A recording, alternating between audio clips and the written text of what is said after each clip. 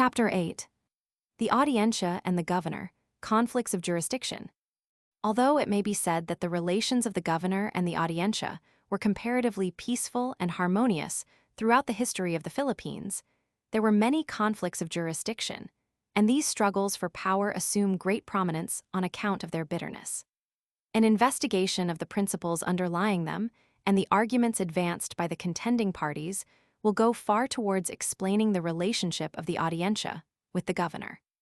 Certain factors and conditions were always prevalent in the colony to cause trouble and provoke enmity between the governor and the oidores. Chief among these were the rivalry between them for commercial profits, jealousy of power and advancement, and the desire on the part of all, and particularly of the governors, to enrich themselves. Officials tended to regard their appointments as commissions to engage in profitable ventures and business undertakings opportunities, which were to be immediately improved. It is probable that the presence of the Audiencia did more to check this tendency than any other agency, for the documents bearing on the history of the colony are replete with charges made by oidores and fiscals against governors. It is also true that the oidores did effective work in correcting the misdeeds of the provincial governors and justices on their official tour of inspection. That the Audiencia should accomplish this result was to be expected, since the leading purpose of its establishment was to check the excesses of the governor. The other side of the question cannot be neglected, however, for charges were made in sufficient number against the oidores. It is with these charges and countercharges, memorials, complaints, and arguments that the present chapter is concerned. The method to be pursued in this chapter will be that of indicating in all fairness both sides of these conflicts, not with the purpose of seeing which side was right, but with the object of obtaining the respective viewpoints of the governors and magistrates. We shall first consider evidence which was submitted in behalf of the Audiencia against the governor, and in turn, that of the governors against the oidores. This method of procedure is the only one feasible, since the materials here utilized consist mostly of arguments for or against the governor or Audiencia, respectively. We have already seen that the first notorious disagreement in the colony arose between Bishop Salazar and Governors Ronquillo de Penalosa and Santiago de Vera. This occurred before the establishment of the Audiencia. The Audiencia was in fact established partly to have an impartial tribunal present to arbitrate such disputes, and partly to check the excesses of the governor. We have also given attention to the charges made by Oidor Davalos against his fellow magistrates, and the governor shortly after the Audiencia was established. It has been noted that the incessant quarreling between the governor and the Audiencia from 1584 to 1589 was one of the causes for abolishing the tribunal at the latter date. From 1590 to 1595, the governor was supreme in matters of government, war, and justice. It was clearly shown during this period that the discord of a quarrelsome tribunal was eminently to be preferred to the unchecked abuses of an autocratic governor. In 1595, the Audiencia was re-established by royal enactment. From that date onward, it became a permanent part of the government, notwithstanding the fact that its relations with the other institutions of the colony were not harmonious. There were two complaints most frequently made against governors. One of these was their commercial excesses, and the other, their abuse of the power of appointment. The former consisted of the monopoly of galleon space for themselves or their friends, the acceptance of bribes from merchants for various favors, or the manipulation of the Chinese trade in some way for their own advantage. The tendency of governors to appoint their friends and relatives to office, notwithstanding the royal prohibition, and the apparent inability of the Audiencia to prevent this was a source of complaint, especially during the early years of the colony. Dishonest proceedings in the sale of offices, including the retention of the money received and the disposal of offices to friends for nominal sums, were among the irregularities of the early governors.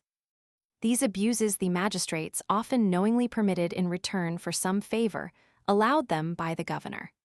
That the laws which forbade these abuses of the power of appointment had been openly and flagrantly violated was a charge brought up repeatedly in the residences of governors and magistrates. An examination of the correspondence of the 17th and 18th centuries would almost lead to the belief that the home government despaired of ever righting these wrongs, and left them unpunished, rather directing efforts towards reform in other channels in the hope of remedying greater defects. Perhaps no governor more flagrantly disregarded the Audiencia and the royal authority which it represented, or more frequently laid himself open to complaints on account of his violent conduct than Alonso Fajardo, who ruled from 1618 to 1624. Numerous charges were brought against him by the Audiencia, some of which concerned itself, and some had to do with the general administration of the government. It was charged that Fajardo sought to usurp the judicial functions of the tribunal and to assume control of the administration of justice. He had on one occasion broken up a session of the court during the trial of a certain person for murder, ordering a sergeant to take him out and hang him. Fajardo defended himself against this accusation by alleging that the criminal was a sailor from the royal fleet, whom he, as captain general, had already condemned, and that the Audiencia was acting illegally in entertaining the case. Fajardo was said to have released prisoners at his own pleasure and to have abused the pardoning power. He had made threats of violence against the magistrates in the courtroom. The Audiencia not only complained against this governor's interference with the exercise of its functions as a court, but it manifested a wider interest than the purely judicial by complaining against the excesses of the governor in his own administrative field. The charge was made that Fajardo had bought up due bills and treasury certificates from the soldiers and other creditors of the government at less than their face value, and had presented them to the officials' reals, realizing the full amount on them and retaining the proceeds. He was charged with exacting large sums from the Chinese in exchange for trading privileges, retaining the money himself instead of putting it into the treasury. He was said to have forced loans from the merchants in order to make up financial deficits, and to have taken money out of the treasury, secretly, at night. Another charge brought against him was that of allowing favorites to go out and meet the incoming ships of the Chinese, thereby obtaining for himself, and for them, the choice parts of the cargoes in advance of the merchants of Manila. There is no evidence that the tribunal was able to put a stop to these abuses. Oidor Alvaro Mesa y Lugo, in a letter written to the king on July 20, 1622, continued the campaign which had been started by the Audiencia against this governor. He claimed that Fajardo had sought to prevent officials and private citizens from sending complaints to Spain against him by examining all the outgoing mail before it left the colony. The oidor showed that wastefulness, private trade, bribery, carelessness in the administration of the exchequer, neglect of shipbuilding, corruption, and personal violence were among the misdeeds of this governor. Mesa reported that he had tried unsuccessfully to authorize the auditing of the accounts of the galleon for 2 successive years, in accordance with the royal instructions, which ordered that it should be done at the termination of each voyage by the fiscal and 2 oidors. Mesa said that the governor feared to have the colony's finances examined, for it was well known that they were in a deplorable state. One instance of the governor's financial ingenuity, which was given by Mesa, illustrates the limitations placed by the Audiencia on the governor's appointing power. The Audiencia relieved the Secretary of Government, Pedro Muñoz, of his office upon the expiration of his term, selling the place to Diego de Ruda for 8,000 pesos. Fajardo dispossessed Ruda and restored the office to its former incumbent for 1,500 pesos. The Audiencia's action in disposing of this office without the consent of the governor was justified by a law promulgated on November 13, 1581, ordering that offices should be bestowed only upon persons of such qualities and attributes as met with the approval of the royal justices. The governor emerged triumphant in this contest, however, because it was generally recognized at that time that his word should be final in matters of appointment. Although we have seen in a former chapter that the governor consulted with the Audiencia when an important appointment was to be made, the Audiencia's intervention in matters of appointment depended largely on the strength of the tribunal and the relations existing between it and the governor. During this administration, the Audiencia was notoriously weak and harmony did not exist. The memorial presented by Mesa y Lugo was chiefly concerned with the story of his own arbitrary arrest and imprisonment at the instigation of Fajardo on trumped-up charges, as he alleged. The judicial inquiry lasted 2 months, and it furnishes an excellent example of the power of a governor over a weak Audiencia. The occasion for the investigation had been a disagreement between the governor and the oidor over the latter's claim to act as administrator of the property of Oidor Alcaraz, who had died in office. The governor, by the appointment of a magistrate favorable to himself as jus de defuntos, had hoped to control the administration of the property, since Mesa was under sentence of residencia, and the remaining magistrates of the Audiencia were favorable to him. Moreover, Fajardo wished to forestall certain charges of misgovernment which he knew that Mesa was prepared to make against him. Consequently, the governor designated an alcalde of the city to conduct the residencia. Mesa was given practically no opportunity to defend himself. His property was sequestrated, even to his wife's clothing. Seeing that he could not obtain justice, he escaped from prison and took refuge in a Dominican convent. Mesa, from the seclusion of the monastery, challenged the legality of the governor's procedure. According to his contention, the previous law authorizing the governor to name an alcalde ordinario to try an oidor was now a dead letter. Its chief defect had been that an alcalde, who was the creature of the governor, would always aim to render a decision pleasing to his master. He urged that the law then in force authorized the governor to proceed with the trial of an oidor, only upon consulting the audiencia, and moreover that resulting condemnations, if they were personal or corporal, should be confirmed by the Council of the Indies.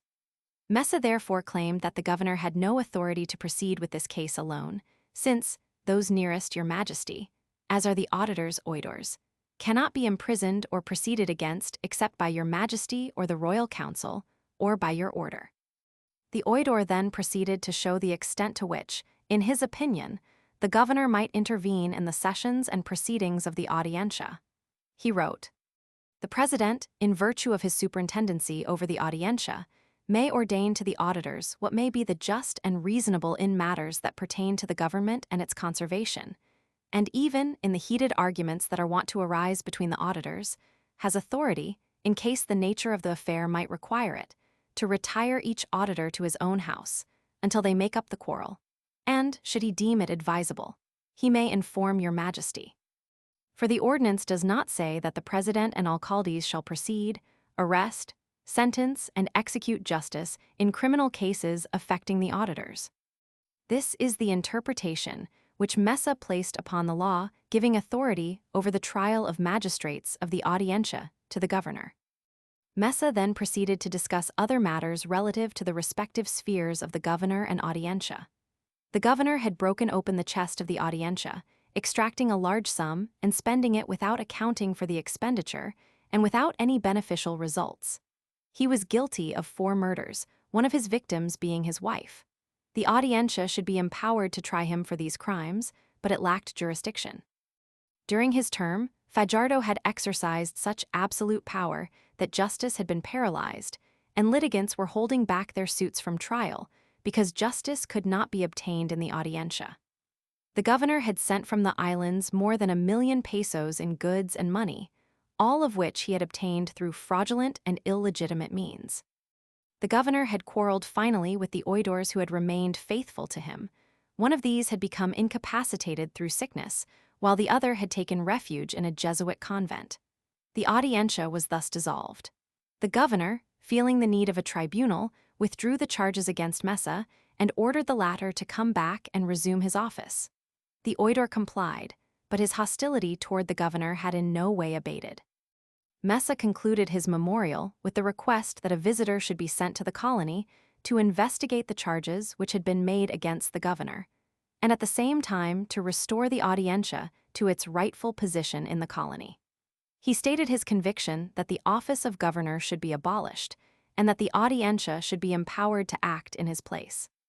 This belief he justified by the statement that the audiencia had already successfully acted in the capacity of governor, and had administered affairs with great satisfaction.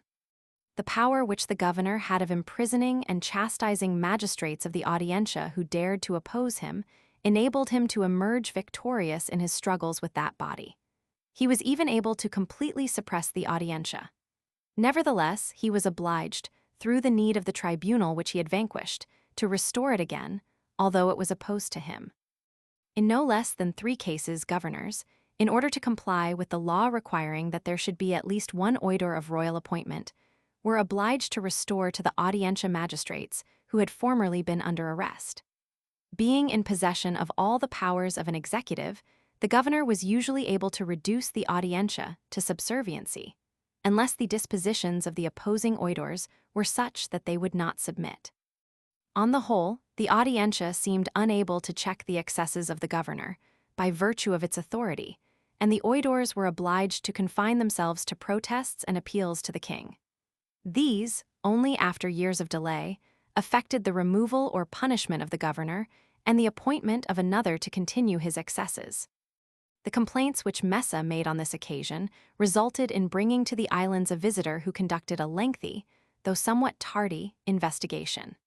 Fajardo was already beyond the punishment of earthly kings and tribunals, but his property was seized and his heirs were fined.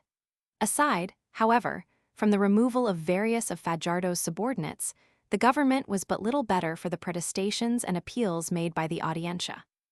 The oidores, instead of obtaining the desired reform measures, were usually rewarded for opposing a tyrannical governor and appealing to the court for support, by a reprimand for quarreling and an admonition to be quiet and peaceful, to preserve harmony, to attend strictly to their own affairs, and to abstain from interference with the government.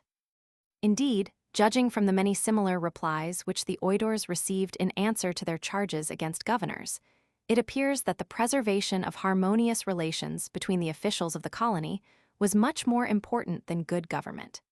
Usually, however, in these struggles between the Audiencia and the governor, the contentions of one side or the other were based on law and justice.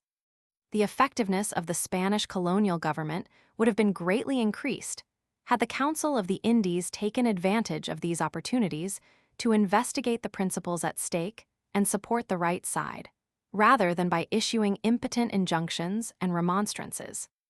The most significant controversy which ever occurred in the Philippines between the governor and the Audiencia arose in connection with the banishment of Archbishop Pardo in 1683. It is not the purpose here to give a detailed account of the Pardo controversy, which will be discussed again in connection with the relations of the Audiencia and the Church. However, since this episode involves certain incidents illustrating important phases of the relationship of the governor and the Audiencia, it is desirable to refer to it here in considerable detail. The real occasion for this conflict was the defiance of the laws of the royal ecclesiastical patronage by the archbishop, who insisted on making ecclesiastical appointments without consulting the governor. The governor appealed to the Audiencia for support, and the tribunal exercised jurisdiction over the case on the basis of its right to try cases of fusa and to prevent ecclesiastical judges from infringing on the civil jurisdiction. Juan Sanchez, the secretary of the Audiencia, relates that, owing to the interference of the Dominicans and Jesuits, and their harsh public criticism from the pulpit of the Audiencia and government, the Royal Audiencia felt obliged to advise its president, then Don Juan de Vargas, that he should apply a corrective to these acts. This corrective was the banishment to Spain of certain individuals of the Dominican order to answer for their misdeeds and ultimately the exile of Archbishop Pardo from the city. It is enough to say that Governor Juan de Vargas Hurtado and the Audiencia acted in harmony on this occasion, presenting a solid front to the ecclesiastical power. When the new governor, Curuzelegui, arrived, however, he forced the Audiencia to ask pardon and absolution from the archbishop, which the magistrates did on their knees. The new governor disgraced Vargas in the residencia, waiving for a time the residencias of the oidores. Pardo was recalled from exile, and the Audiencia was forced to legalize his restoration to his see on October 25, 1684. Thus, the new governor and the archbishop triumphed over the combined forces of the ex-governor and the Audiencia. It is clear that the power of the new governor was derived chiefly from his status as royal vice-patron, acting in conjunction with the archbishop.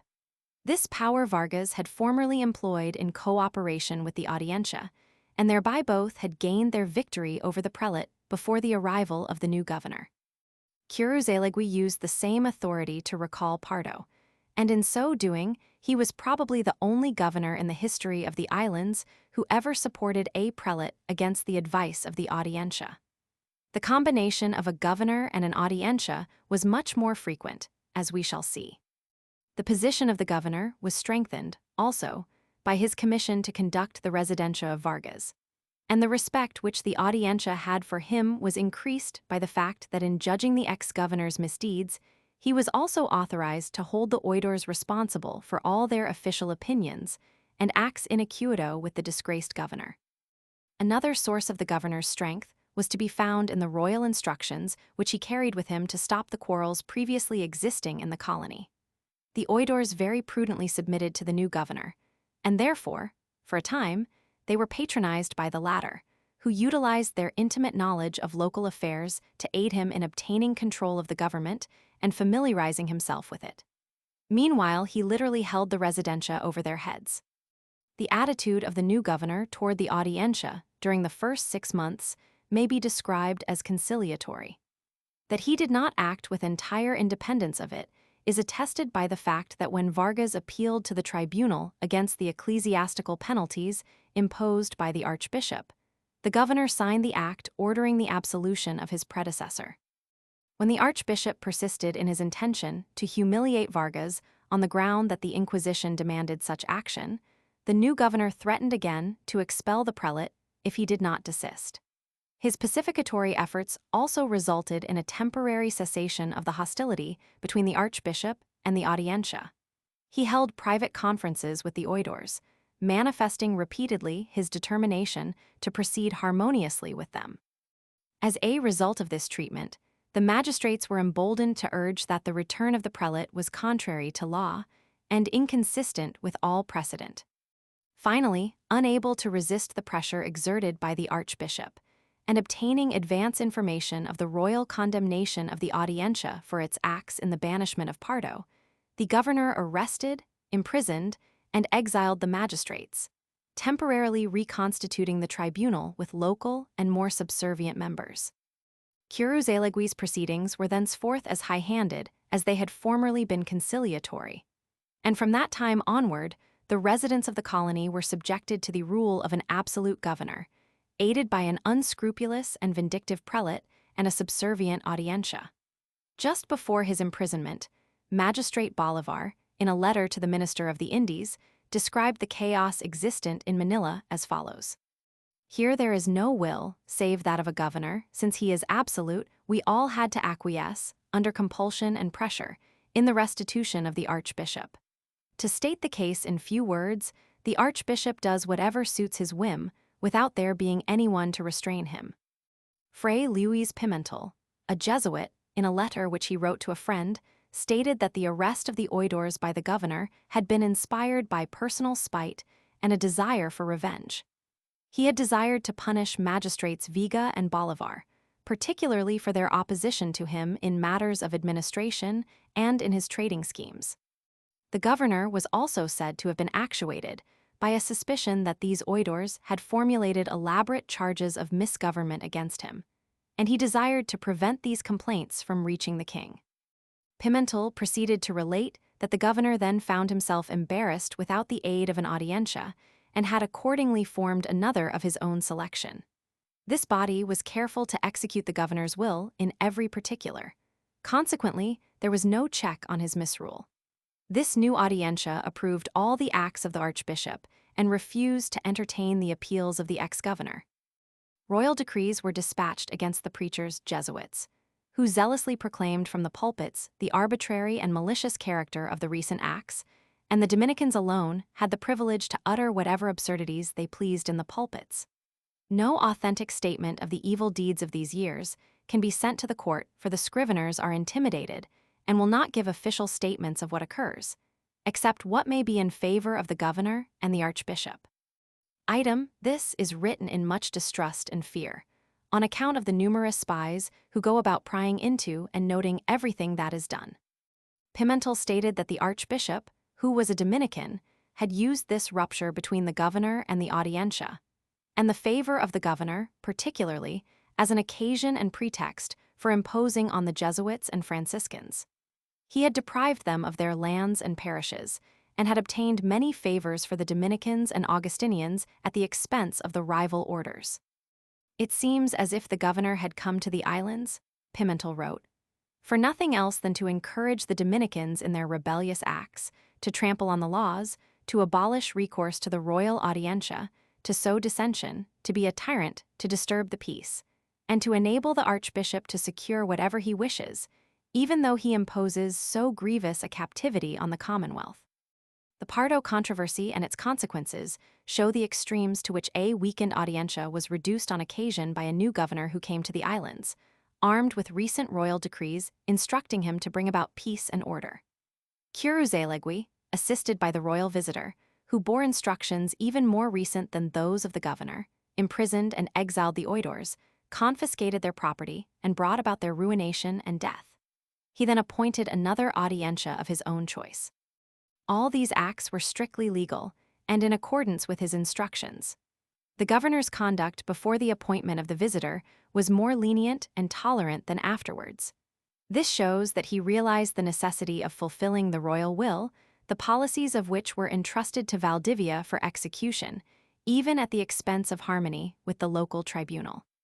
Had he not been assured of the support of the Church on the one hand and of the royal approval on the other, as shown by the Commission of Valdivia, it is improbable that he would have broken with the Audiencia or would have attempted to use his power so extensively. The presence of an Audiencia was necessary to the government of Curuzelegui. This is shown by his conciliatory attitude toward the tribunal of Vargas, until he knew that it was under the condemnation of the king, also by his own act in forming a new one. This controversy clearly illustrates the extent to which a governor might use his power, and it shows, on the other hand, the indispensable character of the Audiencia, even at a time when it was least powerful.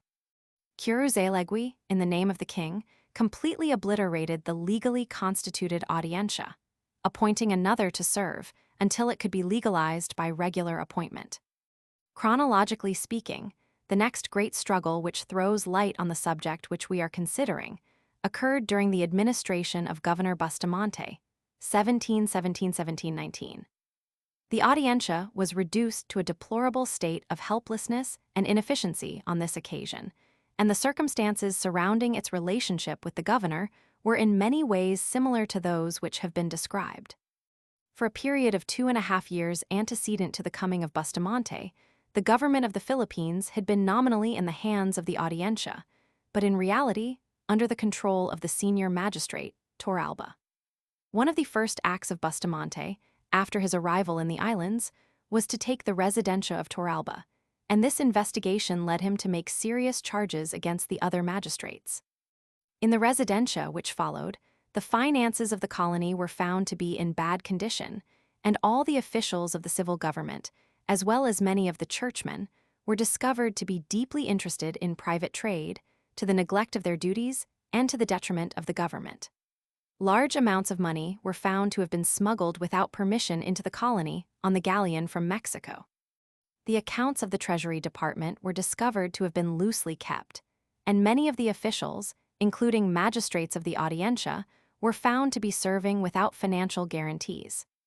Bustamante immediately took steps to reorganize the government and to place the finances of the colony on a sound footing. He put a stop to the smuggling, forced the merchants to pay the authorized duties, and imposed fines on those who had been guilty of negligence and misconduct. At the end of 6 months, the efforts of Bustamante had netted a sum of 293,000 pesos to the royal treasury. His successful efforts towards clearing up the finances of the colony, making every person pay his just dues without regard to position, rank, or affiliation, and the seeming harshness of his methods incurred general hostility and contributed largely to his downfall. His investigation of the finances was said to have revealed a shortage of over 700,000 pesos, for which he held Torralba and the other magistrates responsible, putting most of the blame, however, on Torralba. All but one of the magistrates were arrested and incarcerated in Fort Santiago. Before this was done, however, Bustamante asked the advice of the archbishop, the religious corporations, and the universities as to what steps he should take in the matter.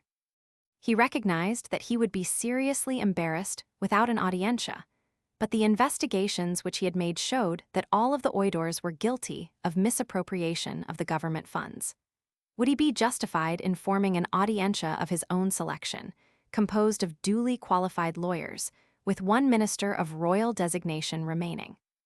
It was his opinion that the presence of one regularly appointed magistrate would lend legality to the entire tribunal, so he asked advice as to which of the three oidores would be most suitable to retain. He cited as a precedent in favor of his reconstitution of the Audiencia the action of Governor Curuzelegui in 1687 and 1688, when he exiled and imprisoned the oidores and reformed the Audiencia with his own appointees. Bustamante proposed to do exactly what Curuzelegui had done, that is, to act as president himself, appointing the fiscal as oidor, and designating a duly qualified lawyer and an assistant fiscal to fill the other vacant places. Bustamante expressed an apparently sincere desire to do justice to all. He desired, particularly, that the administration of justice in the courts should be allowed to proceed without interruption, and without that loss to the Commonwealth which would come from the absence of a tribunal. The replies given by the orders on this occasion involve important laws and principles which underlie the nature of the Audiencia and its relation to the governorship. The Archbishop, in a subsequent report to the king on the government of Bustamante, stated that all the religious authorities in the colony advised the governor against the destruction of the Audiencia and questioned the authority of the prelate to constitute another. It seems, however, from an investigation of the letters, that the Jesuits counseled the governor in favor of the proposed action. The reasoning of the Jesuit theologians was as follows. There should be retained in the Philippines, according to the Recopilación de Indias, 4 oidores and a fiscal for the proper administration of justice, and if the fiscal were the only remaining member of the old Audiencia, he would become an oidor in case of a vacancy, by virtue of the recognized law. Owing to the multitudinous duties of the oidores and to the great importance of the Audiencia, great harm would arise if there were not enough magistrates. Since the governor's jurisdiction extended to all departments of government, it was the opinion of the Jesuits that it was incumbent on him to take such steps as might seem necessary for the preservation of the government. This was specially imperative since it was his duty to see that there was no delay or neglect in the administration of justice. Inasmuch as the Audiencia was indispensable to him as vice-patron in its jurisdiction over ecclesiastical affairs, and because of its consultative powers in all affairs of government and finance, the governor should have the right to create an Audiencia, if one did not exist, or if the members who were regularly constituted by royal appointment were incapacitated from service. The opinion of the Dominicans of the University of Santo Tomás differed widely from that advanced by the Jesuits.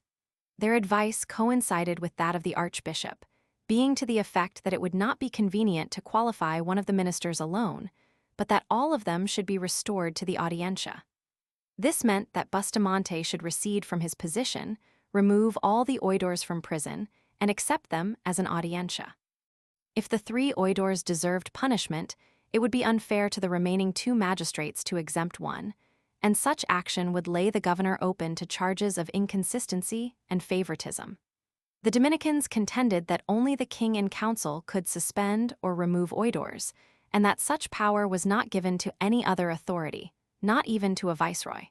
Though in Sicily and Naples, this right is granted, in the Indies the contrary is true, because only the king that appointed them may suspend them, and it is commanded that the viceroys must not interfere with or impede their jurisdiction.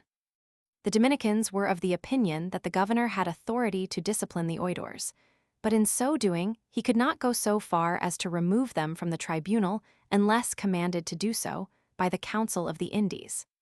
Whatever disciplinary action the governor might decide on, it should not be taken on his own authority, but in the execution of the orders of the Council of the Indies. This opinion, the Dominicans alleged, was in accordance with the laws of the Indies.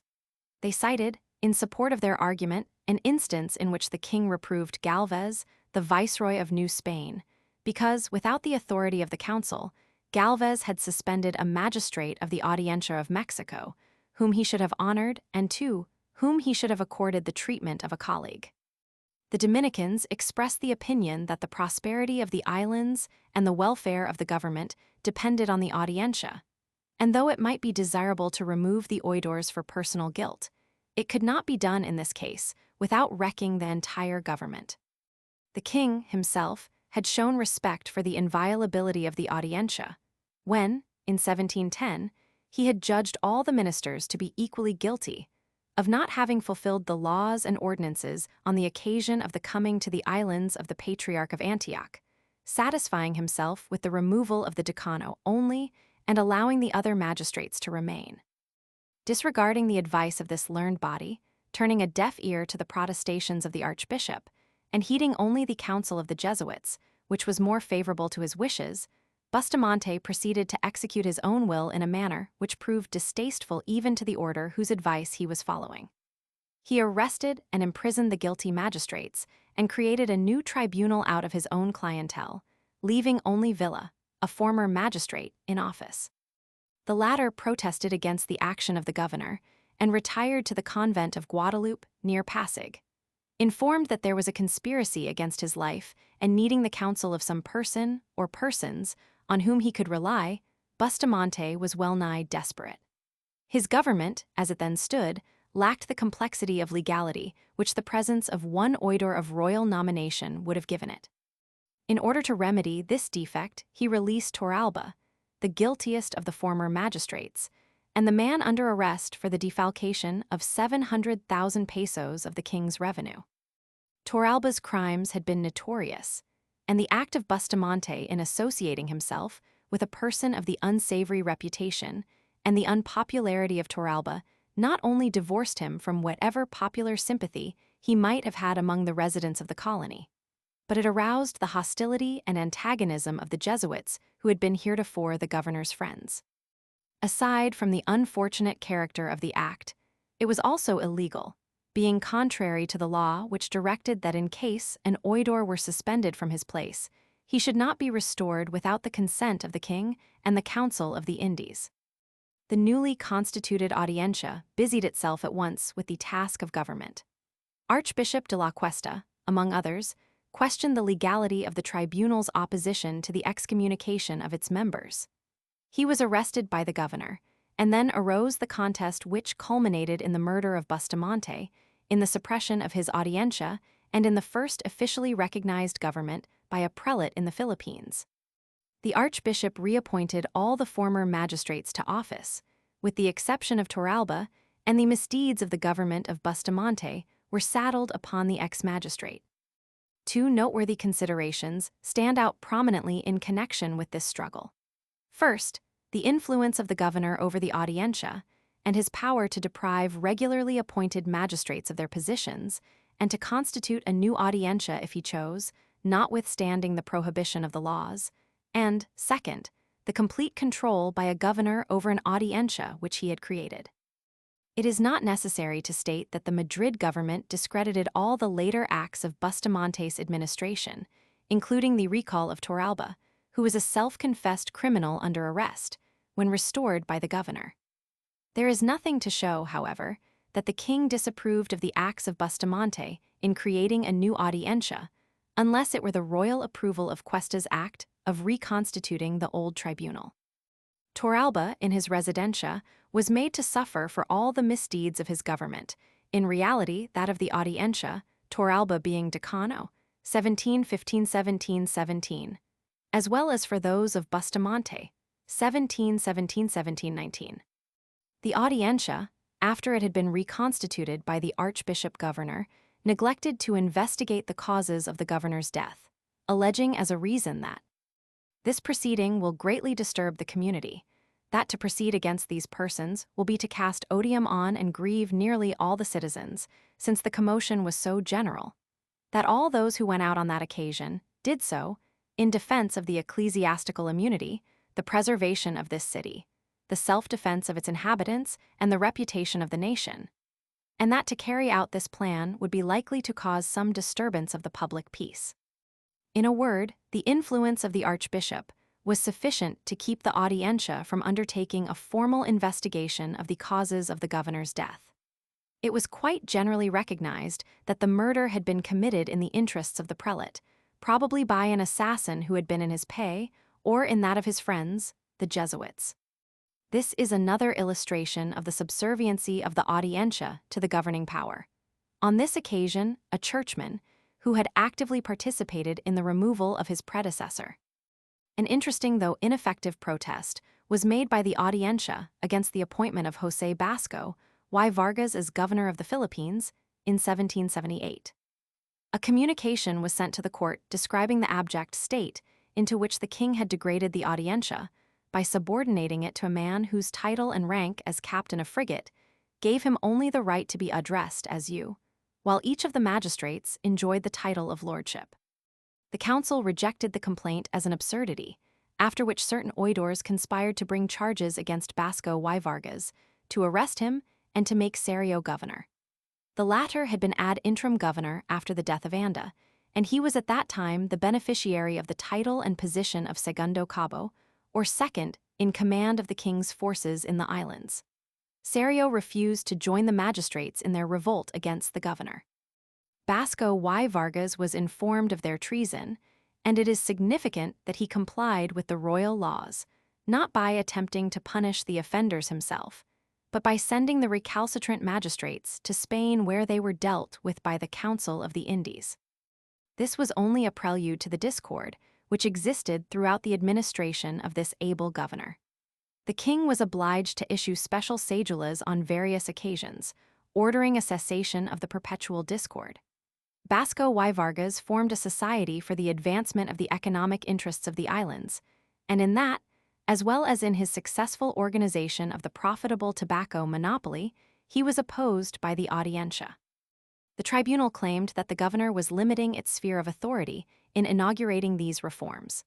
Basco y Vargas recommended and brought about the separation of the superintendency of real hacienda from the rest of the government. This the Audiencia also opposed, but in the contest over jurisdiction, which ensued between the governor and the intendant, the governor and the Audiencia acted in complete harmony, because this new official threatened their mutual interests and prerogatives. Outlawry and highway robbery became so common throughout the islands during the term of Basco y Vargas that the governor appointed prosecutors, sheriffs, and judges, extraordinary to assist in the preservation of order, which the alcaldes mayors were not able to accomplish by themselves. The Audiencia, feeling that this was a grave intrusion upon its prerogatives, appealed to the king and succeeded in bringing the sovereign displeasure upon the head of the governor. The royal cedula stated that there was no need of these additional officials. The judicial machinery which had been provided for the Philippines from the beginning was sufficient. The governor was warned, furthermore, to abstain from meddling with the jurisdiction of the Audiencia. This case confirms the statement already made in this treatise that during this period, and in fact, after the establishment of the Regency in 1776, the governor exercised a diminished authority in judicial affairs. When Basco y Vargas took his office as governor of the Philippine Islands, he was obliged to subscribe to two oaths, one as governor and the other as president of the Audiencia, but he was warned by a special decree of the king to keep from confusing these two functions as former governors had done. Many disagreements took place between the Audiencia and Governor Marquina, who succeeded Basco y Vargas. Marquina quarreled with the Audiencia over almost every act of government in which he had relations with the tribunal. Marquina was said to have repeatedly disregarded the acuerdo and to have done as he pleased in matters wherein the Audiencia had been or should have been consulted. There was a bitter contest in 1789, shortly after the arrival of this governor, because he had excused various officials of real hacienda from appearing when summoned to the Audiencia to serve as witnesses. Marquina did this, he claimed, because they were needed in the provinces as financial agents, and because their absence from their posts of duty would entail a grave loss to the government. The Audiencia solved the matter by forwarding all the correspondence relative to these cases to the Council of the Indies. It may be said that Marquina, in exempting these witnesses, was acting in his capacity as president of the Audiencia, but in his solicitude that no loss should occur to the royal exchequer, he was acting as superintendent of real hacienda, which was within his authority. In 1790, Marquina recommended the abolition of the Audiencia on the grounds that its continued presence constituted an obstruction to the harmonious working of the machinery of government. He said that the tribunal was a powerful weapon in the hands of men who used it for their own personal advancement. In the place of an Audiencia, he suggested the substitution of 3 assessors, one for civil and criminal cases, one for real hacienda, and another for commerce and the consulado. These assessors would have jurisdiction over the cases which corresponded to these 3 departments. This scheme, he believed, would effectively provide for all the judicial cases arising in the islands. To this scheme, however, the council paid no heed. Considerable attention has been given in another chapter to the charges made by the Audiencia against Marquina at the time of his residencia. These complaints show that a state of continual disagreement had existed between these 2 authorities throughout the entire term of the governor, and the bringing of these charges was instrumental in making Marquina undergo a very strict investigation. Personal jealousy was no small factor in these continual recriminations. At no subsequent date, however, were the large issues at stake, which were characteristic of the struggle between the Audiencia and the governor at the time of Fajardo, Curuzalegui, and Bustamante. Those were death struggles on the issue of whether the Audiencia should be an independent tribunal or whether it should be subservient and subject to the governor. During those struggles, the tribunal was momentarily suppressed or converted into an instrument in the hands of the governor. But these were exceptional cases, and during the greater part of the long period of 300 years, the relations between the Audiencia and the executive were not so discordant as they would seem to have been, judging by the instances cited in this chapter. The Audiencia, on all occasions of dispute with the governor, was able to offer a formidable resistance to his so-called encroachments on the prerogatives of the tribunal. Although the governor, on most of the occasions noted above, occupied the stronger position, owing to his more recent instructions, the support given to him by the Church, and his control of the residencias of the magistrates, nevertheless, it may be said that either authority was sufficiently powerful and independent to be respected as an antagonist by the other, and each was indispensable to the other. These disagreements have been discussed in the foregoing pages largely from the viewpoint of the Audiencia. Practically all the charges and complaints which have been cited were made in behalf of the Audiencia, and these show the magistrates in almost all cases to have been acting in defense of their rights against usurpation and tyranny. Fairness demands, however, that the other side should be presented in the same manner. Reference will now be made to a few of the many memorials heretofore unquoted, which were sent by various governors in protest against the alleged excesses of the Audiencia. As a first instance, we may note the criticisms which Governor Gomez Perez das Marinas made of the first Audiencia, which served from 1584 to 1589. We shall also consider the complaints which das Marinas made against Pedro de Rojas, former oidor and later tenient and assessor of that governor, 1589–1593. Das Marinas came to the colony shortly after the first Audiencia had been suppressed, and from his correspondence, one may estimate the prevailing opinion of the tribunal which had been recently removed. The governor wrote as follows: "As the royal Audiencia was here so haughty and domineering, he, Pedro de Rojas, retains that authority and harshness with which he tries to reduce all others as his vassals. In the matters of justice that he discusses, he is unable to be impartial, but is in many matters very biased.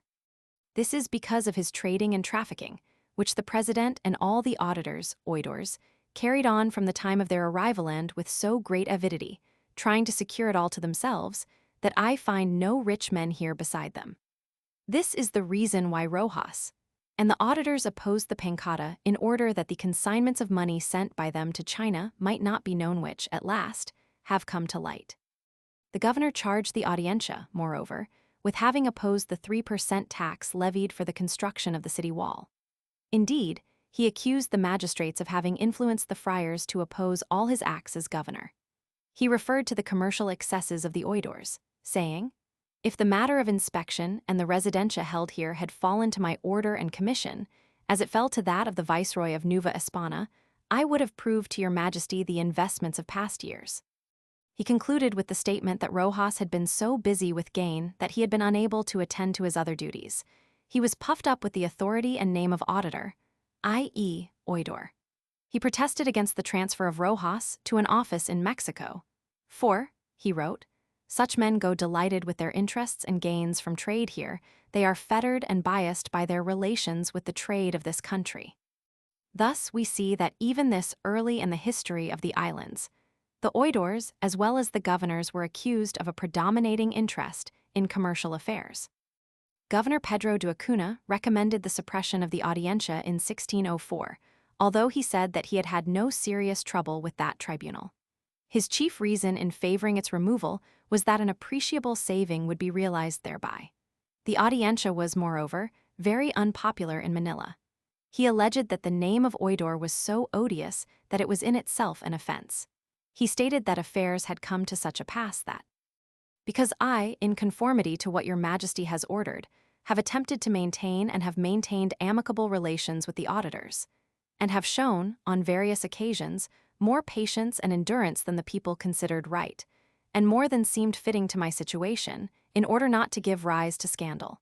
Some have conceived hatred for me, publicly saying that I was neglecting to look after them, and that I could correct the evil which the Audiencia was doing. But as I cannot do that, it has seemed to me the best means to let the public see that there was good feeling between me and the Audiencia. Here we have the case of a governor, who, in order to get along in harmony with a quarrelsome and unpopular Audiencia, gave way to it on many occasions, and even incurred the displeasure of the residents of the colony on account of what seemed to them to be the governor's easygoing attitude. His zeal for the king's service, as he expressed it, moved him to recommend the abolition of the tribunal. He said that the Audiencia would not be missed if it were removed, since there were only 1,200 residents in the colony and there were few cases to be tried.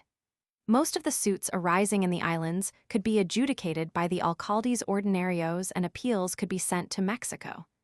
The acuado, or administrative session, Acuna alleged, existed in name only. Acuna made practically the same charges that have been so often repeated already in this chapter. The magistrates had interfered in the appointment of officials, which the governor claimed as his sole prerogative. Each magistrate was accompanied on his journey to the islands by a vast company of relatives and dependents who came to get rich. These persons ultimately monopolized all the offices. Notwithstanding the king's orders which forbade that offices should be held by relatives of oidors, the governor was placed in such a position that if he did not allow these persons to hold office, the magistrates would take revenge by opposing him at every turn, thus ruining the success of his administration. The same was true of trade, for these relatives had to live, and if the government could not support them, they had to be assigned privileges and advantages in trade, which the oidors by virtue of their official positions could guarantee. In view of all these abuses and evils which, directly or indirectly, proceeded from the Audiencia, Acuna maintained that all the powers of government, war and justice should be concentrated in the office of governor and captain general. The country, he said, was more at war than at peace. It was essentially military, by virtue of its location and isolation. Acuna contended that all authorities and departments of the government should therefore be dependent on a military chief, rather than on a high court of justice, which was out of sympathy with the spirit and needs of the colony. In a government so new as that of the Philippines, the same laws and punishments should not be enforced so rigidly as in more settled parts. Yet the magistrates of the Audiencia had failed to understand that their functions in a colony of this character should be in any way different than those of a similar tribunal in Spain. Acuna stated that there had been occasions in which the Audiencia, in possession of partial evidence in regard to a military matter, had interfered with an action which the governor had wished to take. He had thus been rendered powerless to exercise sovereignty which rightfully belonged to him, and which, if put into effect, would no doubt have been for the best interests of the colony.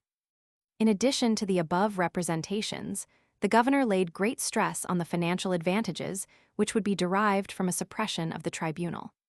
He stated that the colony was short of money, a condition of which the magistrates were well aware, yet they always insisted on being the first to collect their own salaries, to the exclusion, if necessary, of all other officials in the colony. With the money saved from the abolition of the Audiencia, an armed fleet could be provided for the defense of the islands. This was badly needed, and there was no other way of obtaining the necessary ships. The Chinese rebellion of the year before had caused a diminution of 46,000 pesos in the commercial duties collected, and the consequent shortage of money in the treasury of the colony furnished further reasons for the dismissal of this useless and burdensome tribunal. Acuna admitted that the institution of the Audiencia might be successful in larger dependencies of Spain, where the people were prosperous, and where the government had an assured income, but in the Philippines, where the citizens were poor, with scarcely any means of support, and harassed by many magistrates and their dependents, the Audiencia had been a failure and a serious burden. Acuna's concluding statement very aptly sizes up the situation and voices his demand for the abolition of the tribunal. He wrote, "The difficulty which presents itself to me in this matter is that, if the Audiencia is abolished and everything left in charge of the governor, there will be but slow and poor remedy for the grievances and disorders which may occur. For they must be taken to the Audiencia of Mexico, which is so far away that the aggrieved ones would consume both life and property before the business was settled. All say that they consider government by one person the best, when he governs justly. These men, who believe in the above, know what the governor can do without the Audiencia, and with it, and they believe that it is better when there are not so many to command them, for they have never seen the Audiencias redress illegal acts by the governors." Although there is no doubt that much of what this paper recounts occurs in other regions where there are Audiencias, it must be remembered that in this country, which is the newest of all and more engaged in war than any of the others, and where the hardships of conquest and maintenance are so omnipresent, and your Majesty has little profit or advantage, except the cargo of cloth which goes to Nueva Hispana, and which is divided among all. And as the resources of the country are so scant that there is no place to go in order to seek a livelihood outside of Manila, there is much criticism in this matter, and the people are much aggrieved at seeing themselves in the utmost part of the world, harassed and troubled by so many magistrates and officers and their dependents, and at having so many to satisfy. And that matters are in such a state that he who has an auditor for a protector may, it appears, go wherever he wishes and with as much as he wishes, and he who has not must be ruined. This brings us to the administration of Governor Alonso Fajardo, 1618-1624, whose relations with the Audiencia we have already shown to have been very unpleasant. Fully as many charges were brought against the oidores by that governor as were put forward by the magistrates against him. According to Fajardo, the oidores had so used their power of appointment that it amounted to virtual dictation. Fajardo, like Acuna, found his control over the filling of offices greatly diminished. He energetically protested against the proposition which had been made to increase the size of the court from 4 to 5 magistrates. He stated that the amount of legal business which came before the tribunal did not justify an augmentation of the number of oidores. He recommended that the magistrates should spend their time more advantageously and waste less in quarreling among themselves and in wreaking their passions on their rivals. Like Acuna, Fajardo complained against the presence of so large a number of relatives and personal followers of the oidores, whose lust for office had to be satisfied. The magistrates had engaged in trade through intermediaries, and had spent the time which should have been devoted to the administration of justice in devising schemes whereby they and their agents could get the most out of forbidden commercial transactions, and at the same time be protected in their illicit activities. Fajardo claimed that the magistrates had abused their positions to such an extent that they had become an intolerable encumbrance to the colony. Strife and discord between the Audiencia and the governor were perhaps more bitter during the administration of Fajardo than at any other time in the history of the islands. This governor accused the magistrates of deliberately attempting, in all petty and inconsequential ways, to harass him into compliance with its desires. He wrote that he had done everything possible to keep peace with the oidores, even at a sacrifice of the respect of the other elements of the colony. This testimony is practically identical with that submitted by Governor Acuna in 1604. The influence of the tribunal in the matter of appointments, judging by this and by other statements and allegations already quoted, and by the laws themselves, must have been great. The tendency to fill offices with friends and relatives was characteristic not only of the magistrates, but of the viceroys and governors as well. More laws are to be found in the Recopilación which guard against such abuses by governors and viceroys than by the magistrates of the Audiencia. Bearing in mind, of course, that there are two sides to the question, it is at least clear that the Audiencia was successful in one of the purposes for which it was created, namely, that of preventing the governor from exercising entire control over appointments. We have the confession of Governor Fajardo here and of Governor Acuna in the preceding paragraphs that those governors were unable to prevent the oidores from filling offices with their own friends. Although we have been following the governor's side of the question in these last few pages, we have noted in the preceding chapter that the laws of the Indies gave to the Audiencia the right of participating in a acuerdo with the governor in matters of appointment.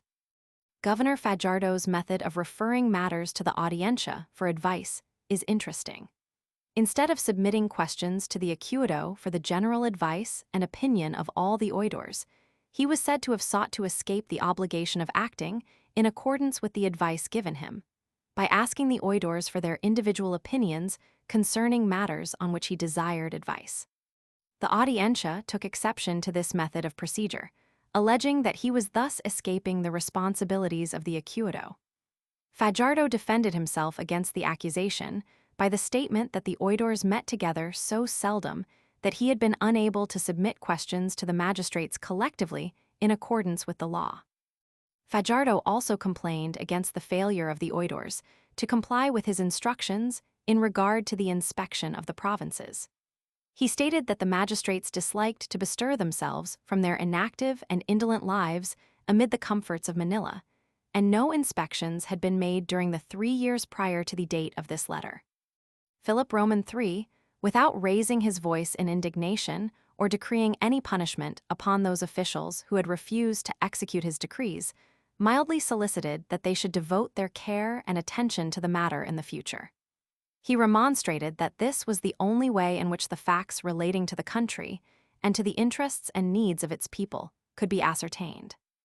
These inspections are very essential, since they are based on the relief of miserable persons, and in no way can the condition of affairs be fully ascertained unless by means of these inspections, and the most advisable measures can hardly be well understood if the condition and facts of what ought to be remedied and can be bettered are not known.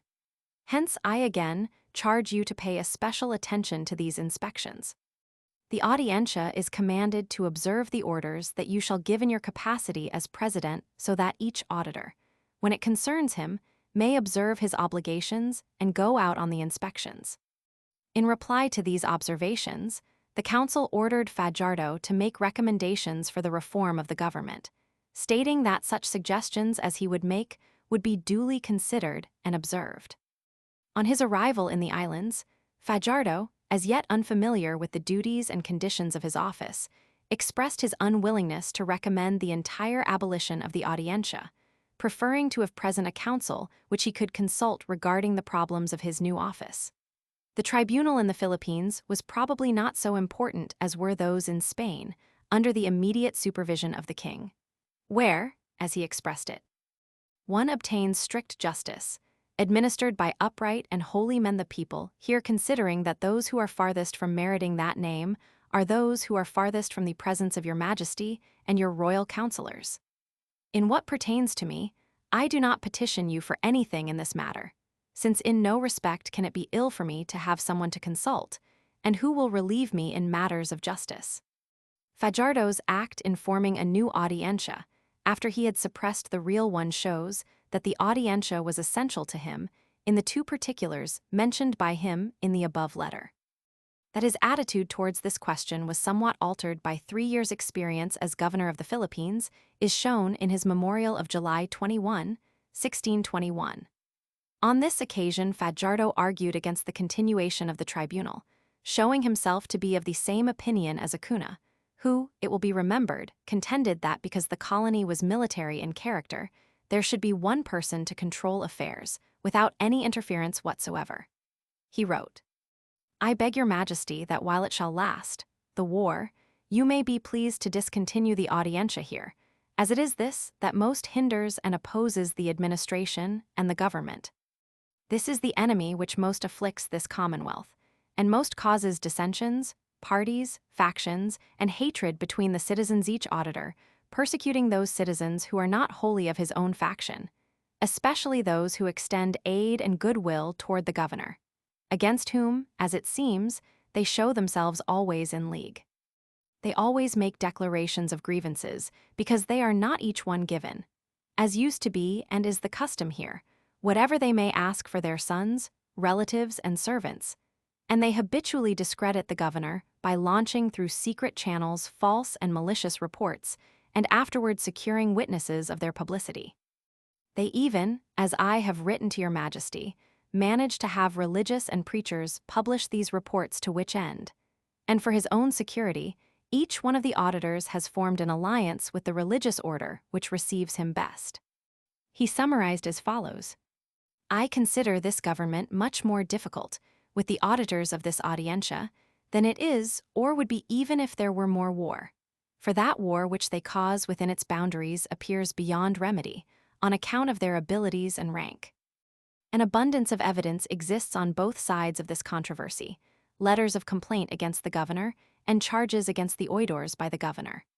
The vividness and apparent directness of the charges and the apparent sincerity of both the governor and the oidores make it extremely difficult, and in fact, quite impossible to decide on the basis of the evidence presented, who was right or wrong, which charges, true or untrue, and who was really responsible for the difficulties.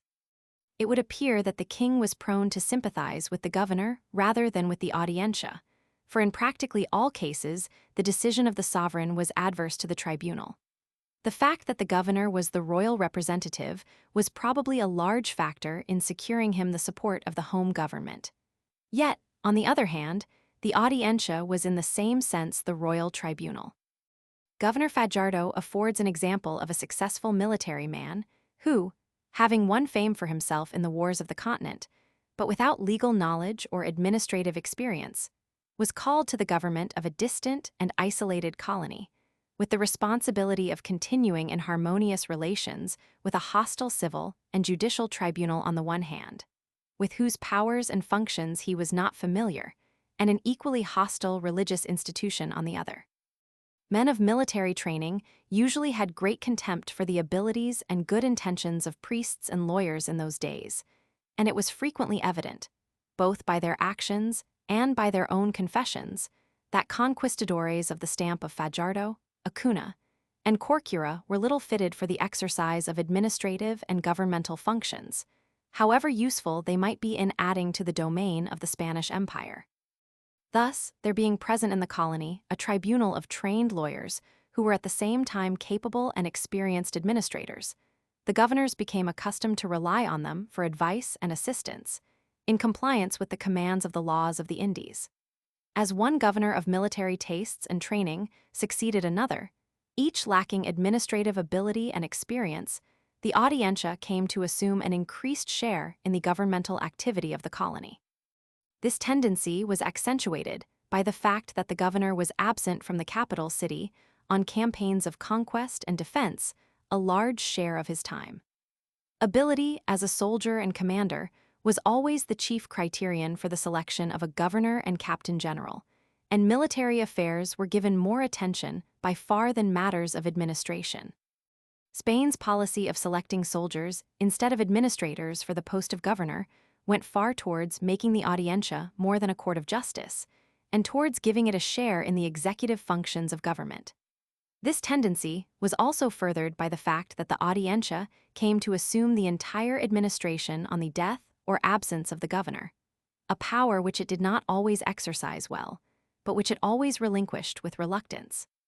The Salcedo affair in 1668-1670 emphasizes other differences than those of the Audiencia and the governor, yet reference should be made to it in this connection, because, after all, the oidores were concerned indirectly in the struggle.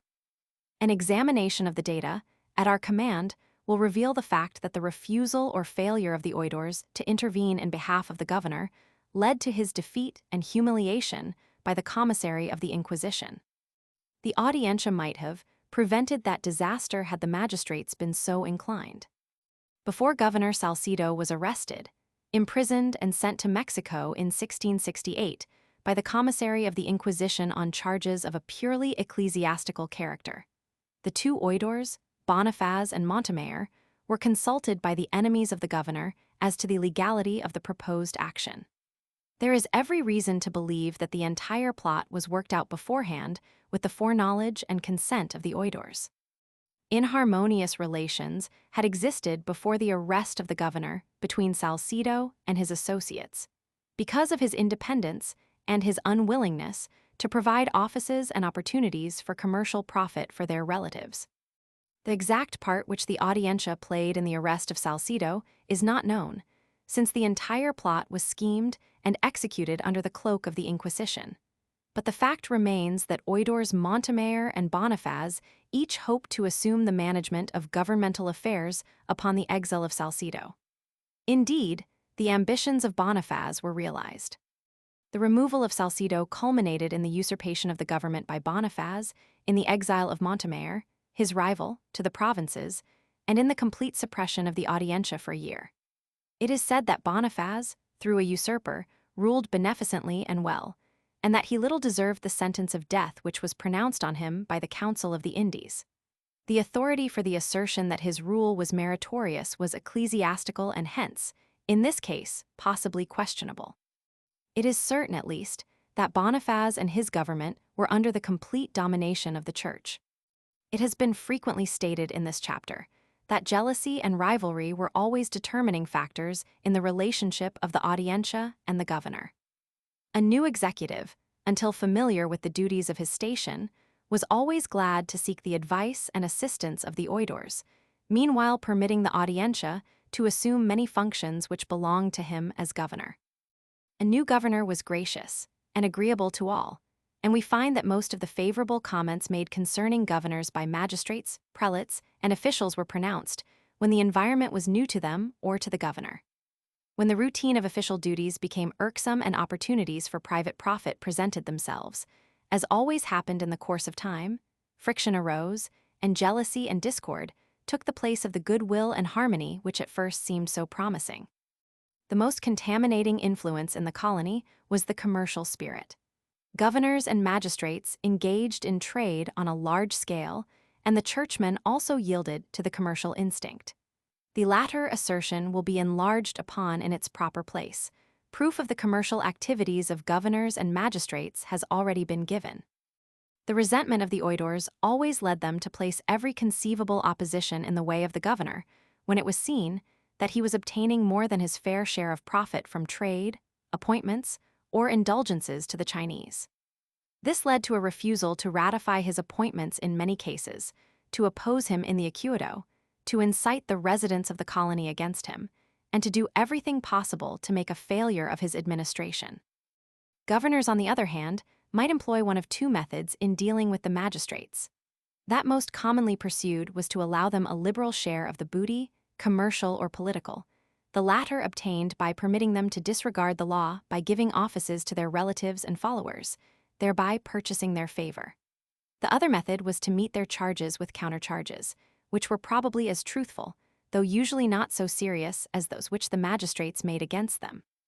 The administrations of those governors who openly opposed the Audiencia and sought to keep it within the limits of its jurisdiction as a judicial tribunal were most notable for their conflicts. The Court of Madrid was unable to remedy these defects in colonial administration. It could and did discipline the officials by sending an occasional visitor, or by forcing them to give vigorous residentias. But these punishments only led to greater abuses in order to reimburse themselves for the fines which they had to pay.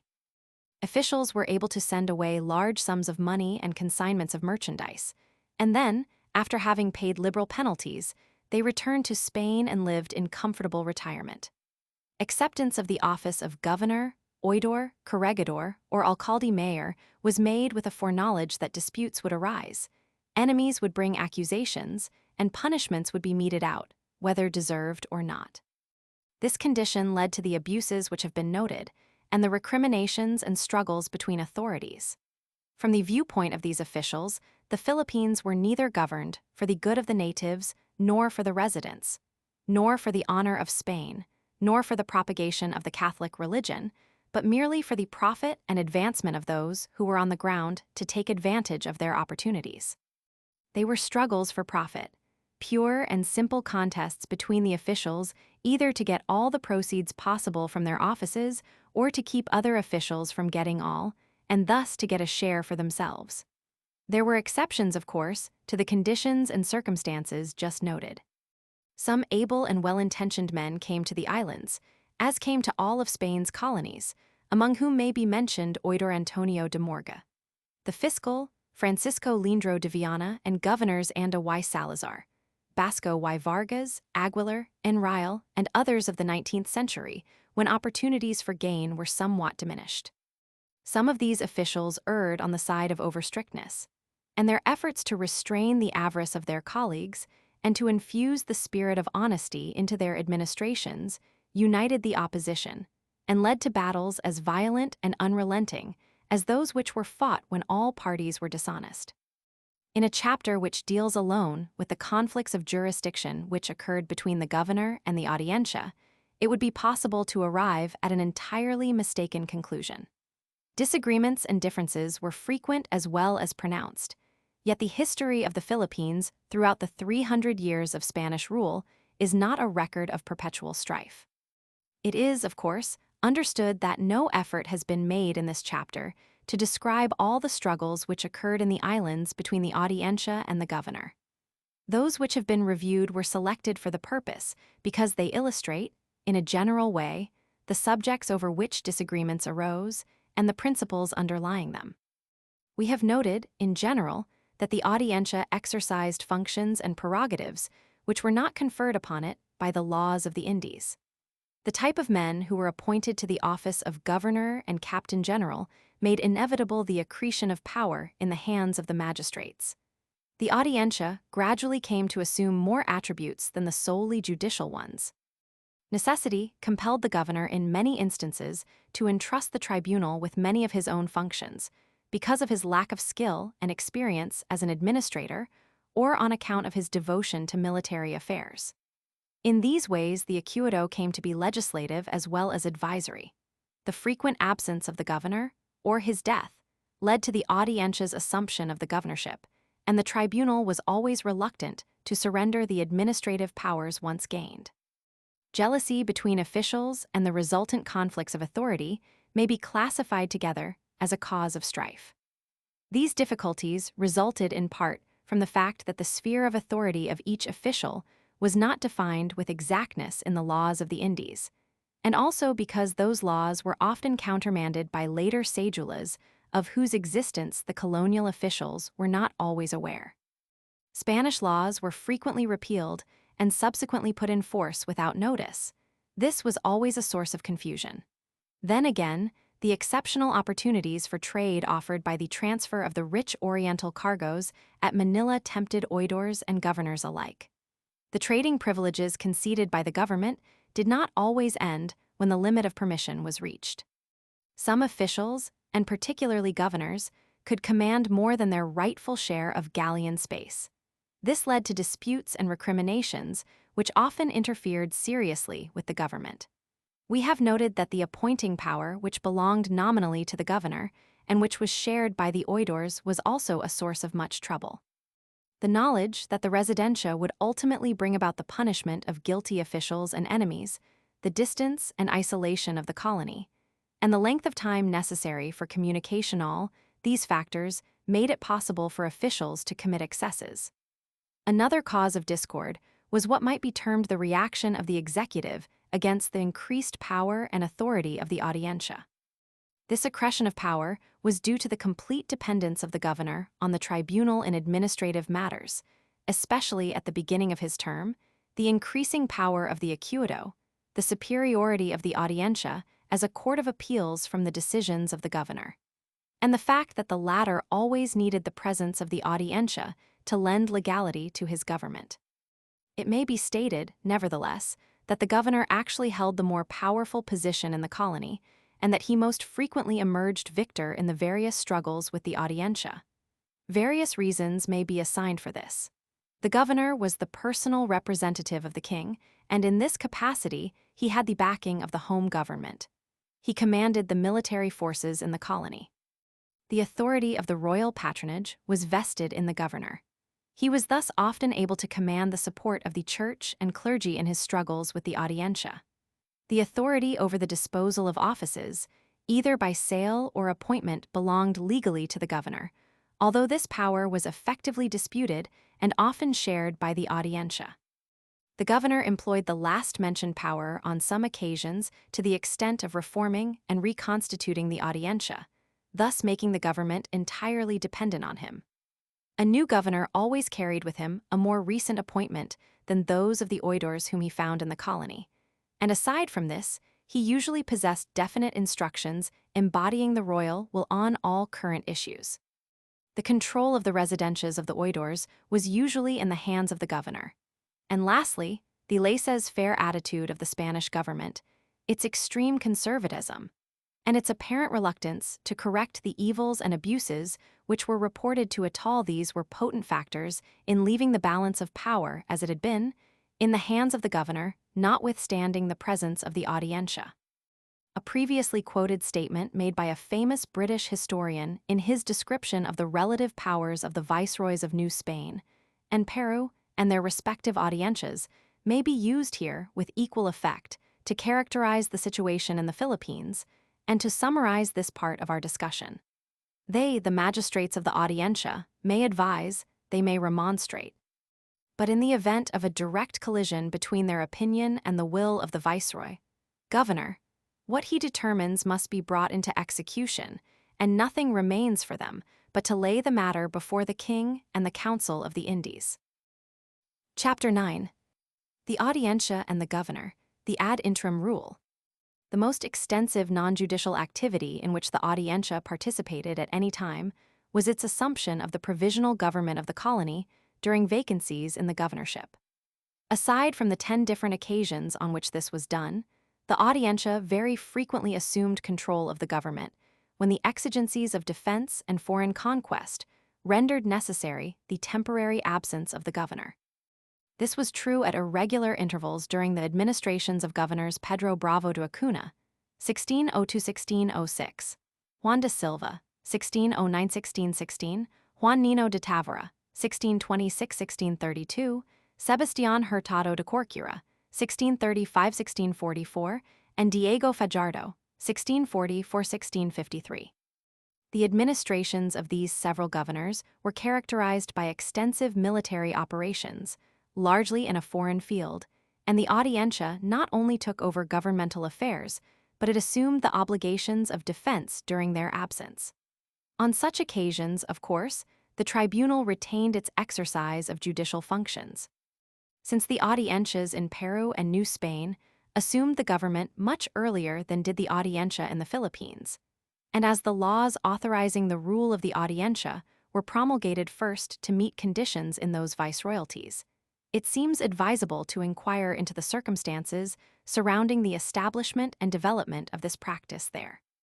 Having done this, we shall proceed to a study of the ad interim rule of the Audiencia of Manila, noting particularly the causes of the success or failure of its administration and the effect of this practice upon the subsequent relations of the Audiencia and the governor.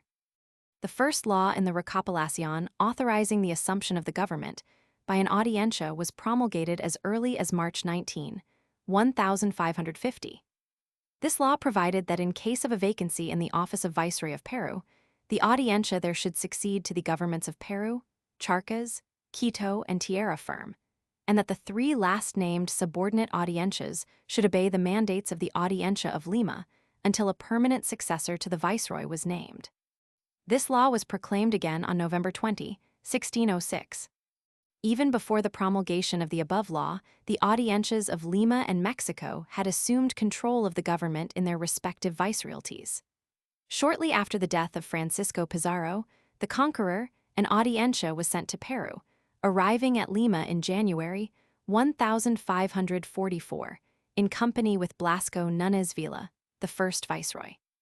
The rigidity and thoroughness with which this new executive enforced the new laws which were entrusted to him met with the opposition of the residents of the colony, and the Audiencia accordingly removed him from his position as viceroy and suspended the operation of the code referred to, assuming charge of affairs itself.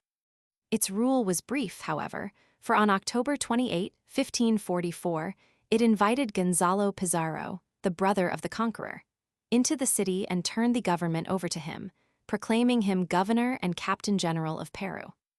During the period from 1544 to 1551, until the arrival in Peru of Viceroy Mendoza, the Audiencia exercised control of governmental affairs. It made and unmade captains general and viceroys, irrespective of royal appointments. It suspended the new laws of 1542, and its commands were obeyed. From 1550 to 1551, it governed alone. In these incidents, we note that the Audiencia actually assumed the government ad interim prior to the time of the promulgation of the law of March 19, 1550, exercising administrative as well as judicial powers, 35 years before the Audiencia of Manila was created. To it, the Audiencia were confided in the beginning and later in the absence of the viceroy, writes Moses, all matters with which governmental authority might properly deal. He further states that the Audiencia in its executive capacity failed to justify the expectations of the king, and a new order of things was introduced by the appointment of a viceroy. Mendoza, April 17, 1535, for New Spain. These powers were not only exercised by the Audiencia of Lima, but also by a second tribunal, which was created in 1549 at Santa Fe de Bogotá. The latter body was endowed permanently with both judicial and administrative powers, appealing important cases to the superior government at Lima. This Audiencia had the status of a presidency. Its president was often captain general, visitador, and senior magistrate, and in exercising the functions of these various offices, he was in all respects the most powerful official in New Granada, always being able to enforce his will over the other magistrates. At times, this official acted with entire independence of the Viceroy of Peru. The exercise of military functions by this president and Audiencia is especially to be noticed in the part they played in putting down the Pijao Indian revolt in 1565. On the whole, however, judging by the strife prevailing in the colony, the various struggles between the oidores and the president, and between the Audiencia or president and the archbishop, the government could never have been considered successful.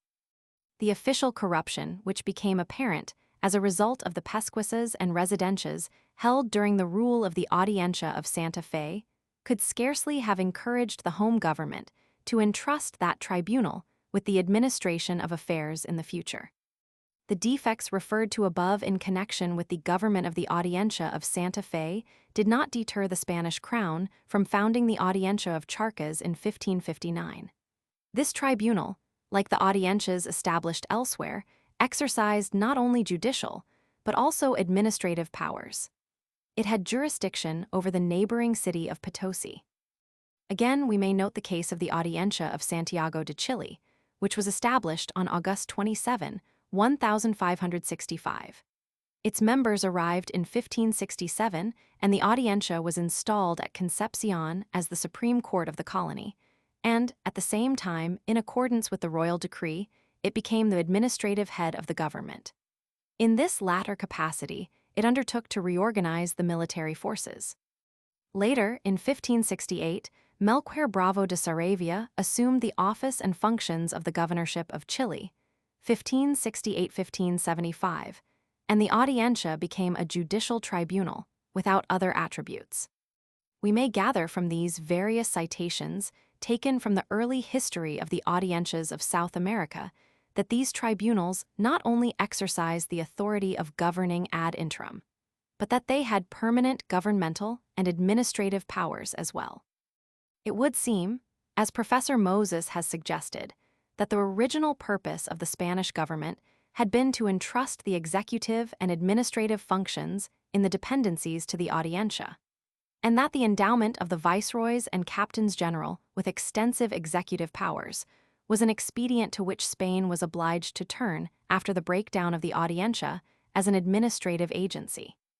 The main fact to be emphasized in this connection is that during the period of the promulgation of the laws which we are now studying, the minor audiencias were exercising regular governmental powers. The Audiencia of Mexico, which was created in 1527 to check the excesses of Hernán Cortés, had participated in governmental affairs even before the events described above. This tribunal, which was composed of 4 magistrates, with the notorious Guzman as president, conducted the residencias of Cortés and his followers, and after obtaining control of the government, administered affairs to suit its own convenience. It was at this time, and as a result of these abuses, Bancroft tells us, that the Spanish government decided to establish a viceroyalty in New Spain, with a semi-regal court and regal pretensions. A new tribunal was left in charge of governmental affairs while this reform was being inaugurated. This second audiencia governed with great satisfaction, correcting the abuses of its predecessor and devoting itself to various improvements. Although the Audiencia of 1528-1535 exercised the administrative functions above mentioned, Bancroft brings forth no evidence in support of the theory that it was ever the royal intention to entrust the institution of the Audiencia permanently with administrative authority. He states that as early as 1530, 3 years after the establishment of the first tribunal in Mexico, the sovereigns had already decided to establish a viceroyalty. Although the Audiencia was entrusted with the government for a few years, the above facts would seem to indicate that this was only a temporary arrangement. The Audiencia's chief attributes were judicial, and we have repeatedly noted that the principal object of its establishment, aside from the administration of justice, was to check the abuses of the Captain General. Cortés retained his rank as Captain General after the Audiencia was established. The conqueror was in reality reduced to a secondary position, and he was compelled repeatedly to acknowledge the supremacy of the Audiencia. His commission was recognized by the tribunal on its arrival, but soon after its establishment, the oidores exhibited a royal order requiring that Cortés, in all his operations, should consult the president and oidores and act only on their approval. Even in his field, as commander of the military forces, Cortés was subordinated to the tribunal, and the Audiencia and the conqueror quarreled bitterly over practically all matters which presented themselves for solution. The Audiencia had been created to meet extraordinary and unusual conditions. It was the business of the tribunal to correct the abuses which had previously been inflicted on the colony by Cortés, and it did so. On the arrival of Mendoza in 1535, however, the Audiencia surrendered the control of administrative affairs, and it did not assume them again, except in the regular way in conjunction with the viceroy, until it next served to administer the ad interim government. The first legal provision for the succession of the Audiencia in Mexico, according to Bancroft, was contained in the royal instructions to visitor Valderrama, who arrived in Mexico in 1563. These instructions, says Bancroft, provided that in the event of the death or inability of the viceroy to discharge his duties, the Audiencia should rule temporarily. This was indeed timely, in view of the death of Viceroy Velasco on July 31, 1564. The Audiencia, which was legally authorized to take charge of the government, was under investigation when the death of the viceroy occurred, and the tribunal was dominated during the first half of its rule by the visitor, who, Bancroft tells us, was virtually viceroy. Valderrama dismissed 2 of the oidores and sent them to Spain. The Audiencia was even less able to administer justice during the early part of its ad interim government than it had been when the viceroy was alive. After the departure of the visitor, however, the Audiencia inaugurated a season of proscription and reprisal which bade fair to include every opponent of the oidores in the colony. Matters had reached a very unsatisfactory state, indeed, when the new viceroy, the Marqués de Falsés, arrived at Mexico on October 14, 1566. In view of the fact that the next important law dealing with the question of the succession was not promulgated until 1600, a continuance of this survey of affairs in New Spain will not be necessary. The Audiencia there did not again assume the government until 1612, and then only for a very short period. We have already noticed the conditions under which the Audiencia of Mexico was created, and the various occasions on which it assumed charge of the government. Though entrusted with the government upon its establishment, the example set by 3 years of its unsatisfactory rule convinced the Spanish monarch of the unwisdom of entrusting such governmental authority to the Audiencia permanently.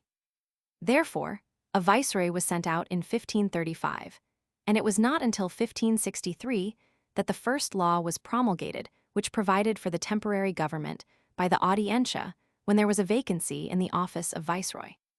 This was 13 years after such a law had been promulgated for Peru, and 14 years after an Audiencia had been created, with all the functions of government, at Santa Fe de Bogotá.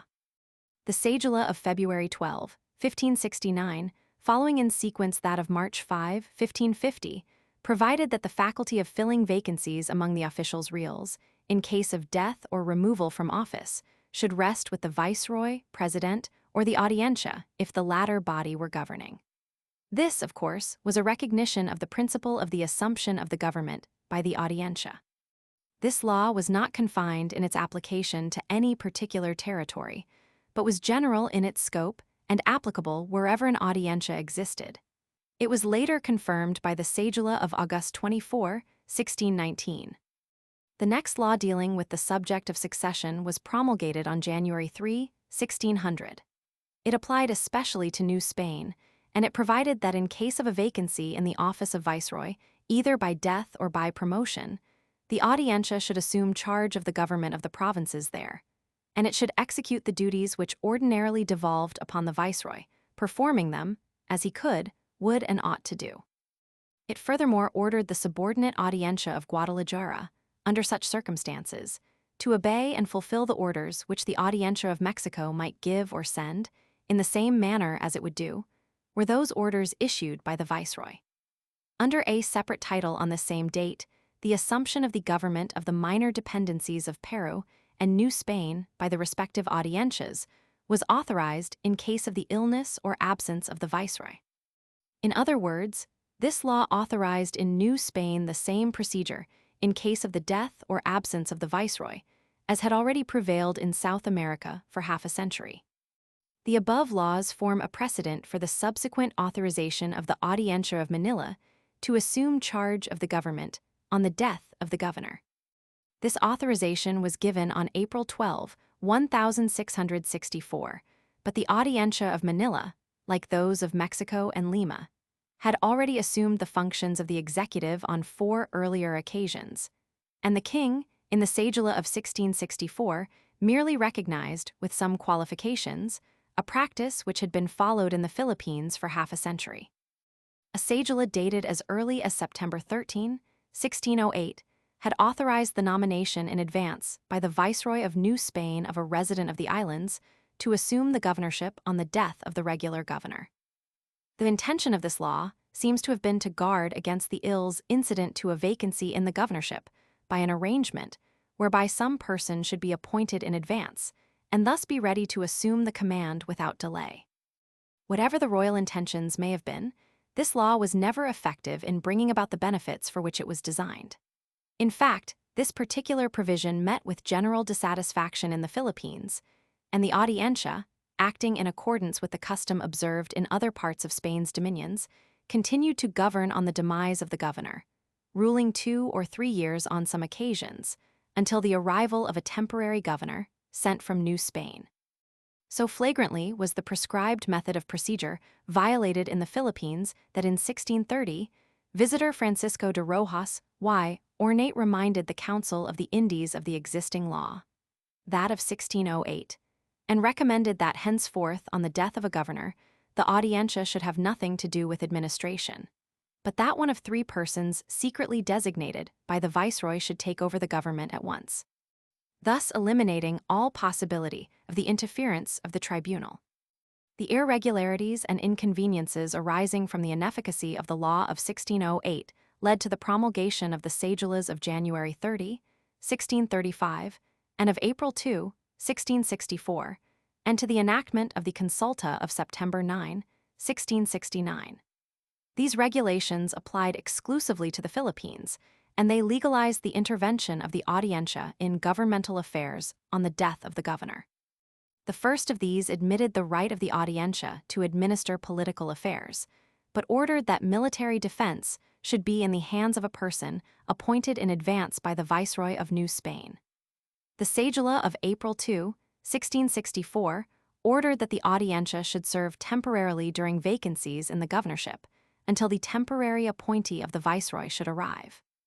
This law further prescribed that the Audiencia should assume charge of political affairs while the senior magistrate should take over the military command. He was to see that the forces and defenses of the islands were adequately kept up and that the soldiers were disciplined. He was authorized to command them in case of insurrection or invasion. The consulta of September 9, 1669, above referred to, reenacted the cedula of April 2, 1664.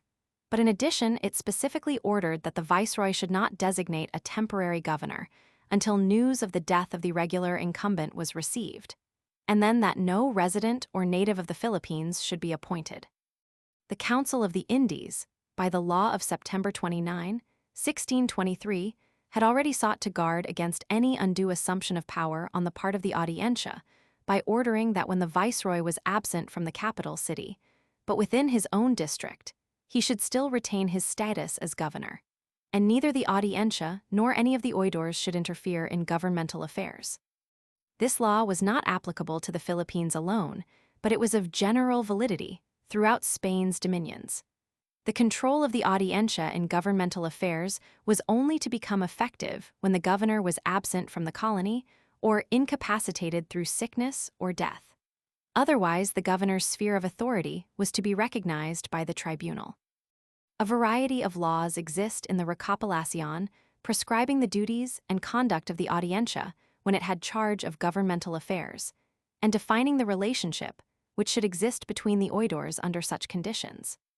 The magistrates were ordered to proceed harmoniously and moderately both in the execution of governmental affairs and in the administration of justice, not erring either on the side of excessive severity or of undue moderation. They were to devote special attention to the increase and care of the royal revenue during these times. The right to grant encomiendas, essentially the function of the governing authority, was conceded to the Audiencia when it acted in the capacity of governor. All such concessions ultimately had to be confirmed by the king. On these occasions, also, the Audiencia filled vacancies and made appointments. However, the oidores were warned against discharging officials and vacating offices in order to fill them with their dependents and friends. All appointments made by the Audiencia were to become void after the arrival of a regular governor, unless they had subsequently received the royal confirmation. When a vacancy arose, it was the duty of the senior magistrate to propose a candidate, but the actual filling of the place was to be effected by the acuito vote of the entire Audiencia. The laws provided that the Audiencia, as a body, should exercise two distinct types or classes of powers when in charge of the government. These were designated as governmental and military. The exercise of these functions was assigned respectively to the Audiencia as a body and to the senior magistrate individually. While an effort was made to ensure the fair and equal participation of all in government in case of a vacancy, the senior magistrate assumed the position and honors of the executive, though not granted all the governor's powers. In the functions and duties of administration, all the magistrates were to participate. As noted above, each was to have a share in the exercise of the appointing power, the administration of colonial finances, participation in the acuito, and in every other function except defense, which was entrusted to the senior oidor. In this capacity, the oidor was always the most prominent figure in the government. Among those who distinguished themselves through the exercise of this power were Rojas, Morga, Alcaraz, Bonifaz Coloma, Montemayor, and above all, Anda. Although these men were assisted and supported by their colleagues of the Audiencia, and the parts played by the latter were not without importance, the periods of rule of the Audiencia are always identified with the names of the senior oidors, while those of the ordinary magistrates are forgotten.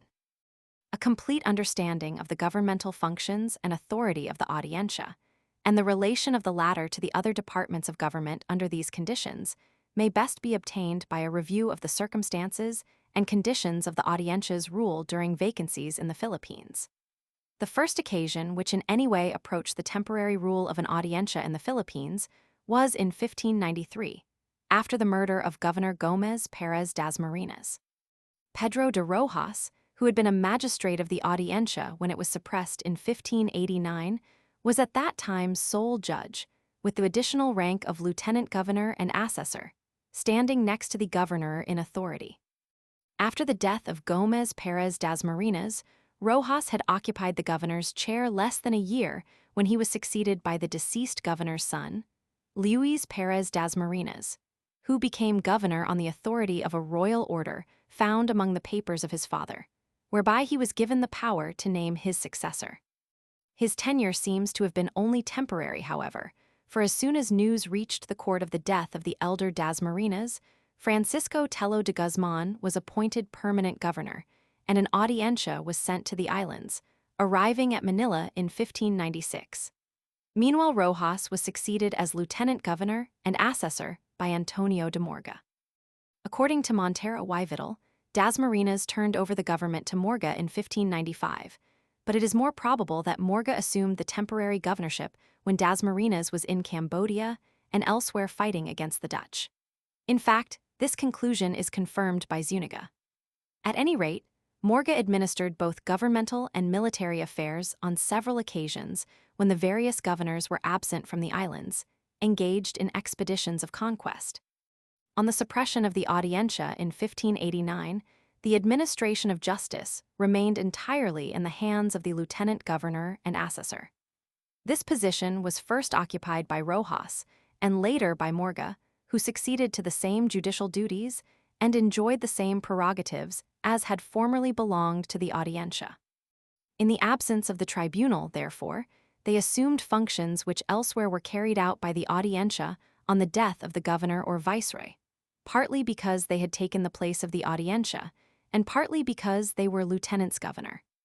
After the Audiencia was re-established in 1598, Morga continued in charge of military affairs when the governor was absent or dead, while the Audiencia administered the government, not by virtue of any laws relating especially to the Philippines, but seemingly because this was the general practice in all of Spain's colonies.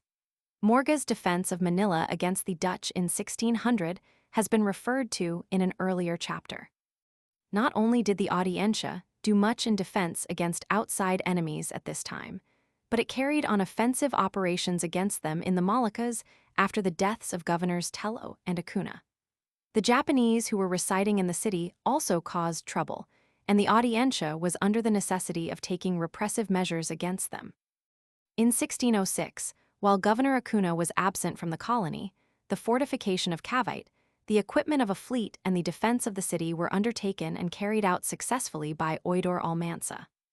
Then, on the death of Governor Acuna, the Audiencia succeeded to the government, and it managed affairs from June 24, 1606, to June 15, 1608, with Almanza in charge of military affairs. The various governmental matters with which the Audiencia concerned itself during this period are shown in a memorial which it sent to the king on July 6, 1606. After reporting the death of Governor Acuna and its succession to the government, the Audiencia took up questions of finance and commerce. It stated that the money in the treasury was insufficient for the necessary expenses of the colony, owing to the extraordinary outlays which had been necessary to defray the costs of the wars and expeditions which had been undertaken at this time. The Audiencia suggested that the galleon returns be increased from 500,000 to 1,000,000 pesos a year. It was pointed out in this connection that the total cost of transporting goods from Manila to Acapulco, including freight and duty, aggregated 30% of their value, leaving to the merchants a profit of only 350,000 pesos. The Oidors admitted that this arrangement might have been ample and satisfactory when the colony was small or when there was peace, but at that time, when the inhabitants of the colony had been forced to expend so much of their revenue for defense, a larger return was necessary. Further recommendations were made regarding commerce and the management of the galleons. It was said that their great size encouraged smuggling. In order to avoid this, and at the same time to contribute to the revenues of the colony, it was urged that the ships should carry cargo to the limit of their capacity, instead of being restricted to an insufficient amount. Large reductions of salaries of ships' officers, soldiers, and sailors were urged. The Oidors did not think it advisable to forbid the crews and officers of the galleons to trade, however, since their interest in the cargo would encourage them to be obedient and loyal. The Audiencia concluded its memorial with an appeal for the reform of the freight and customs charges on the galleon. The abolition of all fixed duties was recommended. Instead, it was suggested that these duties be graduated to meet the regular expenses of the colony as they were incurred year by year. This recommendation was made on the basis of the theory that duties should not be levied for the benefit of the king's exchequer, but only for the support and maintenance of the merchants and inhabitants of the colony. This memorial would seem to indicate that the Audiencia, when acting in the capacity of governor, exercised considerable authority and assumed entire responsibility for the commercial and financial affairs of the colony. Zuniga, after describing the success of Oidor Almansa in putting down an insurrection of the Japanese, characterized the administration of affairs by the Audiencia during this period as follows. The royal audience conducted themselves with great approbation in the civil administration, until the year 1608, when Don Rodrigo Vivero of Laredo, who was named by the viceroy as governor ad interim, arrived at Manila, and having had great experience in the management of the Indians in New Spain, he availed himself of it on this occasion, giving instructions to that effect to the chief judges and other ministers of justice. He governed with much satisfaction for 1 year, when he delivered up the insignia of his office and returned to Mexico. Vivero arrived in the colony on June 15, 1608. Vivero was the first of the military governors appointed from New Spain. Under this and succeeding arrangements, these governors exercised absolute control of military affairs, while the Audiencia concerned itself solely with matters of government, the senior magistrate, of course, not participating in military affairs. Vivero was relieved in 1609 by Governor Juan de Silva, who had a permanent appointment and served for 7 years. Silva's administration was characterized by his military exploits, chief among which was his defense of the colony against the attacks of the Dutch pirate, Wittert, and subsequently of Spielberg. These frequent expeditions gave the Audiencia many opportunities to assume charge of affairs, and after Silva's death in the Moluccas, the tribunal ruled from April 19, 1616, to June 8, 1619. During a part of this time, Andrés de Alcaraz, the senior magistrate, exercised the duties of captain general, successfully defending the city against the Dutch. On September 30, 1617, the office of military governor devolved on Geronimo de Silva, who was especially designated for the post by the royal order of March 20, 1616. He was not an oidor, however, but had served as governor of Ternate, having recently returned from the Moluccas. While the post of captain general devolved upon Silva, the Audiencia retained control of administrative affairs in the colony until Alonso Fajardo Waytenza, the next royal appointee, arrived on June 8, 1618 to enter upon the duties of governor and captain general. As we have already seen, Alcaraz was relieved of his military responsibilities on September 30, 1617, and was at once obliged to submit to residencia. In this trial, he was compelled to answer for his failure to warn the Chinese traders, who usually approached the islands at that time of the year, of the presence of the Dutch.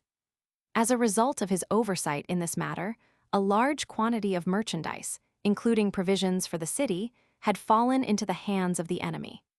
He was also held accountable for the disaster which had occurred to a portion of the Spanish fleet in the Battle of Playa Honda through the appointment of the son of one of the oidors to its command.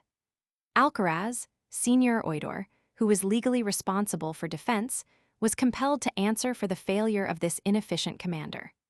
The choice of a relative of one of the oidors was a violation of the laws of the Indies. Although Oidor Alcaraz seems to have acquitted himself well of his duties as commander of the military forces, 7 galleons were lost in an expedition to the Moluccas during the rule of the Audiencia, and considerable difficulty was experienced in fixing responsibility for this disaster. Alcaraz claimed that Silva was answerable. The latter maintained that the Audiencia was to blame, and the Audiencia disclaimed responsibility because, it alleged, the Audiencia was entrusted with government and not war. In an investigation ultimately made in 1625, Silva was deprived of his office and was prevented from leaving the islands. Governor Fajardo has left us a number of comments and criticisms of the work of the Audiencia as governor. His observations are timely and appropriate, since the tribunal had been in charge of the government for 2 years preceding his rule, and he was brought intimately in touch with the deeds and mistakes of the previous administration.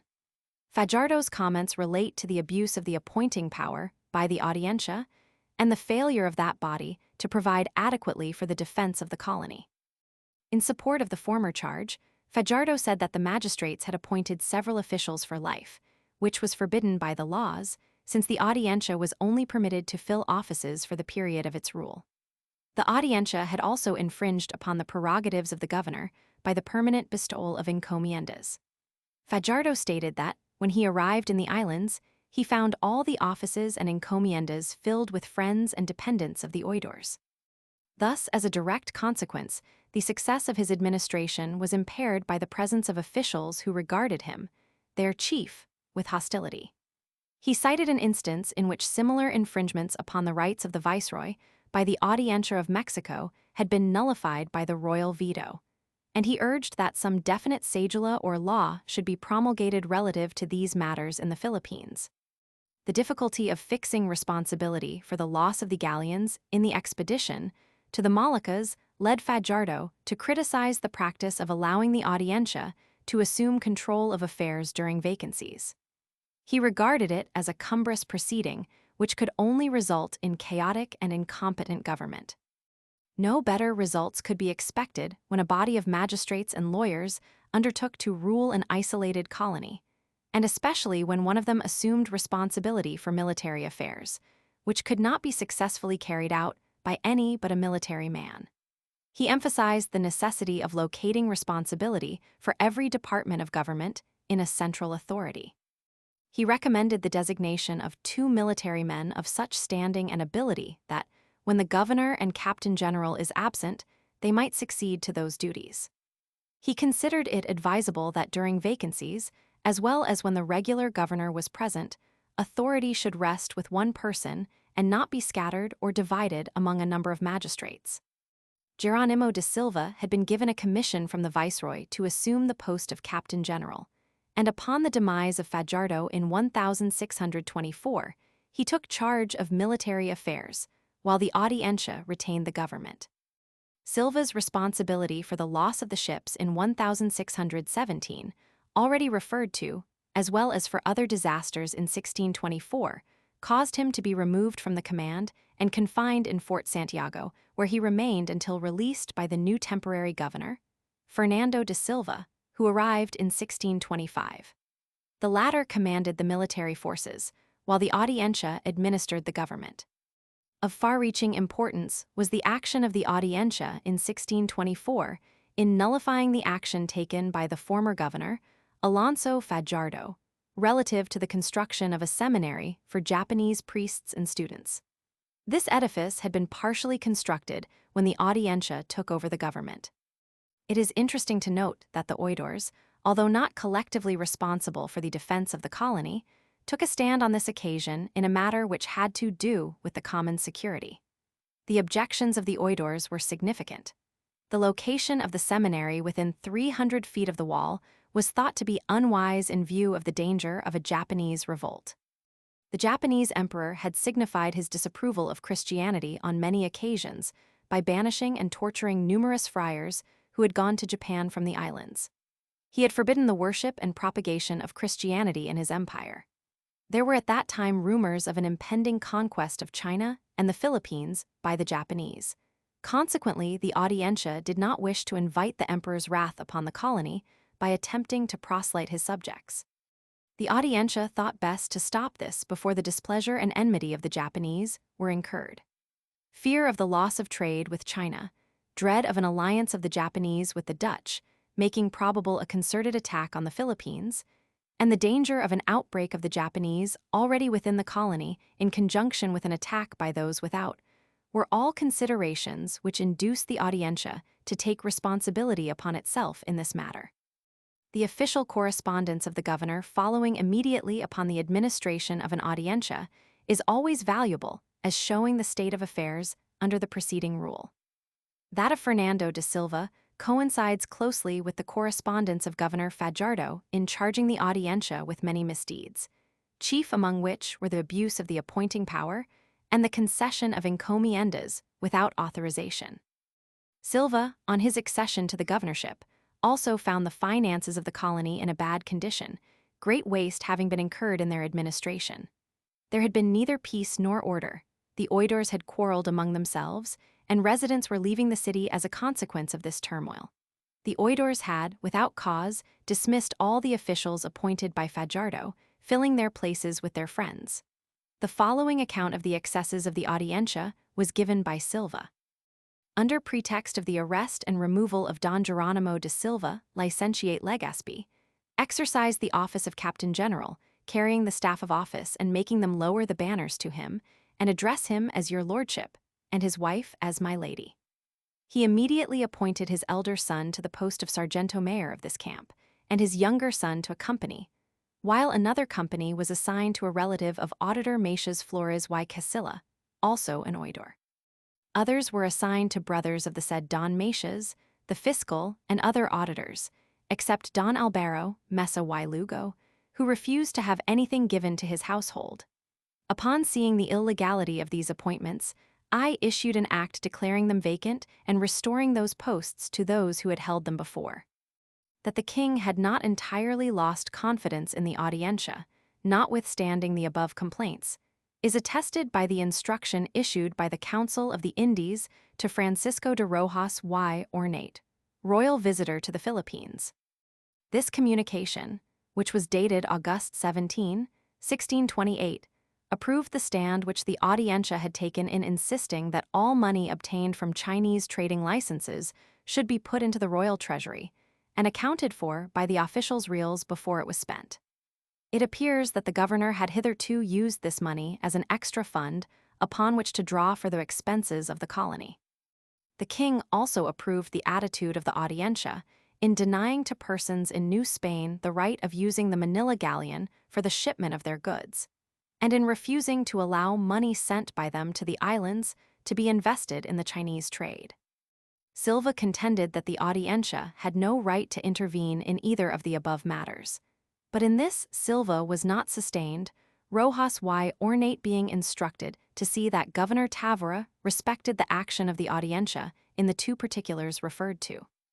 The Audiencia assumed management of political affairs in 1632, on the death of Governor Juan Nino de Tavora, but neither the Audiencia as a body, nor the senior oidor personally were entrusted with the military command. This responsibility devolved on Lorenzo Dualazo, the Maister de Campo, who had been designated by the Viceroy of New Spain to assume temporary charge of military affairs. He was succeeded the following year by Juan Cerezo de Salamanca, who had been sent from Mexico by the Viceroy as soon as the death of Tavora was announced in that city. Cerezo served ad interim for 3 years, and during his administration, the Audiencia acted solely as a judicial body, not attempting to interfere in governmental or military affairs. It was under the rule of this governor that important expeditions were undertaken against the Moros in the south, and the first fort and settlement were made at Zamboanga. It is to be especially noted that in the appointment of Alazo and Cerezo in 1632 and 1633 respectively, the senior oidor was deprived of the control of military affairs. This had been done also in 1617, and in 1624 when Geronimo de Silva, governor of Ternate, had taken charge of military affairs during vacancies in the regular governorship. Temporary appointments had been made on 2 different occasions by the Marqués de Cerralbo, Viceroy of New Spain, once in the sending of Fernando de Silva after the death of Governor Fajardo, and on this occasion when Cerezo de Salamanca took the place of Governor Juan Nino de Tavora after the Audiencia had governed a year. Experience had shown that the assumption of the military command by the senior oidor was not productive of the most satisfactory results. It was not to be expected, of course, that a magistrate would administer military affairs with the skill of a captain general, and we have seen that various governors recommended that the practice should no longer be continued.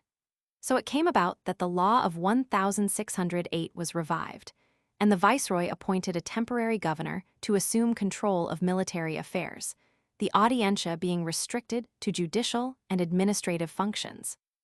In 1633, on the accession of Cerezo de Salamanca, the Audiencia was deprived of the right of intervention in the last-mentioned activity and was confined to its judicial duties alone.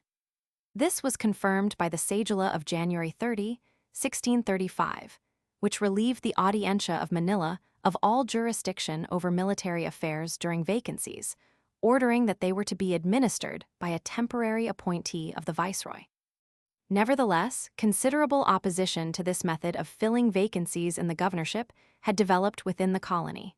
This is shown in various protests which came from the islands from time to time. These are set forth with great clarity in the correspondence of the governors. Corcuera, in a letter written to Philip Roman IV on June 30, 1636, stated that these temporary governors had allowed persons in Mexico to make large fortunes out of the Philippine trade, and that the governors had devoted most of their time, when in Manila, to serving as agents of the residents of Mexico. Corcuera, however, seemed to regard the Audiencia as incapable of government, for he claimed that in the brief term of a year in which the tribunal had ruled, 3 years prior to his accession, it had run the colony into debt from 80,000 to 100,000 pesos. He charged the oidores with the same dishonest practice as had been alleged against Governor Fajardo, namely, that they had issued due bills in payment of debts and had bought them up later at less than their face value, realizing the full amount on them upon their presentation to the treasury later. He stated that these warrants were not only bought by the oidores, but by practically all the officials of the government. During Cerezo's term, a sum in excess of 100,000 pesos was said to have been paid out to officials as usury. Corcuera presented a scheme of reform designed to remedy the evils resulting from the succession either of the Audiencia or of an irresponsible military commander to the ad interim governorship. He recommended that the regularly appointed governor should be assisted by 5 commissioners, who should be military men, holding the respective commands of Fort Santiago, Cavite, the port of Manila, Formosa, and the Parian. These were to be eligible in the order named in case of a vacancy. This plan, like so many of the schemes of the soldier governors, only took cognizance of the military side of the governor's office. The marked tendency of these commanders was to continually underestimate the administrative and political phases of their positions. The plan of Corcuera was not adopted, however, and the viceroy continued to appoint temporary governors to succeed the Audiencia when it assumed the government ad interim. Governor Diego Fajardo, on July 10, 1651, wrote a letter to the king protesting against the policy of appointment which was then in force. He said, "I should be unfaithful to your majesty if I did not advise you of the inconveniences arising from the appointment of governors by the Viceroy of New Spain. The practice of sending money from Mexico for investment in this colony has continued and increased to the exclusion and deprivation of the merchants of these islands. Investments have been made by the viceroys through the agency of others." Fajardo urged that the Audiencia should be permitted to retain the government as it had done formerly. He showed the advantages accruing to the colony from a continuity of policy which would result from the rule of the oidores. He showed that the incursions of the viceroys and residents of Mexico upon the galleon trade would more likely be checked by the oidores than by any other agency, adding moreover that this particular matter should be attended to at once, since the life and prosperity of the colony depended on the control of the Acapulco and Chinese commerce by the merchants of Manila.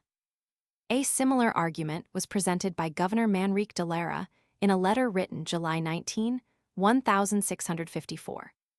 This governor urged that a commission of magistrates, familiar with the needs of the colony through experience and long residence, was better fitted to rule for the common good than a stranger, appointed by a distant viceroy, coming to the islands as most of the temporary governors had done, with the sole purpose of exploitation.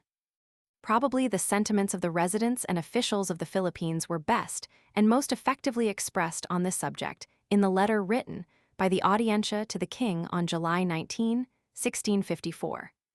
The Audiencia, on this occasion, described the inconveniences resulting from the appointment of a resident of the islands by the Viceroy of New Spain.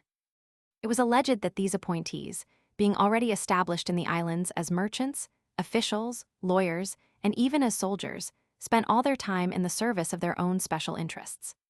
The commercial abuses of these appointees were said to be notorious. The presence of so many relatives, friends, and business connections made it impossible for these temporary rulers to officiate properly as presidents of the Audiencia, or to administer the affairs of the government with diligence and impartiality. As a result of the general dissatisfaction in the colony, which was reflected in the above letters, and in compliance with the repeated requests previously made for reform, the law of April 2, 1664, was proclaimed, and followed by the consulta of September 9, 1669, which has been already referred to. These laws still recognized the right of the Viceroy of New Spain to appoint governors temporarily, but these were no longer to be designated in advance from the residents of the islands.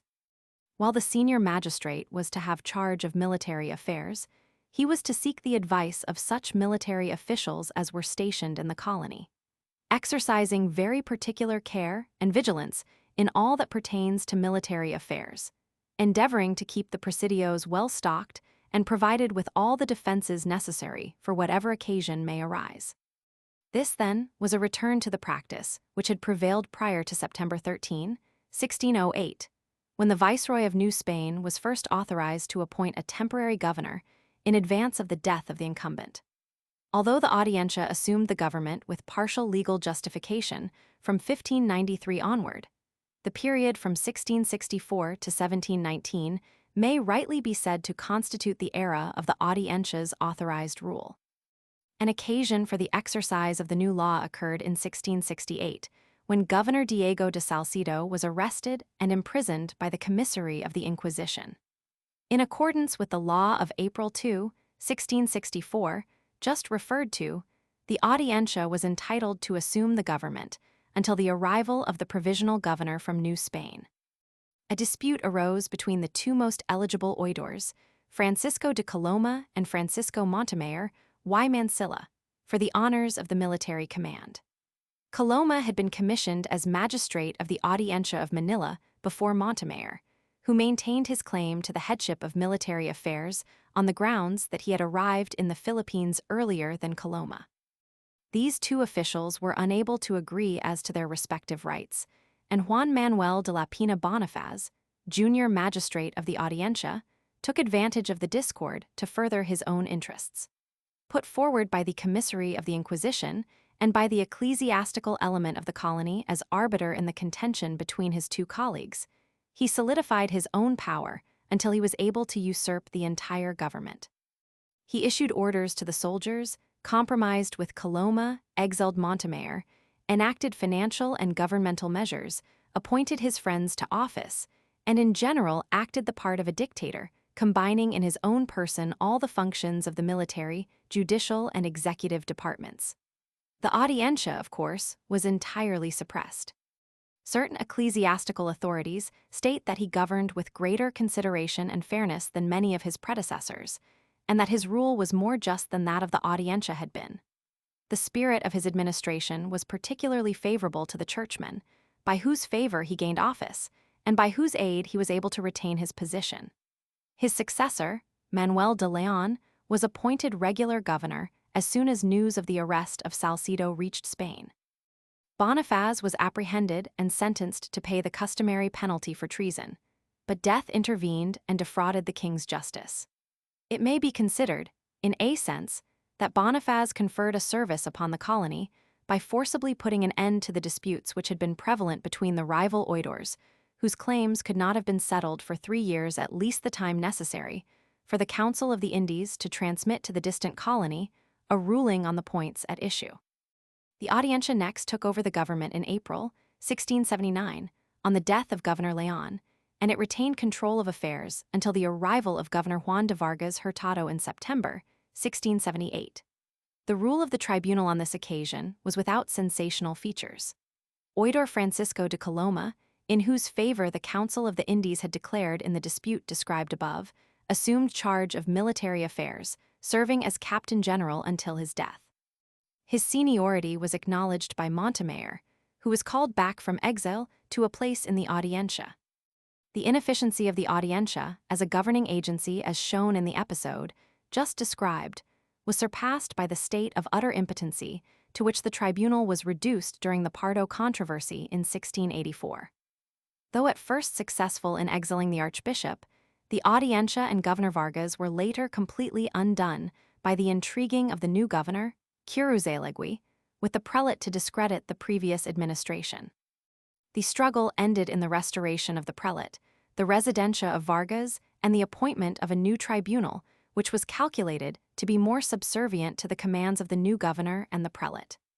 This Audiencia assumed the government after the death of Curuzelegui on April 17, 1689, with Alonso de Avila as chief executive. The events of the Pardo controversy prepared the way for a period of rule by an Audiencia in which the entire government was dominated by the ecclesiastics. Archbishop Pardo and his successors were the real governors, and the victory of the church over the various officials of civil administration lowered the moral tone of the entire government. Corruption flourished, and the vigor of the administration decayed. It is clear that the depravity of the civil government proceeded largely from the weakness of the Audiencia and its submission to the governor. The latter was under orders from no less an authority than the king, himself, to put an end to the disputes between church and state in the colony and to bring about peace. It also happened that the situation in the colony at that time caused the governor to lean towards the side of Pardo and his supporters. The Audiencia was entirely disregarded both by Governor Curuzelegui and by the court, which may be attributed in some measure to that policy of the Spanish government previously alluded to, that of sacrificing principle in order to preserve harmony. There is no doubt but that the weakness and inefficiency of the Audiencia during these two controversies contributed largely to the subsequent decision of the court to deprive the Audiencia of the right of governing ad interim. The last occasion on which the Audiencia regularly assumed the government of the islands, and one which demonstrated still more conclusively the inefficiency of the Audiencia as governor, occurred in 1715 after the death of Governor Lizarraga. His rule had been uncommonly quiet and peaceful, and the period of extortion and strife which succeeded it furnished a marked contrast to that governor's administration. The Audiencia ruled from February 4, 1715 to August 9, 1717, with Oidor José Torralba as senior magistrate. The reports sent by Torralba to the court during the 2 years of his service as military commander show that the Audiencia as a body played a very small part in the government. This was again the rule of a dictator. We have seen in a former chapter that Torralba was held accountable in his residencia for a deficit of 700,000 pesos, which developed during this period. It is difficult to understand how this could have been possible had the senior magistrate concerned himself solely with military affairs. Concepcion states that Torralba, inflated by his position and ambitious of getting absolute control of the government, drove from office the oidors who dared to oppose him. He refused to honor the royal cedula of April 15, 1713, which ordered the reinstatement of Oidor Pavon to his place as senior oidor, since the fulfillment of this order would have deprived Torralba of his command. Torralba reported great progress in the repair and restoration of royal and municipal warehouses, hospitals, convents, and churches during his administration. The wall of Manila was rebuilt and new bronze guns were cast and placed thereon. As acting captain general, Torralba inspected Fort Santiago and, noting grave needs both in construction and in the morale of troops, made the necessary repairs, reforms, and corrections. He concerned himself also with the promotion and appointment of military officials. These latter acts were vigorously resisted by the Maister de Campo and by other military officials as encroachments on their authority. They ultimately sought to bring about the nullification of all Torralba's unjustifiable acts of interference within the military sphere. Whether animated by a sincere desire to see the natives justly treated, or rather by his natural dislike of the friars, Torralba intervened on various occasions for the protection of the Indians against the encroachments and abuses of the churchmen on the encomiendas and in the native towns. These acts were carried out in the name of the Audiencia, and in accordance with the law, ultimately meeting with the approval of the Council of the Indies. A great deal of dissatisfaction, both at the court and in the colony, had resulted from the Audiencia's assumption of the government at various times since 1664. We have already noted that the restoration of this authority to the Audiencia was attended by the disgraceful quarrel between Coloma and Montemayor and the usurpation of Bonifaz in 1668. The Pardo controversy did not produce a favorable impression of the activities of the Audiencia. Torralba's dictatorship in the name of the Audiencia from 1715 to 1717, conspicuous for the huge deficit in which it culminated, demonstrated the unfitness of the Audiencia to be entrusted with the rule of the islands. Indeed, it may be said that the various experiments made by the monarchs during the 17th and early 18th centuries for the purpose of perfecting a system whereby the governorship could be satisfactorily filled ad interim had failed to demonstrate or develop any authority capable of maintaining harmony or decent government. Cooperation among the authorities of the colony was practically unknown. The royal disapproval was passed upon practically all the official acts of these interim administrations. The thirst for personal glory and the desire for private gain invariably induced some official who was stronger than his contemporaries to assume control of affairs. Thus the government of the colony was made repeatedly to subserve personal ends, and civil and political life was characterized by its strife and discord. The probabilities that the temporary administration of the Audiencia would not be entirely successful had been recognized from the beginning, and in order to guard against its misrule, the king had authorized the appointment of a temporary governor by the Viceroy of New Spain. It was unavoidable, however, that the Audiencia should govern until the arrival of this official. For a time, the alternative was tried of allowing the Maestre de Campo to assume the military command, but this resulted in such an incompetent rule that the former prerogatives of the Audiencia were restored. Whether the Audiencia was capable of governing successfully or not, it certainly had the power to make or mar the government of any other person or authority, whether he was regularly appointed by the king or chosen temporarily by the viceroy. The Church, as represented by a succession of triumphant archbishops, had exercised the preponderance of power and authority throughout the 40 years of strife, ending with the death of Governor Bustamante. We need not be concerned here with the various struggles and disagreements with governors and audiencias, but the fact remains that the Church was the only institution existing during this period which was able to present a solid and united front to its enemies, or which manifested any symptoms of power, unity, or royal approbation. The culmination of ecclesiastical power was virtually reached on October 11, 1719, when Governor Bustamante was murdered by emissaries of the Church and Fray Francisco de la Cuesta, Archbishop of Manila, assumed the vacant governorship. Zuniga, the Dominican historian, says that the archbishop declined the governorship on this occasion, but was subsequently prevailed upon to accept it. It is certain that the tribunal was in no state or condition to take charge of affairs. Its administration had been discredited by the murder of its protector. Its senior magistrate had been proved an embezzler in his residencia, and the remaining members of the tribunal were not qualified to remain in office.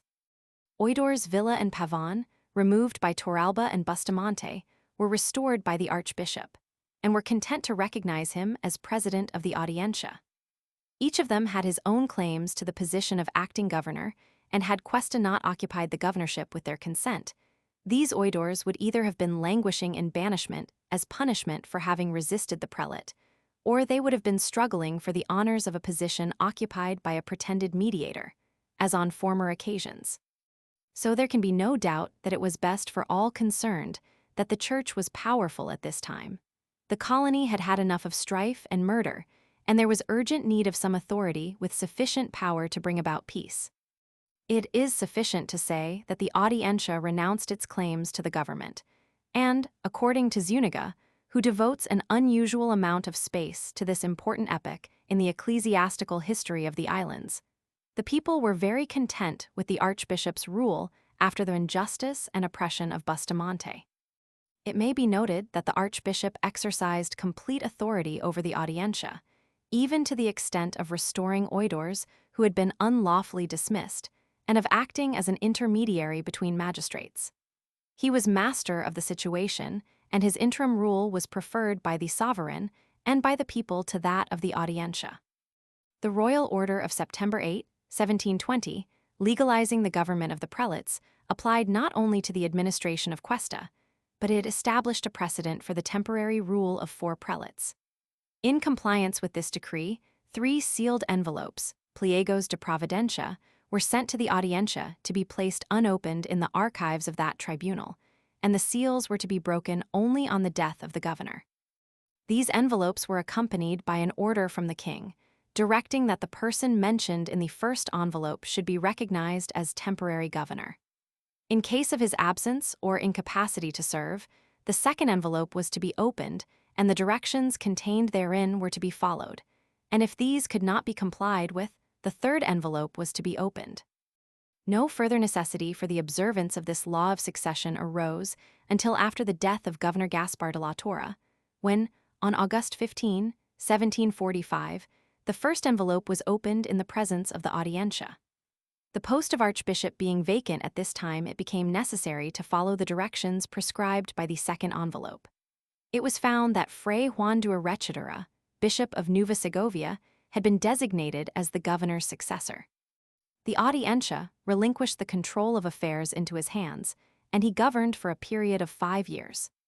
It would seem that the ecclesiastical calling of this governor in no way incapacitated or hindered him in the execution of his duties.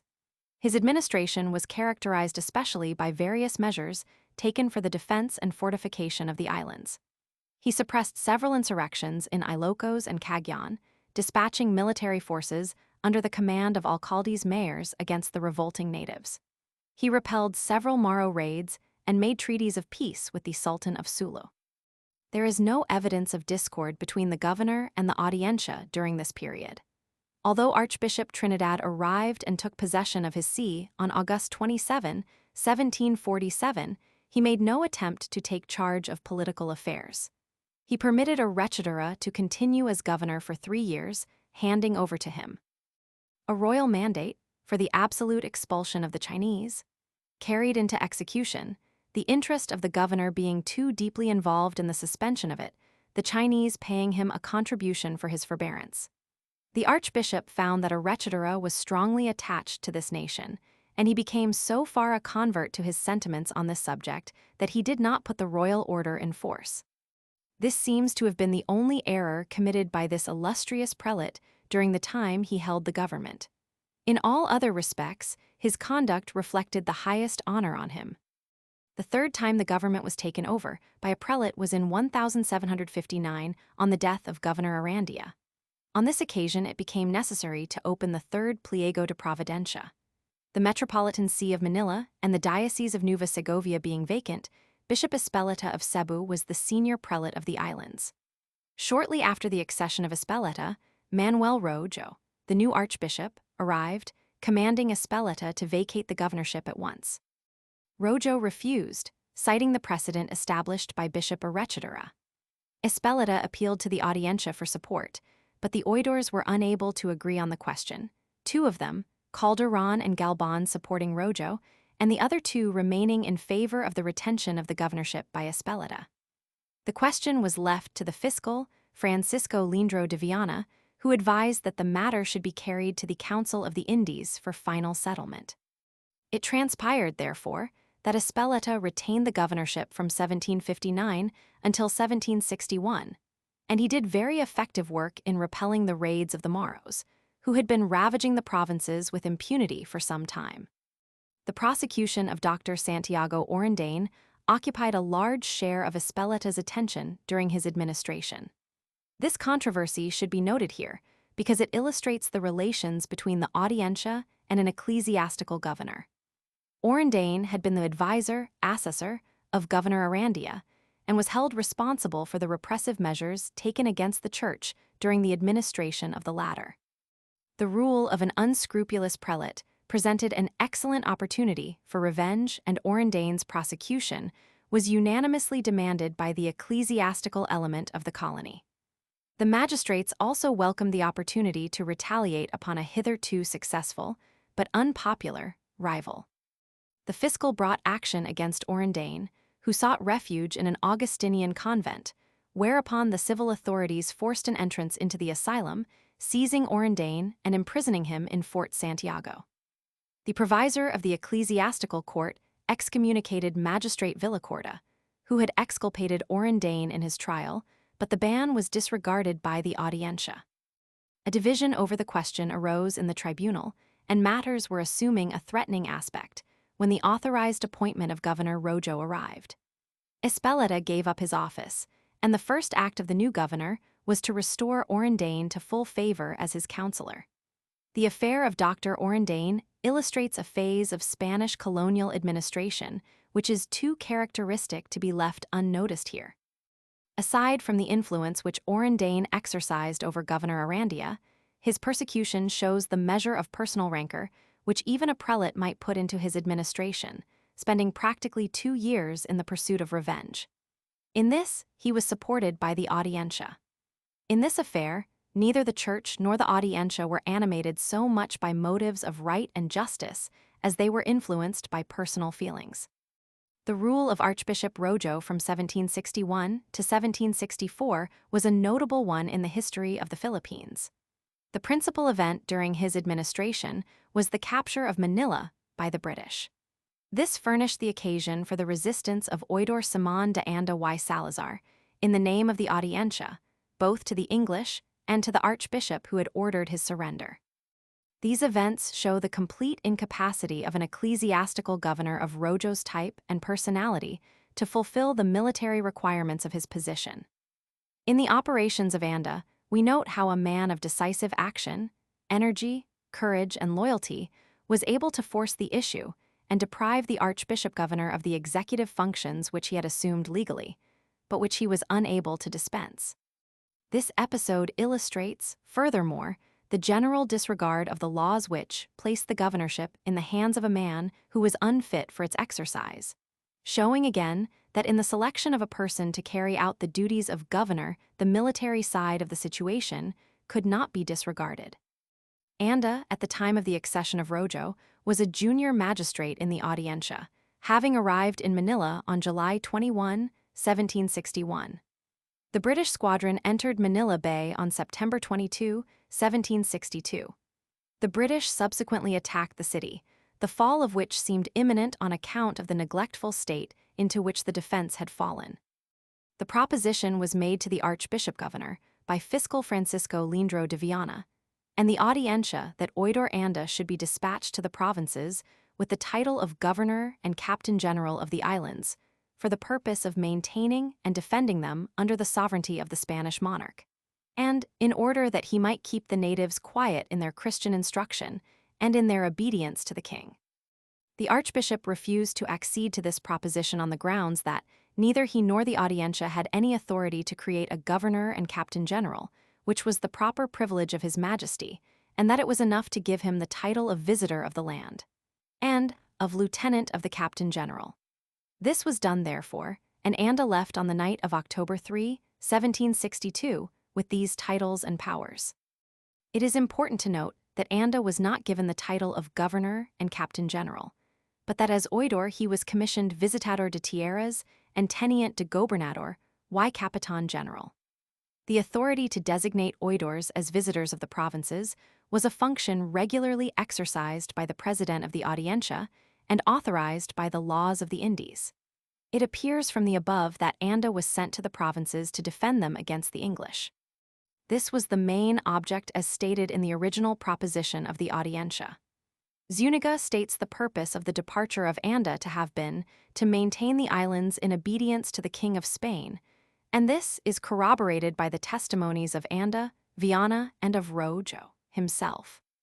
In view of these facts, Rojo's failure to cooperate with Anda, his proneness to listen to those who counseled surrender, his complete reversal of tactics in repeatedly summoning Anda to abdicate, and his willingness even to betray Anda into the hands of the British are almost inexplicable. Anda organized a provisional government in his capacity as lieutenant governor. He disregarded the repeated summons of the archbishop to return to the city and surrender to the British.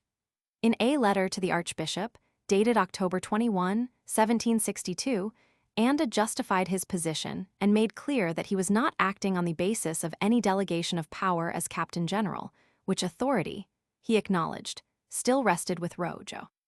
He stated that he had been appointed Visitor General of the provinces, with the real mission of protecting them if the English captured Manila. In case this happened, he was to solicit the aid of prelates, religious, and alcaldes mayors in defending the islands. He complained that Rojo had already endeavored to influence the prelates, religious, and natives to submit to the British.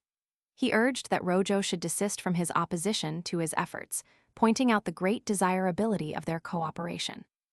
When Anda became convinced of the infirmity of Rojo and the uselessness of further attempts at cooperation with him, he completely changed his attitude towards his own position and towards the question of the defense and government of the islands. While he had hitherto recognized Rojo as governor and captain general, he now assumed the position that the archbishop was a prisoner in the city, and he therefore refused to recognize the orders of the latter. Anda issued a call to all loyal inhabitants to defend the honor of Spain. He ordered the alcaldes mayors to pay no heed to the dispatches and commands issued by the archbishop or the British in the city. He set himself up as governor and captain general of the islands, subsequently moving his capital to Bacolor, Pampanga.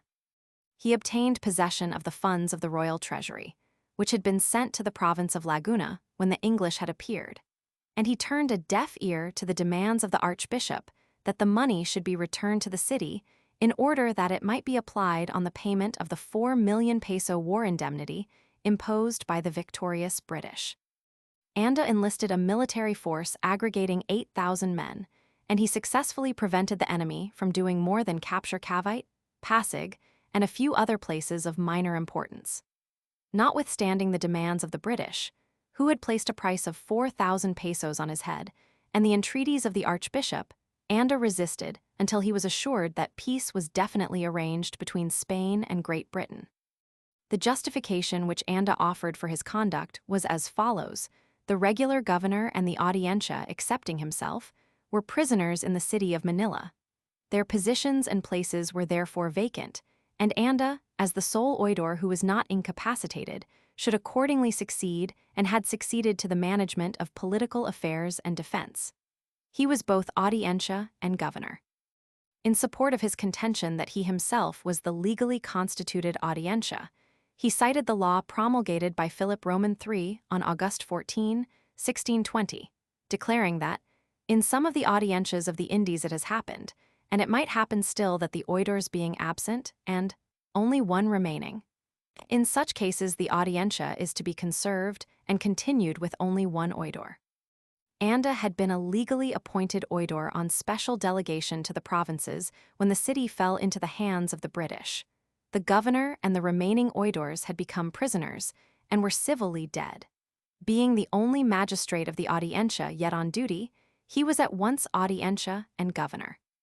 He stated that he would surrender his office to the archbishop and Audiencia when both had regained their liberty, but he warned the archbishop that if he went to the extreme of surrendering the islands, he, Anda, would in no wise obey so unjust and absurd a treaty, and furthermore stated that if the British wished to rule the country, they would have to conquer it first. He expressed the conviction that neither the archbishop nor any other authority except the king had the power to surrender the islands. In these arguments and sentiments, Anda was supported by the fiscal, Francisco Lindro de Viana, and by oidors Galban and Villacorta, who subsequently escaped from the city and joined him in the provinces, aiding him in his resistance to the invaders. Although the British had agreed in their terms of capitulation that the Audiencia should continue in the exercise of its normal powers in Manila, that tribunal and the archbishop were virtually prisoners. The idea of their recognition, therefore, appears almost an absurdity. The oidors acted as members of the Council of War which considered the proposition made by the British for the surrender of the city, but if we may trust the testimony of Viana, the archbishop, influenced by his favorites, Monroy and Orendane, forced the magistrates to sign the Articles of Capitulation. Viana says that in the various matters which came up for solution after the city had surrendered, the oidors were formally consulted, but the archbishop followed his own counsel, or that of his favorites. The position of Rojo after the escape of the fiscal and the oidors was an exceedingly unpleasant one. The English commander complained that the prelate and the Audiencia had failed to keep the agreement which had been made between them. In escaping, the fiscal and the oidores had violated their oaths, the indemnity had not been paid, the provinces had not surrendered, and Anda was still continuing his resistance. The sack of the city was threatened. These conditions made Rojo redouble his efforts to betray Anda and to get possession of the treasure which had come on the Padash, Filipino.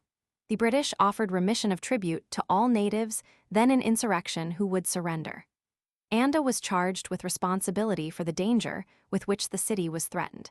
He was said to have prevented the fulfillment of the treaty between Rojo and the British. To this, Anda replied that he had not been a party to the treaty. The state of perpetual worry in which Rojo was kept brought about his death on January 30, 1764. Even before this, he had practically lost his status as governor, and the British were treating with Anda for the surrender of the islands. This continued until the legitimacy of the position of Anda was recognized by Governor Tora. A statement of the above facts aids in clarifying our view of Anda's position. It certainly can be said that there was neither an audiencia nor a governor with sovereign powers in Manila. This lack furnished a reasonable basis for Anda's claims. However clearly it was established that a vacancy existed in the governorship, his position would have been sufficiently tenable had it been based solely on the grounds that the archbishop had delegated him as lieutenant of the captain general, with military powers. The archbishop-governor had granted him that title and those powers for the very purpose for which he had utilized them, namely, for the defense of the islands against the British. In view of the support which was extended to Anda in his contention that he was governor and captain general as long as the archbishop and the regularly constituted audiencia were prisoners, it is not easy to understand why it was necessary for him to justify himself by advancing the claim, first, that he was the audiencia, and second, that he was the governor because he had the authority of the audiencia. The only accountable reason for this was probably the necessity of nullifying the commands of the archbishop, which were being issued from the captured city. He may have felt that such measures were imperative in order to gain and retain the respect of the natives and provincial officials who were not under his immediate influence, and who were consequently more independent and inclined to be insurrectionary and riotous. Yet it is hardly possible that the legal arguments advanced in support of his claims were understood by this class. It does not appear, moreover, that Anda was entirely justified in his argument by the laws. No doubt he was right in regarding himself as the audiencia on the basis of the laws cited by him. However, the law did not at that time authorize the succession of the audiencia to a vacancy in the governorship. The cedulas of September 8, 1720, and of August 15, 1731 were still in force in the Philippines, and by virtue of these and by the special cedula promulgated in 1761 in favor of Rojo, an ecclesiastic was authorized to act as governor in case of a vacancy. According to law and precedent, the post vacated by the archbishop-governor should have been filled by the bishop of Nueva Segovia and by the bishop of Cebu, respectively.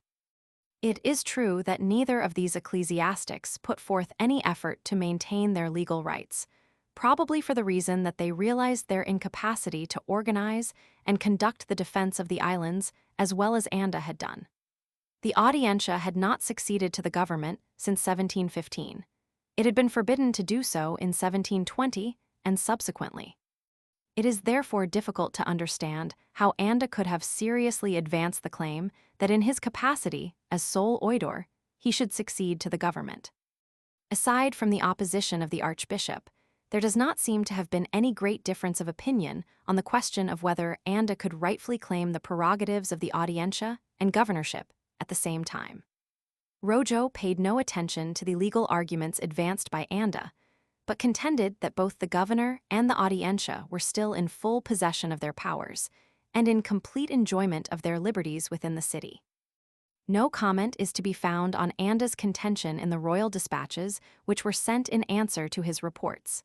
It is important to note, however, that after the death of the archbishop and after the restoration of peace, the fiscal was of the opinion that the government should go to Fray Ustares, bishop of Nueva Segovia.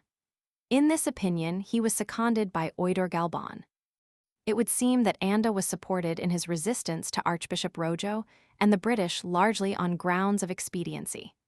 This is clearly brought out in a letter which Fiscal Viana wrote to the king on October 30, 1762, stating his opinion that, since the Audiencia and governor are unable to exercise their duties, Anda, as the only active and unembarrassed minister who is able to retain his place under the authority of your majesty, has declared himself governor, royal Audiencia and captain general. It is evident that, being a prisoner, the archbishop cannot be governor and captain general, and it is equally certain that the government and office of captain general falls back on the Audiencia and the oldest oidor. This argument savors of expediency and sound practicability rather than of interest in the legal quibble. Had Viana been convinced of the legality of Anda's claims, he would not subsequently have supported Ustares. Viana contended that neither the archbishop nor the Audiencia enjoyed sovereign powers when they were prisoners. Anda, on the other hand, was in such a position that he could utilize his legal powers. He used them to good advantage and effectively, therefore he was entitled to recognition. Aside from the question of legality, it is important to note that Anda was the only person who was able to exercise sovereign powers during this time. It is certain, moreover, that he prevented the islands from falling into the hands of the British, and that he maintained the continuity of the sovereignty of Spain in the islands from 1762 to 1764. During his rule in the provinces, he exercised practically all the functions of a normal government. Aside from the management of military affairs, he administered the finances and levied tribute. As noted above, he contrived to obtain possession of the royal treasure which had been sent to Laguna. He was consequently better equipped financially than he would have been otherwise, and better than his rivals in the city. His finances were also augmented by the favorable circumstance of his capture of the Filipino, which was returning from Acapulco with the proceeds of the sale of her former cargo. Other functions of a semi-military and governmental character were exercised by Anda in his capacity as acting governor. In some of these matters, he was assisted by the fiscal and Audiencia in the latter part of his administration. He regulated the prices of provisions in order to prevent them from attaining prohibitive proportions. He did all that he could to further and encourage interprovincial trade. He issued orders in regulation of wages. In order to discourage drunkenness, he forbade the sale of Nipa wine except in small quantities. He discouraged the importation of wine from Laguna. He took measures to prevent the Chinese from counterfeiting or chipping coins, and he declared what should be legal tender. He forbade the shipment of provisions to the beleaguered city and refused to permit the natives under his jurisdiction to shelter or otherwise assist an Englishman. He prevented secular priests from communicating with the archbishop. In order to encourage service in the army, he exempted natives from the polo or labor tax, and he also made certain exceptions to the general rule for the payment of tribute to offset the decree of the British who had offered wholesale exemption from the payment of tribute in order to attract the natives. Anda issued very severe orders to prevent looting and extortion on the part of his soldiers. Because of the alliance between the Chinese and the British, Anda was obliged to take repressive measures against the former. He forbade games of dice, cockfighting, and card-playing so as to raise the morale of the natives, to prevent thefts, and to encourage law and order. He prescribed the death penalty for theft. Anda's rule was little less than a dictatorship, with all the powers of government centered in himself and in his immediate advisors. It has already been pointed out that when Anda's resistance gave certain assurances of success, the fiscal, Viana, and the oidors, Galban and Villacorta, escaped to his capital, attached themselves to his cause, and assumed a share in his government. Anda was willing to recognize them as magistrates of the Audiencia, and as such they officiated. Villacorta made some trouble for Anda, however, by claiming the right to act as governor on the ground that he was Anda's senior in the Audiencia. This was generally recognized, but Anda refused to accede to his demands, and the matter was dropped for a time. Anda found that his colleagues, Viana and Galban, were of the opinion that Bishop Ustares was legally entitled to the office of governor, but there was some doubt in their minds whether he should be invited at that time to act as governor. Anda consulted the Bishop of Camarines, and that prelate expressed his willingness to submit to the decision of the Audiencia. The Augustinians and Dominicans were of the same opinion, but the Jesuits and Franciscans told him that in the then sick situation of the islands he alone could preserve the public tranquility, and on that account he ought to retain the supreme authority. This diversity of opinion was not very gratifying to Señor Anda, and although the troops were in his favor, he was by no means desirous of having recourse to violence. Shortly after the death of Archbishop Rojo, Anda received dispatches informing him that peace had been restored between Spain and England. At the same time, the British received orders to evacuate the city. Now that Anda's presence in the field as military commander was no longer absolutely required, a three-cornered fight arose among the supporters of Villacorta, Ustariz, and Anda. Each of these contenders was able to advance a reasonable claim. Villacorta was certainly the senior magistrate, and thus he had a better right legally to the office than Anda. Ustariz was bishop of Nueva Segovia, and as such, was entitled to the governorship according to the most recent law. Anda had in his favor the circumstance of having defended the islands, and of having prevented the English from advancing to the northern provinces, and above all, he commanded the troops, who were attached to him, and this served to check the pretensions of the others. The arrival of the interim governor, Francisco Xavier de la Torre, put an end to these disputes. He had been dispatched to the islands by the Viceroy of New Spain with the title of Teniente del Rey, King's Lieutenant, and in accordance with his instructions, he assumed the temporary government on March 17, 1764, which he retained until the arrival of Governor Raon in July 1765. Anda's residencia was taken by his successor, and it was found that the finances of the colony had been faithfully and honestly administered during his administration. He was able to account for all of the money taken from the Filipino, turning over 2 million pesos of these funds to the new governor, accounting for the balance. Anda was recalled to Spain, where he was presented at court, receiving the personal thanks of the sovereign.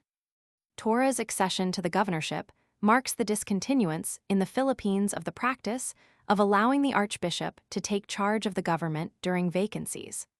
On no subsequent occasion in the history of the islands did an ecclesiastic take over the rule of the islands.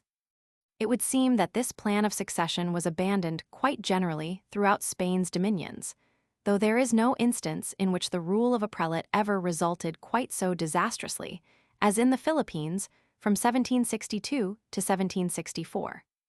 Torres' accession marks the return to the practice introduced in 1608 and followed from time to time throughout the history of the islands.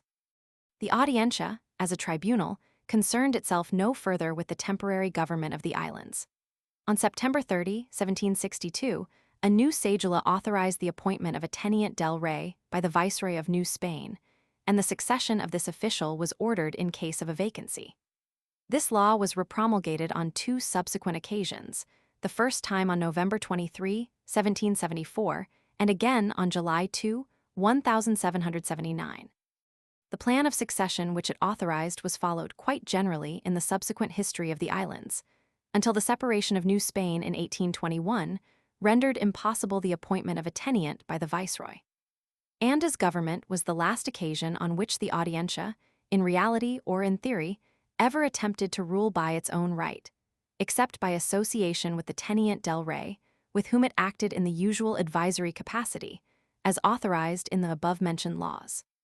By the royal instruction of regents of 1776, the regent was authorized to act as president of the Audiencia during the absence of the governor. And in case there were no regent, the senior magistrate of the Audiencia was to take his place. This law was confirmed by the cedula of August 2, 1789, which ordered that viceroys and presidents, on going outside of their capitals, should assign to the regents the faculties for the dispatch of the most important and immediate affairs. A subsequent law, dated July 30, 1779, stated that these important and immediate affairs did not include the duties and functions of the Captain General. Again, the Royal Order of October 23, 1806, commanded that the Audiencia should in no case take control of the government when there was a vacancy, but that the name of the temporary governor should be contained in an envelope which was to be opened on the death of the governor or on his absence from the district. In case provision had not been made in this way, it was ordered that the government should be taken over by the ranking military officer of the colony, if he were higher than the grade of colonel. If not, The regent or decano should be temporary president, governor, and captain general, without ceding the exercise of any of the functions of this office to the Audiencia. This law was suspended by the Royal Order of July 12, 1812, and by the Decree of November 2, 1834, which ordered that the segundo cabo, or lieutenant commander of the king's forces, should succeed the governor and captain general. It is important to note that these laws were applicable throughout the Spanish colonial empire. Subsequent vacancies in the Philippines were filled by military men, and the Audiencia refrained from interference with the government. Considering the question in its broadest phases, it cannot be said that the Audiencia administered the ad interim rule with a great degree of success. This method of filling vacancies in the governorship failed for a number of reasons. Owing to the divided composition of the tribunal, the rivalry and personal jealousy of the magistrates, and the perpetual quarrels and struggles which arose as a consequence, the periods of its rule became wild scrambles for power in which the strongest survived and reaped all the benefits of office. By their example, the oidores stimulated others to wrongdoing, and in their efforts to secure advantages for themselves, they oppressed the residents, Spanish and native, with the burden of their misrule. They did not scruple to indulge in dishonest practices whenever occasion offered. Indeed, they went out of their way to seek such opportunities. Perhaps the gravest defect of the rule of the Audiencia lay in its failure as an executive, owing to the divided character of its composition. There was much jealousy, but neither unity nor centralized responsibility. In their governmental capacity, the oidores frequently enacted measures and made recommendations of a statesman-like character, although they did not always succeed in enforcing them.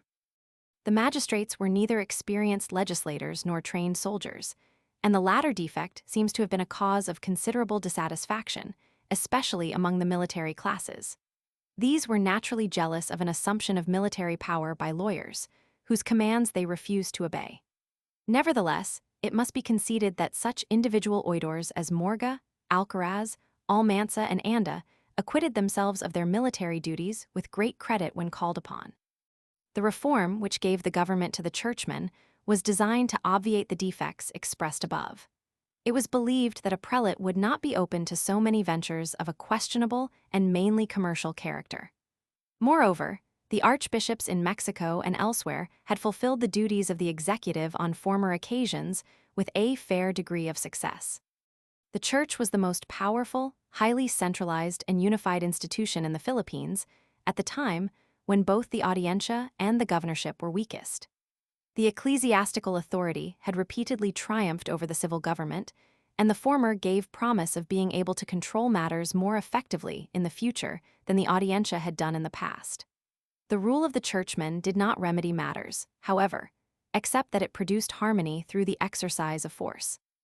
During the rule of the archbishops, with the exception of that of Rojo, the Audiencia was so completely dominated by the ecclesiastical power that the tribunal could scarcely be considered a factor in the government. There were various defects in the rule of the ecclesiastics. Of these, perhaps the most prominent was their failure to meet the military requirements of the position. Because of the natural incongruity existing between ecclesiastical and military duties, they were obliged to delegate the command of the troops to military leaders, who thus exercised an influence never realized by them during the rule of the Audiencia. Archbishop Rojo was unwilling to trust the problem of defense to any other person, though unable to cope with the situation himself. Hence, Anda forced his way to the front because he was fitted to command, and Rojo was not. As administrators and executives, the prelates were as efficient as any others, but they were never able to reconcile successfully the opposition of the civil, political, and commercial elements, who were displeased with the rule of an ecclesiastic. Surprising as it may seem, the government of a prelate was usually most unsatisfactory to the churchmen and religious authorities. If the prelate governor were a friar, his rule was resented by the members of all the rival orders. If he were a secular priest, he was opposed by the friars of all the orders. The failure of Rojo was enough to condemn the practice of permitting ecclesiastics to assume the government, but aside from that, there was a more significant and fundamental reason. The increasing political authority of the church at that time, both in the colonies and in the mother country, Its widespread and almost irresistible dominance over temporal affairs demanded a radical change of policy whereby this dangerous ecclesiastical power could be checked. The rule of Anda, though technically based on that law which gave the succession to the tribunal, was not a typical instance of the government of the Audiencia, nor did that period present all the features of such a rule. The influence of the Audiencia as a body was practically nil. Anda governed because he was a strong man, not because he was sole oidor or because he was lieutenant governor. His government was virtually a dictatorship, based on military power, but nevertheless just and benevolent. His extrajudicial actions met with the king's approval because they were efficient. History will show that the Audiencia of Manila assumed temporary charge of the government because the distance and isolation of the colony rendered such a course necessary, and because it was thought that the Audiencia was best fitted to assume control. The government by the Audiencia in the Philippines was not an isolated incident, but was typical of the entire Spanish colonial empire. Owing to the conditions which we have noted, and judged by the standards which constitute good government, the rule of the Audiencia was neither successful nor satisfactory. Its most far-reaching defect, as far as the relations of the Audiencia and the governor were concerned, lay in the wholesale exercise of administrative and military functions by the magistrates of the Audiencia.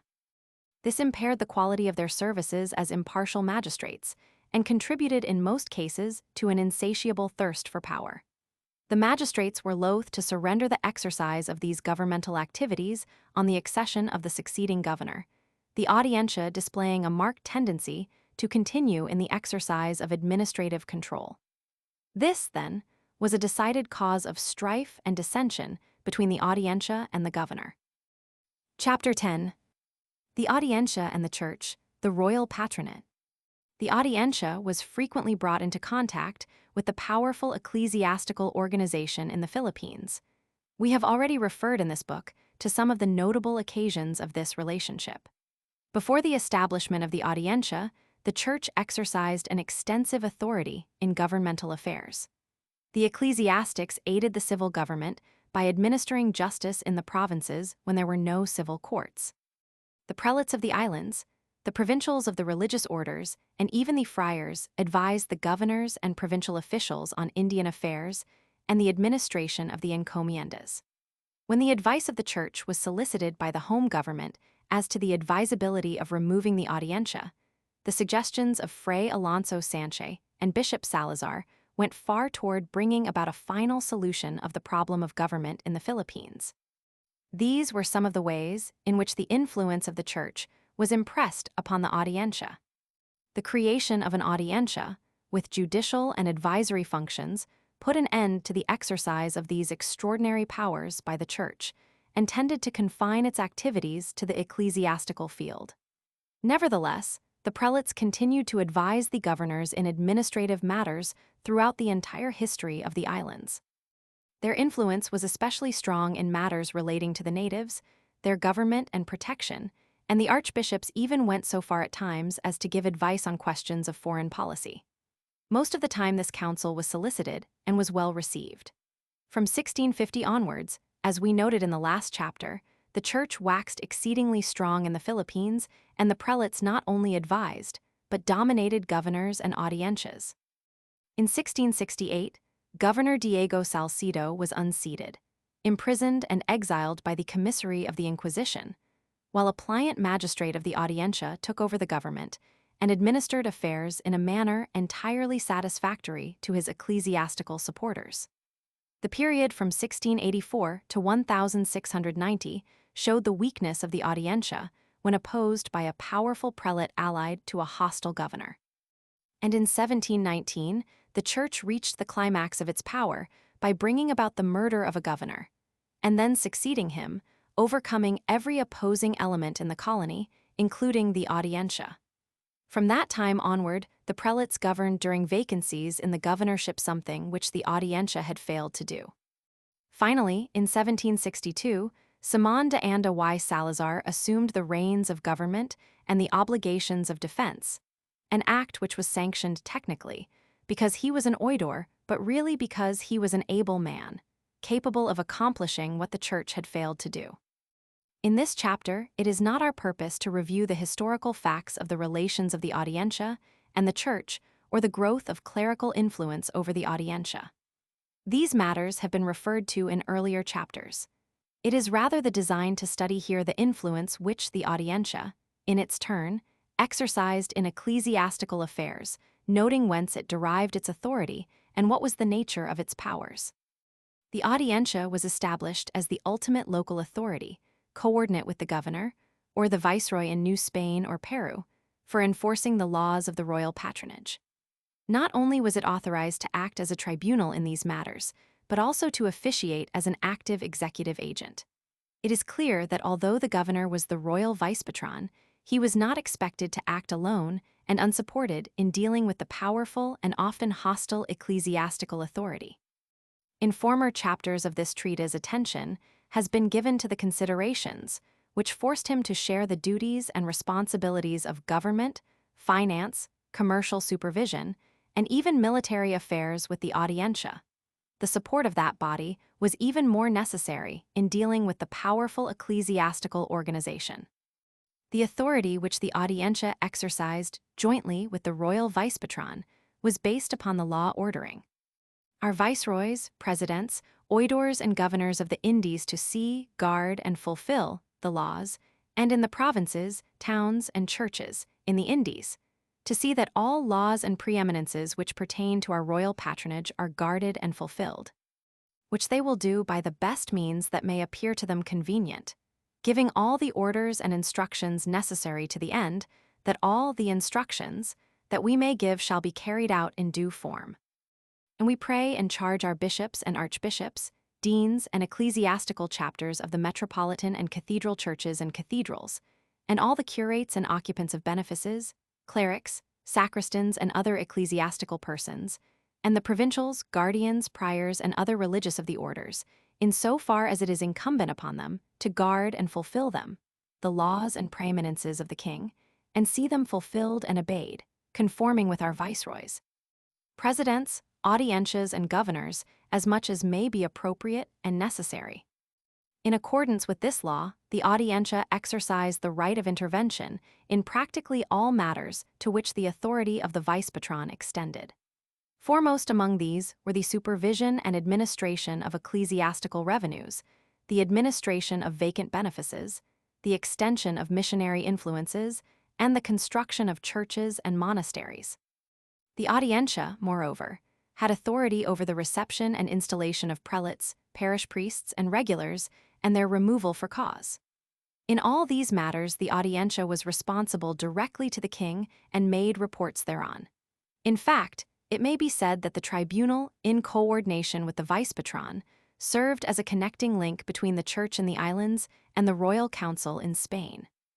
An analysis of the relations between the Audiencia and the church will show that the tribunal exercised two kinds of ecclesiastical powers.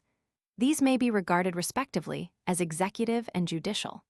Although it was in their union that the Audiencia exercised its most extensive and far-reaching power of ecclesiastical control, it is advisable for several reasons that these powers should be considered as distinct from one another. They will therefore be discussed separately in this treatise. In this chapter, we shall consider only the first of these powers, the one which was most directly concerned with the maintenance of the royal patronage, namely, the authority which the Audiencia exercised coordinately with the governor in the supervision and control of the church in the colony. Although there appears to have been no conflict of authority between the governor and the Audiencia over their mutual relations under the laws of the royal patronage, it is advisable at the outset to settle one difficulty which may present itself in this connection. Many of these powers which the Audiencia exercised were conferred upon the vice-patron exclusively. Indeed, a study of the laws alone would suggest the possibility of a conflict of jurisdiction between the governor and the Audiencia in matters relating to the royal patronage. In actual practice, however, the governor shared the powers of ecclesiastical supervision with the Audiencia, and their relations were harmonious in all matters appertaining thereto. Indeed, there is record of fewer conflicts between the Audiencia and the governor in this field of activity than in any other. It would seem that the intervention of the Audiencia in ecclesiastical matters developed in the same manner, and for the same reason as it came to have authority in matters of government, finance, and military administration. The manifest impossibility of the successful administration of the many affairs of civil and ecclesiastical government by the governor or viceroy in New Spain and Peru made inevitable the division of power, which, though real, was not always formally recognized by the laws. The Audiencia was the only body available with which the governor or viceroy might share these responsibilities. Its judicial character and the talent, training, and administrative ability and experience, wider than that of the governor himself, of its members made it the logical institution to which the executive should naturally turn for advice and assistance. Not only did he require counsel, but the moral and physical support of a tribunal of weight and authority was invaluable in dealing with the united forces of a powerful ecclesiastical hierarchy. This is the best possible explanation of that gradual assumption of authority by the Audiencia which seems to have been so indefinitely, yet freely conceded, and which apparently grew up neither in conflict with the law nor yet entirely in accord with it, but which, now recognized, and now ignored, was never denied or prohibited. The Cedula of October 6, 1578, in explanation of the various forms of address in the expedition of royal cedulas, was designed to make clear the respective jurisdictions of the vice-patron and the Audiencia in ecclesiastical as well as in other governmental affairs. It ordered that, when our royal cedulas refer in particular to the viceroys, they alone shall attend to their fulfillment without other intervention. If they designate the viceroy, or president or Audiencia, they shall all attend to their execution in accordance with the opinion of the greater part of them that are in the Audiencia. And the viceroy or president shall not have more than one vote like the rest that may be present, provided that this do not contravene the superior government which we regularly commit to our viceroys and presidents. While more than a joint authority with the vice-patron cannot be claimed for the Audiencia, and that authority not necessarily co-equal, this cedula established beyond question the royal intention of recognizing the Audiencia as a support and an aid to the governor. This law applied to all the affairs of government, not pertaining any more extensively to the ecclesiastical than to the administrative sphere. But this cedula, together with what actually happened, may be taken as evidence that the Audiencia was meant to have jurisdiction in ecclesiastical affairs when royal cedulas granting or assuming the exercise of such jurisdiction were addressed to it. The right of the officials of the civil government to interfere in questions of patronage was seldom seriously questioned by the churchmen, although there were some notable instances in which religious authorities objected to this exercise of power. Bishop Salazar, in his opposition to the plan of Fray Alonso Sánchez at the court of Madrid, 1593–1595, expressed his disapproval of the interference of the governor and Audiencia in questions of patronage. His opposition is further attested by several of his letters and declarations enunciated previous to that time. He admitted that the civil government, by virtue of the bulls of Alexander Roman VI and Julius Roman II, should act as the defender and champion of the Church, but he opposed any further participation in ecclesiastical affairs by the civil power. Salazar's arguments are worth noting because they were advanced during the formative period of the island's history. It was during his prelacy that the basis of all future relations of church and state was established. The arguments of Bishop Salazar were repeated with little variation by Archbishop Pobalt in his controversy with Governor Salcedo in 1665, and later by Archbishop Pardo in 1686. In considering this question, the calm and impartial judgment of a scholar is eminently preferable to the passionate arguments of a prelate deeply concerned in the outcome of the dispute. Let us turn from the field of original research to a modern Spanish writer on church history and law. Fray Macias Gómez Zamora, writing from the vantage ground of the modern day, characterizes the acts of the government officials of the earlier era as excessive and unjustified by papal bull or ecclesiastical canon. He even goes a step farther when he declares that many royal decrees and cedulas were wrongfully issued, without proper basis. He cites examples to prove his contention, and among these, he points to the foundation of churches and monasteries by civil authorities without the confirmation of the prelate, alleging that such practices were entirely illegal. In like manner, he criticizes the cedulas of October 19, 1756, and of June 24, 1762, which bestowed upon the governor jurisdiction as vice patron, with the right of settling whatever questions might arise. But, he writes, it is clear that the viceroys, the audiencias, and the governors did not have, nor could they have spiritual jurisdiction over the persons or property of the ecclesiastics, because in no case can power which is delegated be greater than he to whom it is delegated. Thus does this distinguished writer attack the foundation of the entire institution, whereby Spain controlled the church in her colonies during a period of 300 years. Notwithstanding the fact that the governor was the civil head of the church in the colony, it would be possible to fill this chapter completely with quotations of laws, which were addressed to the audiencia in recognition of its right of intervention in ecclesiastical matters. The necessity of reserving space for specific cases illustrative of history and practice permits only a scanty summary of the most important of these laws. In practically all these cases, the audiencia participated conjointly with the vice patron. The interposition of the audiencia was authorized in the calling of provincial councils and synods, and the resolutions of these bodies had to be examined by the viceroys, presidents, and oidores to see that they were in accordance with the laws of the royal patronage. The audiencia was empowered to examine all papal bulls and briefs, and to suspend those which had not been properly authorized by the Council of the Indies. Disputes between prelates and arguments of churchmen, based on bulls and briefs, were to be referred by the audiencia to the Council of the Indies. The audiencia was authorized to enforce all properly authorized bulls and briefs, and to exercise care that the ecclesiastical courts were granted their proper jurisdiction in accordance with canon law. The audiencia was authorized to enforce the law which forbade laymen to trade with priests. Punishment in the latter case was not meted out by that tribunal, but the offending churchmen were handed over to the prelates. The audiencia, viceroy, and governors were commanded to exercise supervision over the prelates and provincials, receiving from the latter annual reports on the state, membership, and progress of the religious orders and the work performed by them, which information in turn was forwarded to the Council of the Indies. All possible assistance was to be furnished by the audiencia and governor to missionaries remaining in the Philippines or going to Japan. The governor and audiencia were ordered to supervise closely the work of ecclesiastical visitors in the provinces, exercising special care that the natives were not imposed on or abused. The oidores were prohibited from interference with the internal government of the religious orders.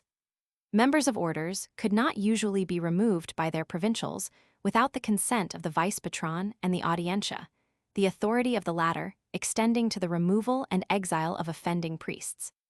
The audiencia was ordered to make every possible effort to preserve harmony among the religious and to adjust all differences arising between the orders or within them. The tribunal was authorized to keep prelates from exceeding their authority in passing judgment on erring priests, especially to see that no punishments were imposed such as would interfere with the prerogatives of the civil government. The following brief summary of laws of the early period, although possibly repeating data already given, shows the extent of the participation of the audiencia in the regulation of ecclesiastical affairs. All ecclesiastics holding office were first to gain the recognition of the viceroy, president, audiencia, or whatever authority might be in charge of the province. A list of the members of each order was to be furnished by their provincial to the governing authority. Any changes subsequently made in the membership of the orders had to be reported in the same way. The names of all religious teachers were to be submitted to the audiencia, governor, or other authority in control, for inspection and approval. The audiencia was instructed to inform itself relative to the efficiency of the clergy and of religious teachers working among the Indians, and to see that those lacking in educational qualifications or in general capacity were not permitted to enter the islands. Notices of removals or of new appointments made among the clergy were to be sent to the governor, audiencia, and to the bishop.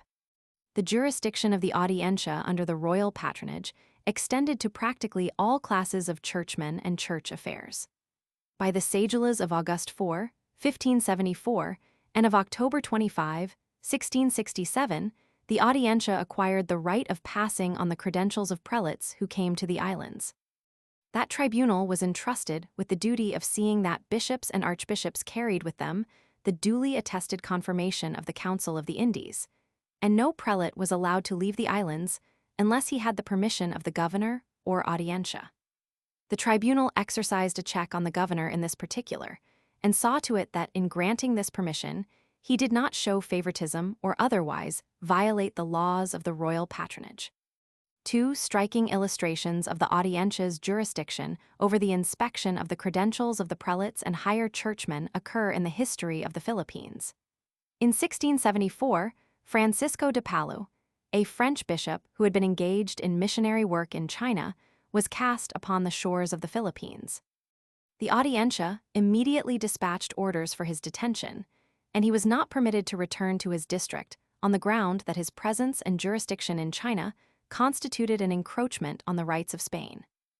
China had been conceded to Spain by Alexander Roman VI, and by virtue of the royal patronage, the right of making ecclesiastical appointments and the exercise of jurisdiction, there were prerogatives belonging to the Spanish crown. A similar case occurred in 1704, when Archbishop Turan, a French delegate destined for China, arrived in Manila. He was received by the governor and Audiencia, as he bore a legally executed commission from the Pope for the visitation of all the churches in the Orient, and for the settlement of all ecclesiastical controversies which had arisen there. The royal acuito considered that the dispatches and credentials which he carried were in accordance with the law. Turan was accordingly permitted to set up an ecclesiastical court. He suspended Archbishop Camacho from his office and freed from prison some of the worst criminals in the islands. He ordered the regulars to submit to diocesan visitation, but they refused to obey him since they had already rejected the efforts of the archbishop to enforce the principle. The Council of the Indies ultimately disapproved of the admission of this foreign ecclesiastic without the authorization of the Spanish government, and as a consequence ordered the removal of the governor and senior oidor, heavily fined the remaining magistrates, and reduced Archbishop Camacho to the position of Bishop of Guadalajara. In its joint capacity as assistant to the vice patron, and as a high court with jurisdiction over ecclesiastical cases, the Audiencia settled disputes between rival claimants to positions of authority in the church, particularly to the position of archbishop. The law which had been in force up to 1619 prescribed that the ecclesiastical chapter should fill the vacancy with a temporary incumbent, but some effort had already been made to have the senior bishop succeed to the post. Bishop Arce of Cebu was opposed to this plan on the ground that each prelate had more than he could do in the proper administration of his own bishopric.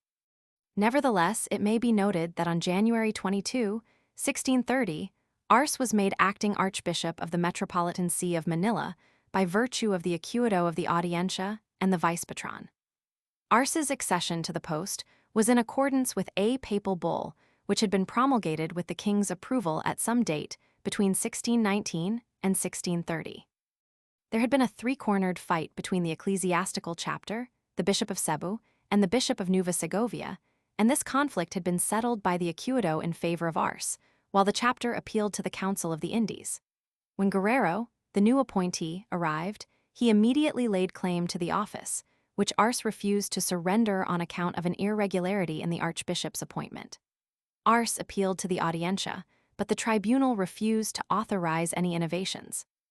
In a statement to the king, dated October 17, 1655, he related that in 1629 the governor and Audiencia had solicited that he come to Manila and take the place vacated through the death of Archbishop Serrano. This would seem to indicate that the Audiencia had acted solely on the basis of its authority derived from the royal patronage, but in settling the dispute among the various ecclesiastical authorities, it also acted judicially. Guerrero's credentials finally came, apparently executed in the proper form, and they were referred to the Audiencia by the governor. The tribunal, when it had satisfied itself that the commission was valid, placed thereon the stamp of its approval and accepted Guerrero as archbishop. Then the latter, in the words of Governor Corcuera, presented himself, in the royal court of justice, the Audiencia, before which he appeared to be presented, he swore upon the Gospels not to interfere with your Majesty's jurisdiction, to respect your royal patronage, and to be always your royal vassal. In other words, he took his oath of office as Archbishop in the Audiencia. The above may be considered as a typical case of the temporary designation of a prelate for the Archbishopric of Manila by the Audiencia. To cite further instances of a similar nature would be unnecessary. The tribunal continued to inspect the credentials of bishops and archbishops before they were admitted to their posts throughout the history of the islands. This practice was followed even during the period from 1660 to 1762, when the Church counted for more as a political institution than either the Audiencia or the governor. The Audiencia exercised intervention in the removal of curates from their parishes. As noted already, these removals were made by the vice-patron upon the recommendation of the prelate concerned. Of course, when the Audiencia was governing ad interim, it made these removals itself. It also intervened when the vice-patron was present on occasions when he requested the support of the tribunal or failed to act himself. The judicial authority of the Audiencia, exercised through its entertainment of appeals from curates who had been removed, will be considered in the next chapter. A great many reasons for removals were purely ecclesiastical, such as questions of the private lives and conduct of priests and friars, and their insubordination and noncompliance with ecclesiastical or monastic rules. With these matters, the Audiencia did not concern itself unless deportation was involved, or the offenses of the priests constituted crimes against the civil government. There is record of many removals from curacies because of infractions of the marriage laws by priests, such, for instance, as uniting heathen Chinese with Christian women, which was a violation of the Pragmatic Law of March 23, 1776. Such cases, and indeed all which had to do with removals from curacies after 1795, were settled by ecclesiastical tribunals with appeal to the papal delegate, without the intervention of the Audiencia. The operation of the removal of regulars for cause was slightly different. Unless the regular was the holder of a parish and subject to episcopal visitation, the prelate had no jurisdiction over him, and neither the governor nor the Audiencia could interfere in the matter, unless such intervention was requested by the provincial. When the deportation of regulars not holding curacies was decreed, the consent of the vice-patron or Audiencia, acting for him, was necessary. This was usually given on the recommendation of the provincial, and the exile accordingly became an act of the civil government. The formal consent of the Council of the Indies was necessary for all deportations of this character, but the complete exercise of this prerogative gradually devolved upon the vice-patron, who notified the Council of the act. The crimes of priests or ecclesiastics against the law and order of the realm were punishable in the same manner and by the same agency as the simpler violations of ordinary subjects. Attention has already been given in another part of this treatise to a case in which the Audiencia, in 1617, tried and punished 6 Augustinian friars who had been convicted of murder. Their guilt was first ascertained by a preliminary investigation within the order, after which they were handed over to the Audiencia. The statement has been made above that the Audiencia was not allowed to interfere in the internal regime of the convents or monasteries. However, when the provincials of the orders were unable to keep the friars in subordination, they frequently called upon the civil government for support and assistance. This was done in 1715 when the Castilian Recollects rebelled against their provincial, incorporated themselves into a separate chapter, and entrenched themselves in the convent at Bagumbayan, outside the Manila wall.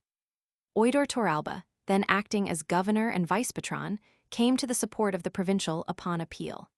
He cannonaded the recalcitrants, arresting and imprisoning them on their surrender, and finally banished their leaders.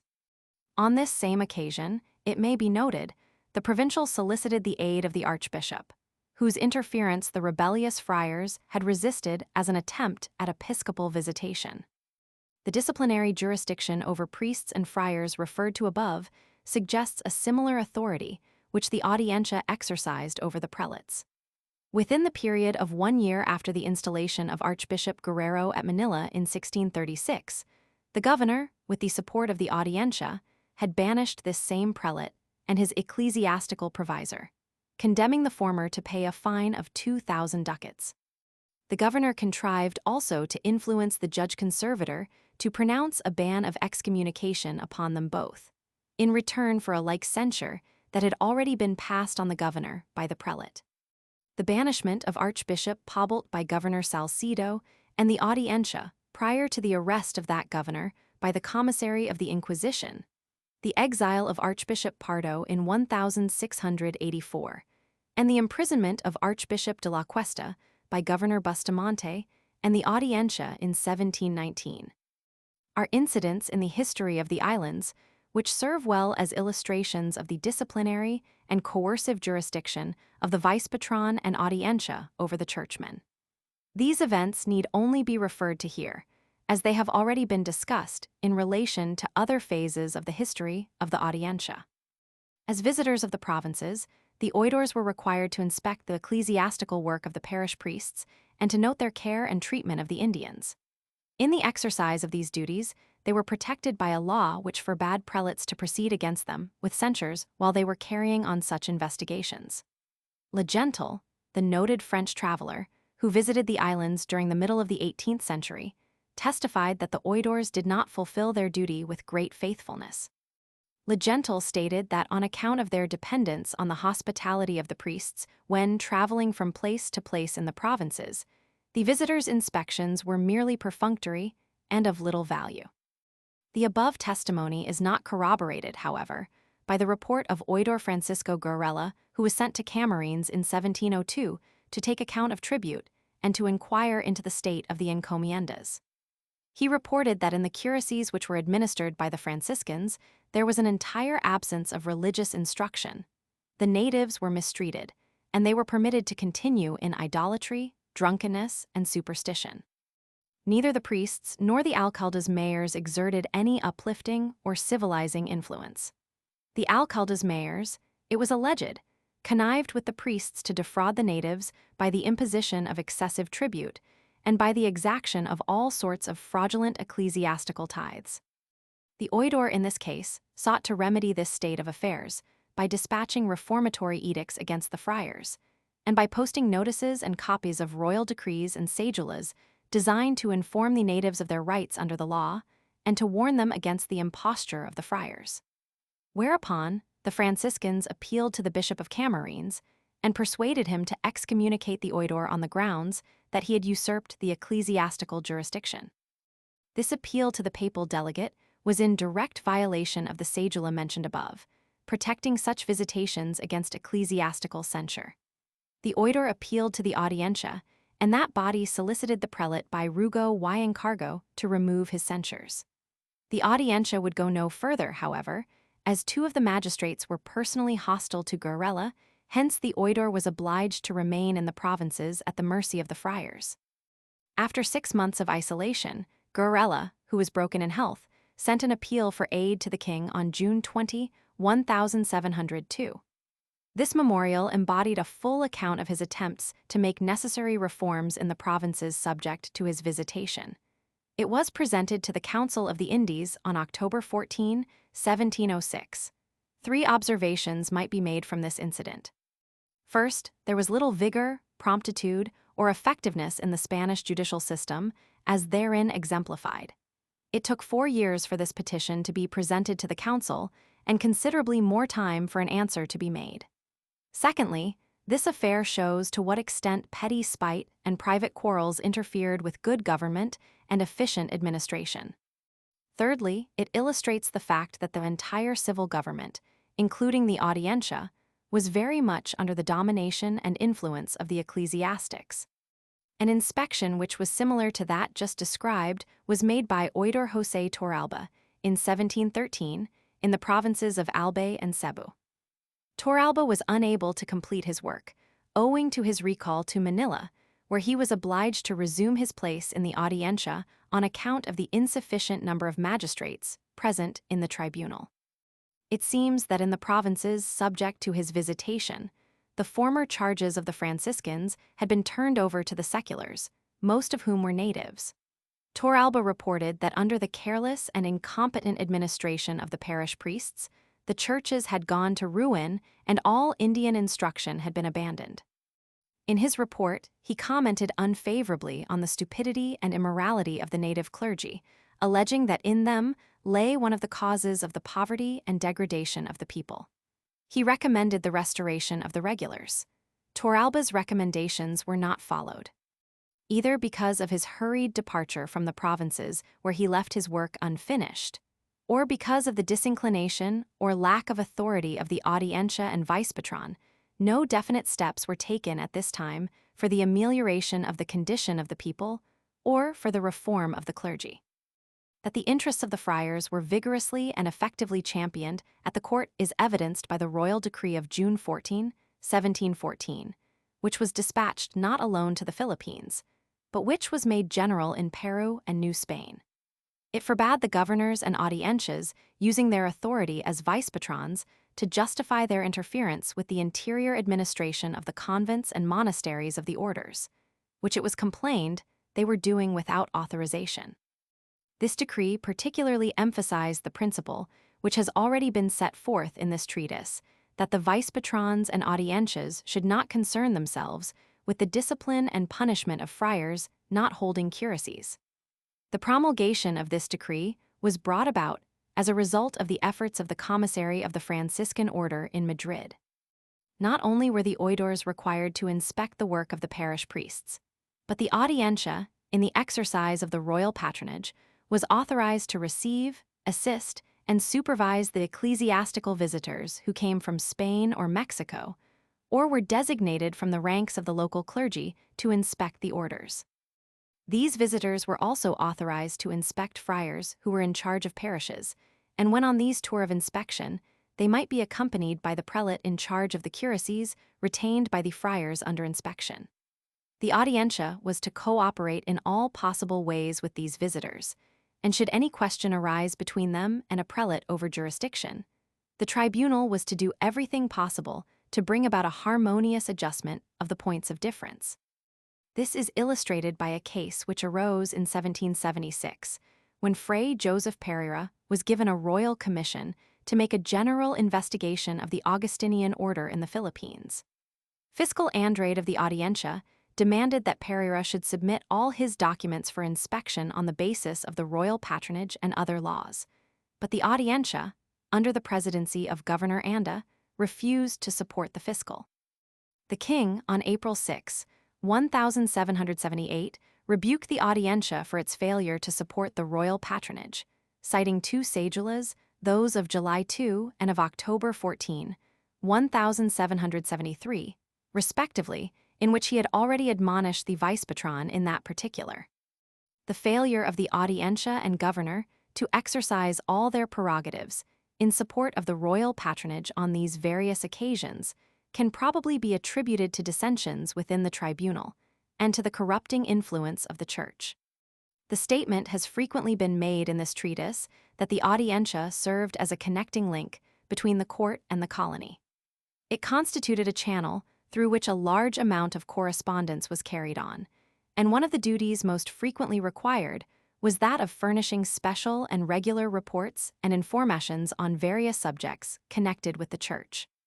Notwithstanding the vast number of ecclesiastics present in the colony, who could and did make special and regular reports, and were indeed required to make them, the Audiencia was frequently called upon to render reports on precisely the same subjects as those covered by the churchmen. In this way, points of view other than the ecclesiastical were obtained. Thus, the advice of magistrates, lawyers, and men in active touch with the government served to temper ecclesiastical opinion in the same way that the advice of prelates exercised an influence on matters purely governmental. Taking into consideration their position in the colony, the oidores were better qualified to obtain and impart information concerning the church than most authorities. To indicate the vast field of special subjects in which the oidores were required to report, various instances may be mentioned. On July 1, 1598, the king desired information concerning the alleged need of a greater amount of space on the galleon for the support of the bishopric of Nueva Segovia.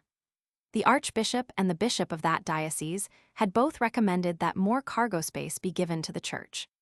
The The king desired to know whether, in the opinion of the oidores, the privilege of shipping 200 tons would be sufficient for the needs of the bishopric in question. Again, on December 7, 1610, the Audiencia was called upon to forward to the Council of the Indies evidence bearing upon a dispute between the natives of Quiapo and the Jesuits over lands claimed by the latter society.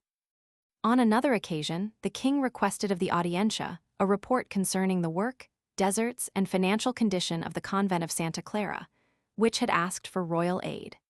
Frequently, the Audiencia was called upon to take a census of the number of priests, secular and regular, in the islands, and to report on the size of each order, the number of friars holding secular curacies in each, and the number of missionaries. It came to be its regular duty to furnish these reports at stated intervals, and when, for some reason, it failed to render them, a royal reprimand was forthcoming. A yearly report was also made on the number of friars entering the islands, how many had gone to China, the number of souls ministered to by each order, how large was each province, and how many people there were in each curacy. It is interesting to know that the churchmen were also held responsible for this information, and that reports on these same subjects were required of the prelates and provincials. It is evident that the report of the Audiencia was utilized as a check to prevent misrepresentation on the part of the friars, especially since it was always the object of each order to prove that it was overworked and in urgent need of more members. As friars were sent to the islands at the royal expense, and as they were supported after their arrival by the royal treasury, the exercise of economy was always desirable. On the other hand, it was to the interest of an order to make its requirements and accomplishments appear as great as possible.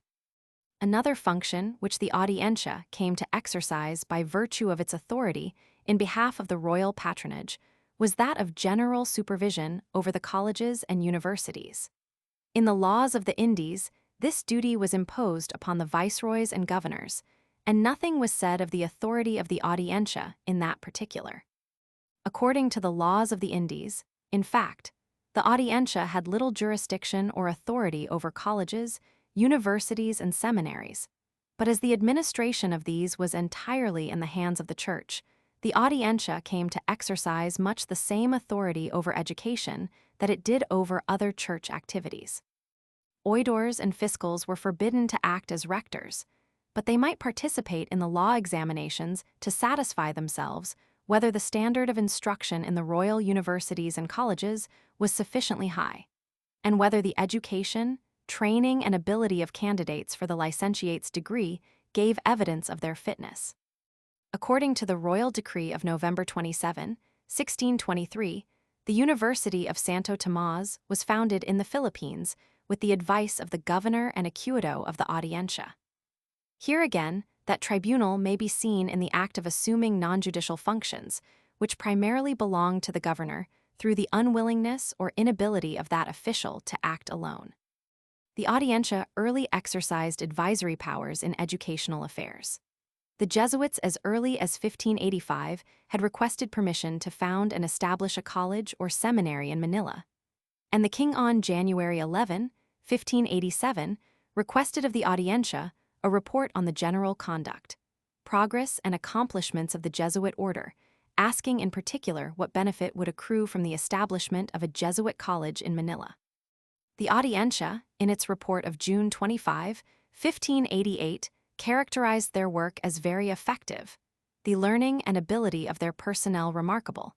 But in the opinion of the oidores, there was scarcely any need of a college in Manila at that time, and there were no means of supporting one.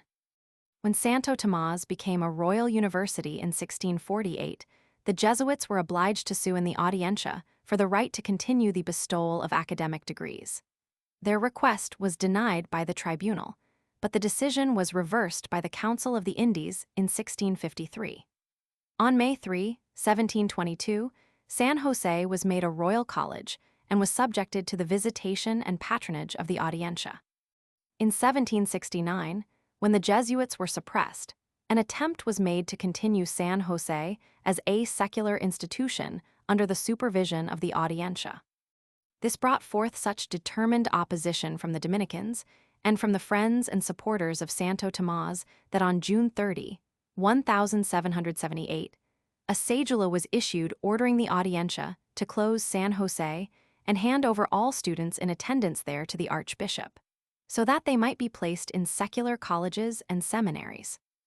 This was done, and the Audiencia rendered to the Council of the Indies a report on the administration of the finances pertaining to the transaction.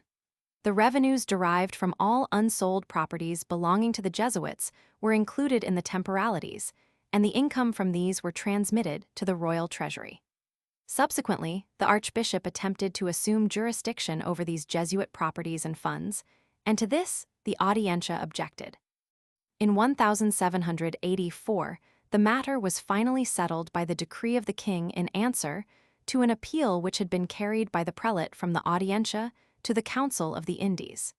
He sustained the Audiencia and forbade the prelate from interfering with these temporalities. The Dominicans were more successful in the maintenance of an educational institution. On the occasion of the extension of the charter of the University of Santo Tomás on May 17, 1680, the king ordered my president and the auditors of my Audiencia of that city, and request and charge the archbishop of the city, the bishops of the said islands, the ecclesiastical and secular cabildos, the superiors of the orders, and any other of my judges and justices, to acknowledge the University of Santo Tomás as a beneficiary of the royal patronage. Its title was formally extended on June 21, 1681, by Act of the Audiencia.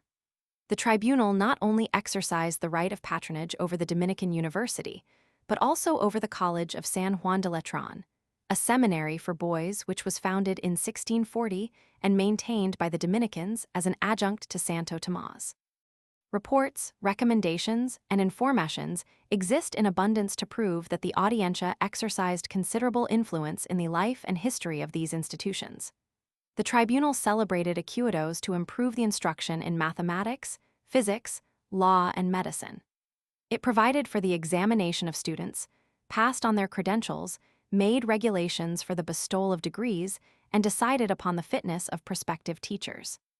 It supervised the records of these institutions, audited their finances, and sent reports to the king and council concerning the work of the universities and colleges. In its jurisdiction and authority over these educational institutions, the Audiencia served in behalf of the sovereign as his royal tribunal.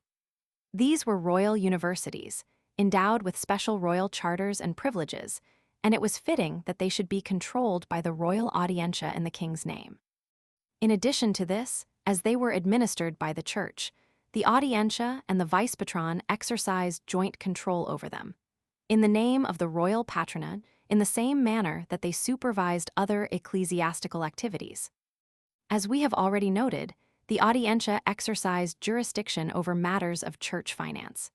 The most notable examples of its control may be seen in the administration of tithes, the funds of temporalities, obras pias, funds of the crusade, and espolios of the prelates.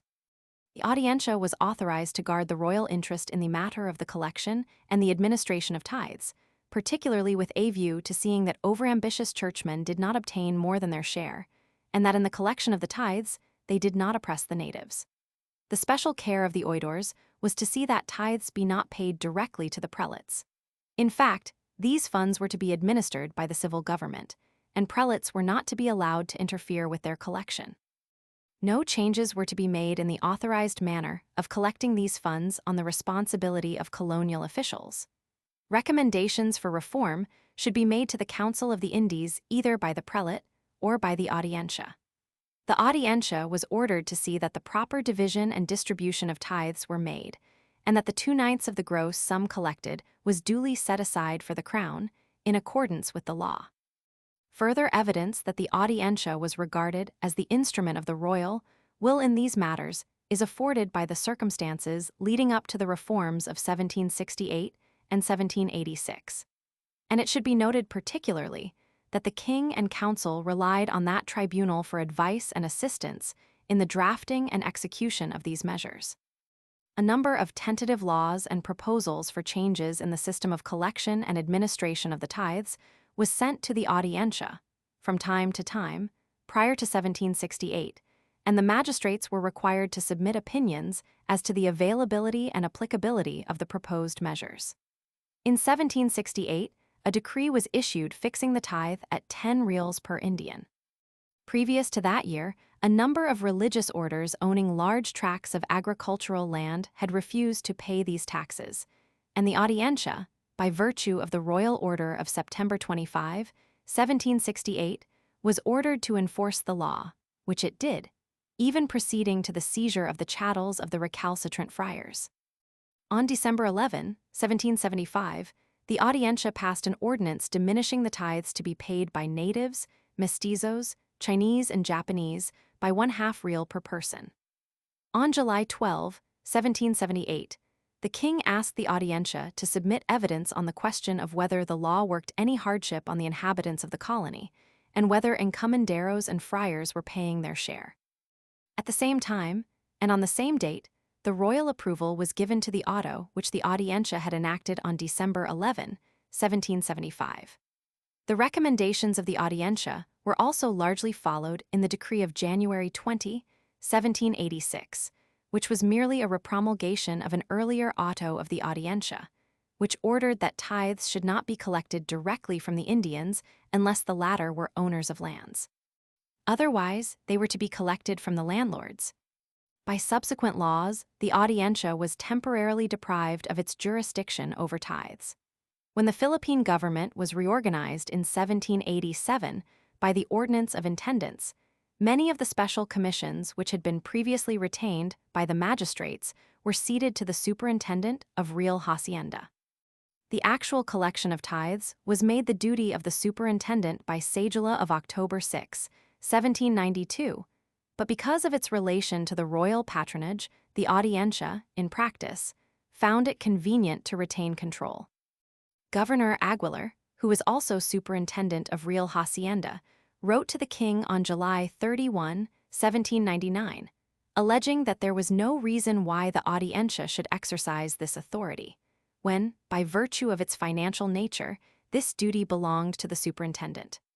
He stated that the Audiencia had been given this jurisdiction when there had been no other authority for the collection of tithes, but that as it was not a controversial matter, there was no reason for the continuance of this condition.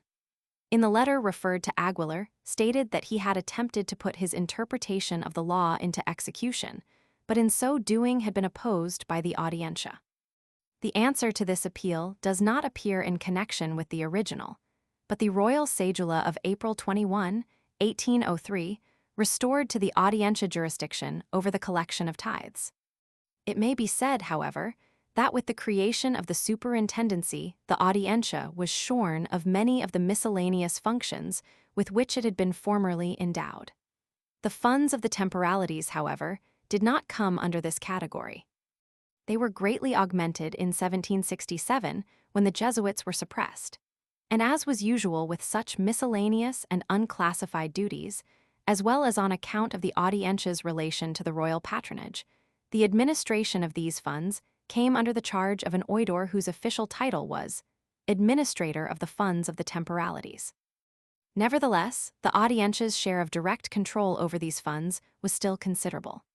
On January 23, 1803, a cedula was issued ordering that the money of the temporalities and obras payas should be put at the disposal of the acuito of the Audiencia. A report was submitted to that tribunal by Superintendent Aguilar on July 20, 1804, in accordance with this cedula. The report of Aguilar showed a balance on hand of 151,625 pesos waiting to be sent to Spain by the first transportation. In 1809, the jurisdiction of these funds was completely restored to the Audiencia, with the provision that the oidors who acted as their administrators should receive a 3% commission. As the funds were constantly drawn upon, and there were no further confiscations of property of this sort, they can be accounted as of little importance, yielding practically no revenue from that date. Owing to the continual appeals of the government for money with which to defray the expenses of putting down the various insurrections from 1808 to 1814, and subsequently, the funds of the temporalities, like every other peso that came into the treasuries of the colonies, were sent to Spain as rapidly as they were collected. The Audiencia also audited the accounts of the obras payas, though its jurisdiction over these funds was often opposed. The chief foundations of the Obras Pias in Manila were the Santa Misericordia and San Juan de Dios.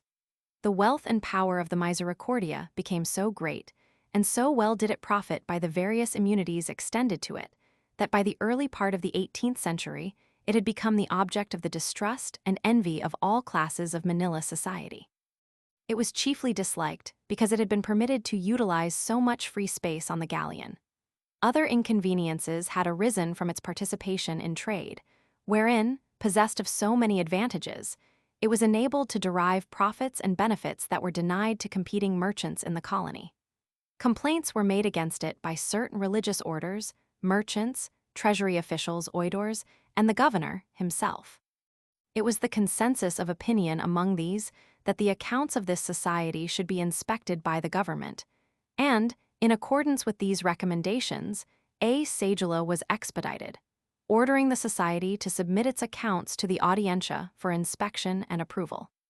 The suspicions of the general public were confirmed, and the popular distrust increased when the inspection of Oidor Calderon revealed that the finances of the society had been carelessly kept, and that the books contained numerous discrepancies.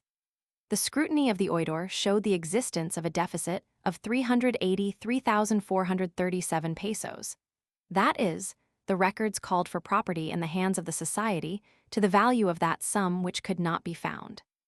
The Misericordia, in a series of protests, accounted for the discrepancies by alleging that the Audiencia had declared many of its debtors bankrupt. Relief from the inspection was requested on the grounds that the local feeling and the prejudice of the oidors would cause them to be unfair to the society. It pleaded that the inspection should be made by the chief accountant of the Council of the Indies, Contador de Cuentas, once in 5 years. In this request, it was supported by the recommendation of this official.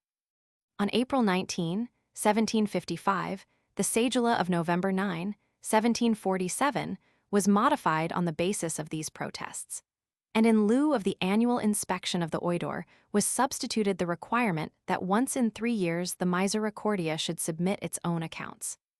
This brought forth a storm of protest from the residents of Manila, headed by Governor Arandia, who went to some length to describe the abuses which had arisen in the past from the unrestricted liberty which the Misericordia had enjoyed. He accused the society of dishonest political practices, interference with the government, bribery, and corruption. He said that behind its commercial operations there existed a veiled scheme by which the church was seeking to monopolize the trade of the islands. The opposition of the governor and residents bore fruit to the extent that a compromise was made in the royal cedula of February 21, 1759, which restored the practice of having oidors inspect the accounts of the Misericordia, though the examination was to be held only once in 5 years. This, of course, was sufficiently lenient to defeat the entire scheme. Oidors were forbidden to interfere with the property of the society at any other time and in any other manner. The Misericordia maintained a stubborn and vigorous resistance to the principle of visitation by the Audiencia, but as far as may be judged by the data at hand, the law was not changed again, and the Audiencia continued to exercise supervision. That the Audiencia was prone to overstep its authority in the matter of these inspections is shown by an incident which occurred in 1777. In the regular quinquennial inspection of the records of the Misericordia, a number of abuses were uncovered. The funds were found to have been carelessly administered, and the books inaccurately kept, owing to the negligence, incapacity, and corruption of the members to whom the funds had been entrusted. Governor Serio, as vice patron, appointed Oidor Calderon as receiver and administrator of the funds, with the charge that the oidor should suspend all payments until the accounts were straightened out. The Misericordia protested, and on April 25, 1778, the king ordered the governor and Audiencia to desist from further interference with the funds of the society, the royal disapproval being based on the cedula of February 21, 1759, which, while authorizing the inspection of the books of the society, forbade any minister to interfere with or interrupt said house in the administration or distribution of its funds. The cedula of February 21, 1759, was reaffirmed on repeated occasions when the Misericordia refused to submit its books to the Audiencia. The last law touching upon this particular question was promulgated on August 2, 1787, when it was decreed that the accounts, books, records, and work of the Misericordia and its officials should be subject to the inspection of the Audiencia. Not only was the opposition of the Misericordia a source of dispute between that society and the Audiencia, but the matter of financial inspection caused disputes between the Audiencia and other officials and departments of the government. The reforms of 1787 made trouble between the superintendent and the Audiencia. Since this was a financial matter, the former claimed the right of auditing these accounts, which the Audiencia refused to concede for the reason that it had always had supervision over these funds, when the right was exercised by any secular authority.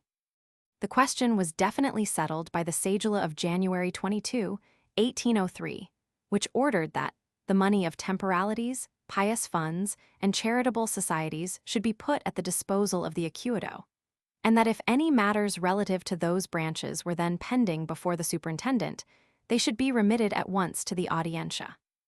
This was accordingly done by Governor and Superintendent Aguilar, and after that time the jurisdiction of the Audiencia was no longer questioned. Shortly after the establishment of the Consulado of Manila in 1769, a bitter dispute arose between that body and the Audiencia for jurisdiction over cases involving the commerce of the Misericordia.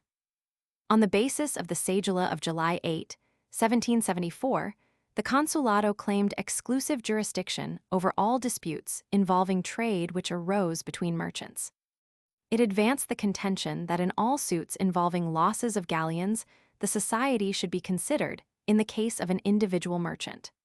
The Audiencia, basing its claims on the royal patronage, declared the Consulado to have exceeded its powers in assuming the jurisdiction described above and fined several of its members. The Consulado appealed the case, and in reply the king promulgated a cedula on June 7, 1775, declaring that neither to the Audiencia nor to the Consulado belonged the jurisdiction over such cases, but that they should be tried in first instance by the Council of the Indies. The reasons assigned for this decision were that the Consulado could not try such cases because merchants constituted its membership, and because the fiscal and two oidores also belonged to its tribunal. Neither the Audiencia nor the Consulado, accordingly, could impartially try commercial suits between merchants and the Misericordia. Accordingly, thereafter, all evidence should be submitted to the council for special action. The Audiencia and the governor had supervision over espolios and vacant benefices.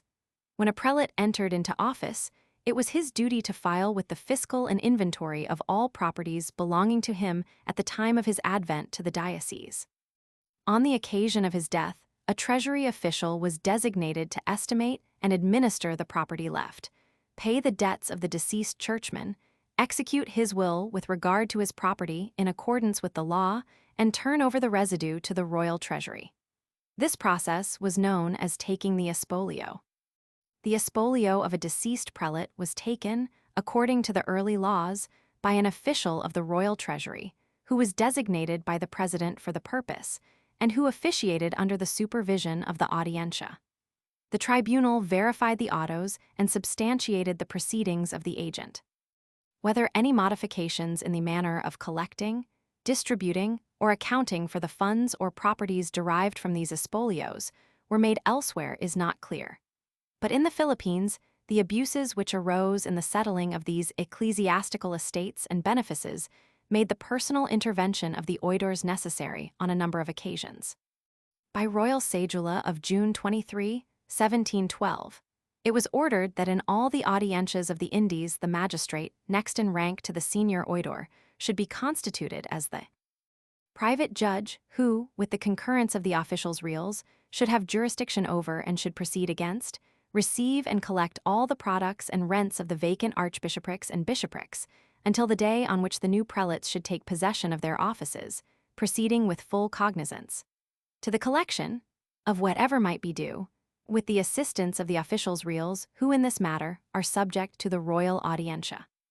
By this same law, the Audiencias, viceroys, presidents, and tribunals were forbidden to interfere with this judge in the execution of his duties, or to impede the execution or the law in any manner whatsoever. The estates of prelates were thus placed on a basis similar to that occupied by the properties of civilians, which, we have noted, were administered by a special magistrate of the Audiencia. This cedula also provided that all money left as a residue, after the debts of the prelates were paid, should be sent to the king for distribution. In view of the above-mentioned law, the practice followed in 1715, on the death of Bishop Gorospe of Nueva Segovia, seems to have been a direct violation of the royal command, and somewhat different from the usual method of settling the estates of prelates. As soon as Gorospe died at Magaldon, Pangasinan, the alcalde mayor of the province sent immediate notification to the governor and Audiencia. The tribunal, in acuito, on the motion of the fiscal, authorized the alcalde mayor and the treasury officials to take the espolio of that prelate, which order was duly complied with. The Audiencia also dispatched a formal notification to Archbishop de la Cuesta and the Metropolitan Chapter, designating the former as the ecclesiastical governor of the bishopric. The significant feature of this espolio is that it was taken by an official as inferior in rank as an alcalde mayor through the express authorization of the Audiencia, instead of being conducted by the second magistrate of the Audiencia as the law directed. It is possible that the arrival of the cedula of June 24, 1712, had been delayed, or that this may have been a case, so frequent in the Spanish colonies, of compliance without obedience. Certain it is that the conditions of life and travel in the provinces were of such a character that an oidor would have found it more comfortable to remain in the capital and delegate the disagreeable duties of the espolio in a far distant province to the resident alcalde mayor. Attention has already been called to various complaints made by governors and others against the disinclination of the magistrates to submit to the inconveniences of provincial inspections. Again, it is very probable that the time and attention of the magistrate, whose duty it should have been to take this espolio, were occupied with more important judicial duties. The citation or further multiplication of data relative to espolios would be monotonous and unprofitable. Sufficient has been said already to show the extensive participation of the Audiencia in the administration and settlement of the estates of prelates and the assignment and care of vacant benefices. It may be noted, however, that the Audiencia suffered little if any diminution of its authority over the espolio through the Ordinance of Intendants. That code deprived the officials reals and oidors of the duty, formerly incumbent on them, of taking espolios and conferred it upon the intendants and corregidor intendants of provinces. However, it was still required that the papers relative to the proceedings should be submitted afterward to the Audiencia for legalization and approval. Appeals and cases of litigation arising from them were to be settled in the Audiencia. This decree made little difference in the procedure in the Philippines, as the corregidor intendants were never instituted there, and the oidors continued in the settlement of these matters, subject to the designation of the superintendent, who, it will be remembered, was also governor and president of the Audiencia. The tribunal passed, as always, on all acts of espolio and herd cases affecting them on appeal. In this manner, the properties of the prelates were administered in a conservative and legal manner, and the interests of the crown were safeguarded. The Audiencia exercised joint authority with the vice-patron over questions relating to the construction of churches and the conservation of ecclesiastical property. No monastery, convent, college, hospital, or other religious institution could be founded without the consent of the king, and this permission was obtained through the viceroy, governor, or Audiencia upon the recommendation of the prelate of the diocese. The laws of the Indies conceded that matters which did not admit of delay could be settled by the president and Audiencia.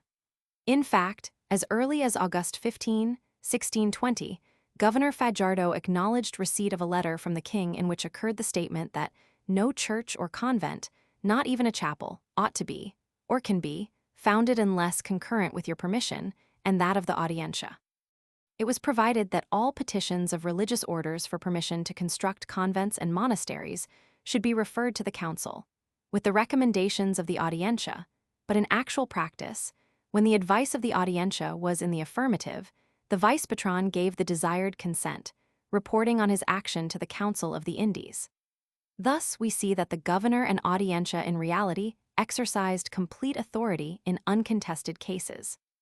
A large number of communications written to the Audiencia by the royal authorities exist, illustrating the nature and extent of the influence of the Audiencia in these matters. In 1604, the king learned that the Augustinians of Cavite had founded a convent with no other authority than that of the governor. This was contrary to the laws of the royal patronage, and the Audiencia was ordered to correct the abuse, and to see that the royal orders were obeyed in the future. On another occasion, the Audiencia was ordered to correct certain abuses of the Jesuits, who had dispossessed the natives of their lands and had built various structures thereon. The lands were ordered to be returned to their rightful owners and the buildings destroyed. The ambitions of the friars to construct monasteries, convents, and hospitals, and otherwise to manifest their powers and add to their increasing strength had to be checked frequently. The Audiencia was called upon to do this throughout the history of the islands. Possibly the best illustration of the authority of the Audiencia in these matters may be noted in the part which it played in restraining the Augustinians from the further extension of their influence during the period, from 1763 to 1778. The entire matter was summarized in the Consulta of the Council of the Indies dated December 10, 1777, and the Sagula of April 6, 1778, with unfavorable results for the Augustinians. On November 17, 1770, the provincial of this order applied for permission to construct a convent in Cavite and solicited an appropriation of 4,000 pesos for this purpose. It was suggested that the money should be supplied either by the income from vacant benefices or from the profits of the sale of betel to the natives. The provincial laid special claim to royal aid on the extraordinary justification that the convent of his order at Amuse, Cavite, had been bombarded and destroyed by the British in 1763. On August 16, 1772, the Council of the Indies referred the matter to the Audiencia of Manila and the tribunal. After an exhaustive investigation of the subject, recommended noncompliance with the provincial's request. In its report, the Audiencia reviewed the former attempts of this order to extend its power and influence. On December 2, 1765, it had tried to obtain permission to construct a convent at Nagtajon, which the Audiencia and Fiscal Viana frustrated. The Augustinians tried again on February 20, 1766, asking for permission to build at Bagumbayan. This plan the Audiencia was also able to defeat. On August 16, 1772, this same order, impatient at the delay of the council in answering its petition of November 17, 1770, and still persistent, solicited permission from the governor alone, not alluding to the fact that a petition of this sort was at that time pending before the Council of the Indies. This request was considered in the acuito with unfavorable consequences for the Augustinians. The report of the Audiencia was forwarded to the court, and was there reviewed by Francisco Lindro de Viana, formerly fiscal of the Audiencia of Manila, and at that time, a member of the council. Viana recommended that not only should the desired permission be refused, but a rigid investigation of the legitimacy of titles to properties held by the Augustinians should be made. He regarded as especially reprehensible the deliberate effort on the part of the provincial to obtain this permission from the governor in view of the unfavorable attitude of the Council of the Indies, and of the laws ordering that licenses for the construction of convents should be given only by the Council of the Indies, after consultation with the prelate of the ecclesiastical district, and with the Audiencia, governor, or viceroy. In this way, due very largely to the influence of the Audiencia, the efforts of this order to extend its authority were checkmated. This may be considered as a typical case of the intervention of the Audiencia in behalf of the royal patronage. It will be noted in another connection that the Audiencia was called upon, from 1680 to 1720, partly as a tribunal of justice and partly as an agent of the royal patron, to investigate the titles of the lands of the friars, and, by this proceeding, the tribunal deprived the orders of much of the property which they had usurped. It may also be noted that an oidor regularly inspected the royal hospital at Manila, and when prelates and curates were transferred from one district or parish to another, property left by them was inventoried and taken under the direction of the Audiencia. These measures were designed to ensure the security and conservation of royal property. In summary, it may be said that the Audiencia possessed joint authority with, but not equal to the vice patron in the regulation and supervision of religious affairs. As a tribunal, and as an agent of the civil government, the Audiencia supported and assisted the vice patron. At times, indeed, it acted in his stead. We have seen that the Audiencia labored in the interests of the royal authority when it passed on the acts of provincial synods and councils, and it inspected bulls and briefs before they were allowed to become operative in the colony. It sought always to bring about a peaceful settlement of disputes between prelates, curates, and religious orders. Acting in the interests of the civil government, the oidores made inspections in the provinces, noting the work of the friars and parish priests in their particular fields, giving special attention to the treatment afforded to the Indians by their ecclesiastical protectors. The tribunal acted as the patron of the royal colleges and universities. It regulated the administration of ecclesiastical finances, devoting a special attention to tithes, obras pias, and espolios. And finally, as we have just noted, it was endowed with considerable authority in determining the advisability of authorizing the construction of churches, monasteries, and convents, or of permitting the orders to extend their influence in various parts of the colony. The intervention of the Audiencia in these matters was recognized by the court at Madrid and by the ecclesiastics of the Philippines. Chapter 11. The Audiencia and the Church, the ecclesiastical jurisdiction. In the same manner that the Audiencia performed the functions of a civil court, so did it exercise jurisdiction as a superior tribunal or court of appeal over prelates, church tribunals, and ecclesiastical judges. It will be our purpose in this chapter to determine the relations of the Audiencia with the various ecclesiastical tribunals, and to direct attention to the occasions on which it acted as a court, either with original or appellate jurisdiction in ecclesiastical cases. In this particular phase of the investigation, an effort will be made to distinguish between the ecclesiastical jurisdiction of the Audiencia and its acts relative to the royal patronage. Not only may this distinction be made for conveniences of discussion, but it will be readily seen that the character of the powers and jurisdiction exercised was widely different. When acting as a tribunal of appeal over prelates, provincials, and ecclesiastical courts, the chief concern of the Audiencia was the administration of justice. When acting in defense of the royal patronage, as noted in the preceding chapter, its authority was primarily executive and administrative, designed always to safeguard the interests of the civil government. It is, of course, true that all the power exercised by the civil government over the church proceeded from authority invested in the former by the laws of the royal patronage. Nevertheless, it must be observed that there were times when the Audiencia exercised the function of an impartial, disinterested court, with no aim or object other than that of maintaining simple justice.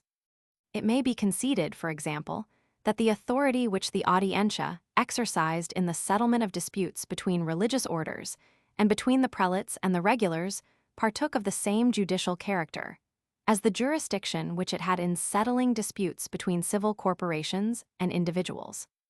The intervention of the Audiencia for the protection of the Indians from the abuses of the churchmen, its entertainment of the recurso diffusa, and its function as a court of appeals for the protection of the natives against ecclesiastical tribunals may be said to have constituted acts in defense of the royal interests, as well as in securing the ends of common justice. In restraining church authorities from the intemperate use of the interdict, or from a too liberal extension of the right of asylum, the Audiencia was not seeking the ends of justice, though judicial proceedings were instituted, so much as it was defending the royal prerogative and protecting the officials of the civil government. This may also be said of its efforts to prevent the abuse of power by the commissary of the Inquisition. In these last-mentioned activities, therefore, the Audiencia may be said to have acted in defense of the royal patronage, though in all these cases its method of procedure was that of a court of justice. The Church in the Spanish Colonies had its own judicial tribunals for the trial and settlement of cases arising within it, which did not concern the civil government. The division of authority between the civil and ecclesiastical courts and the respective jurisdictions of each are described by Professor Moses, who writes, "The courts of the civil government, and not the ecclesiastical authorities considered. All questions involving the limits of bishoprics, the rights and prerogatives of the holders of benefices, controversies between ecclesiastical councils and their bishops and archbishops concerning the administration of the church, all disputes between parish priests and their parishes, in a word, all cases that in any manner touched the royal patronage.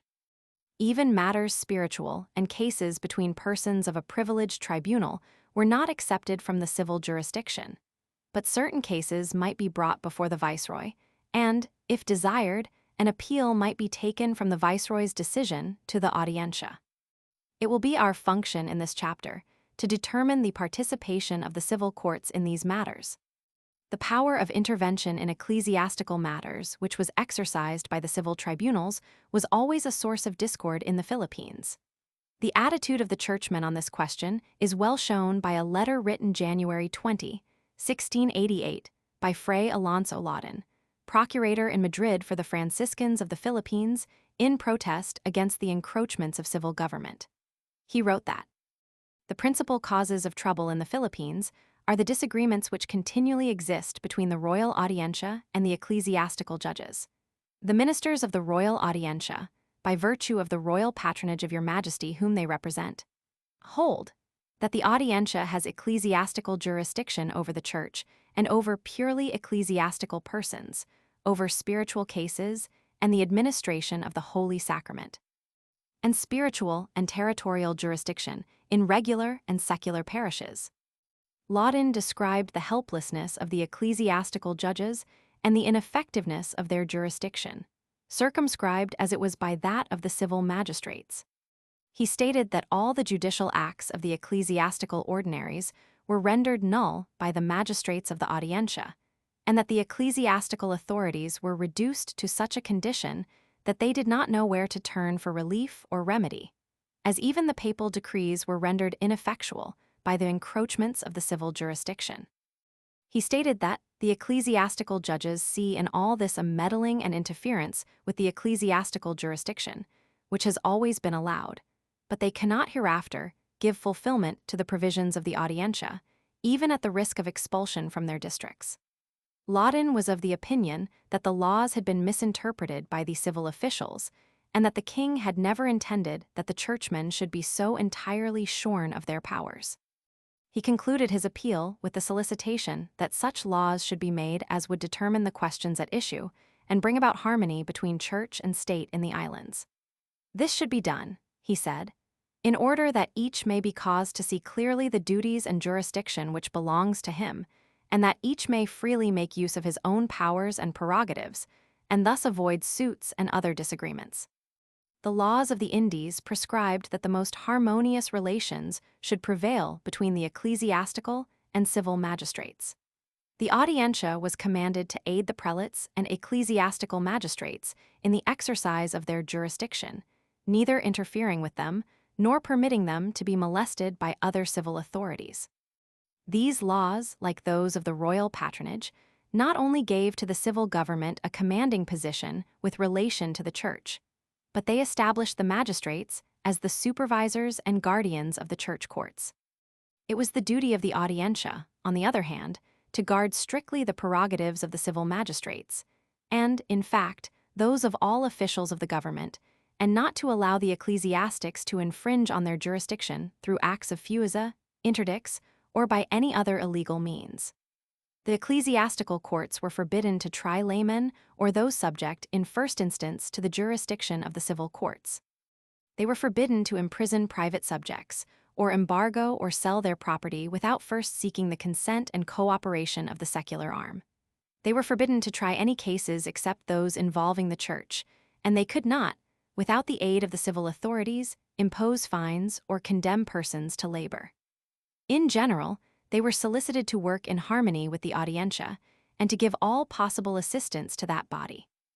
Wherein doubt existed, or where there was reason to believe that an action might constitute an interference with the civil prerogative, the ecclesiastical judges were ordered to ask the advice of the secular authorities.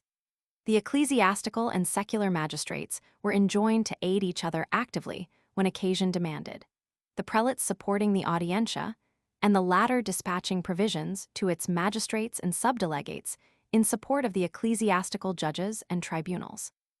the laws cited above did not become effective suddenly, but were evolved through a long period of dissension and dispute between the ecclesiastical and the civil authorities. Before the Audiencia was established in the islands, the parish priests, friars, and ecclesiastical ordinaries in many cases exercised the duties of local judges in both the spiritual and temporal spheres. There can be no question but that the Church rendered very efficient service in this particular, especially under the leadership of Bishop Salazar. The surrender of their prerogatives by the ecclesiastics was gradually though reluctantly made as the civil courts became more firmly established in the islands. At first, the entire clergy, with few exceptions, from the bishop to the most isolated parish priest, opposed the change and regarded the assumption of their former powers by the civil authorities as unauthorized usurpation. It was with great difficulty that the churchmen were able to adjust themselves to the new conditions. They were required frequently to aid the civil authorities in the apprehension of criminals and in the obtaining of testimony, thus cooperating generally in the administration of justice. A noteworthy conflict arose when the Audiencia summoned Bishop Salazar before it to testify as an ordinary witness and to explain his own actions on various occasions in retarding the work of the civil courts. These summonses he regarded as detracting from his ecclesiastical immunity. Subsequently, the Audiencia was admonished that on no occasion should churchmen be called to act as witnesses.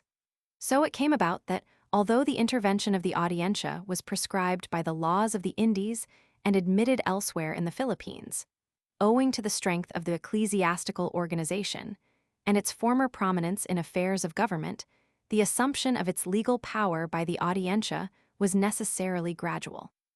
Nevertheless, the tribunal ultimately attained extensive authority in ecclesiastical affairs, an analysis of which will now be made. The Audiencia exercised jurisdiction as a high court of appeal over suits to which the religious orders were parties. Most of these cases originated in misunderstandings or contentions over jurisdiction titles to land and over the claims relating to occupation of provinces under the royal patronage, which the various orders advanced. Most frequent of all were the suits between the orders, as to jurisdiction over provinces.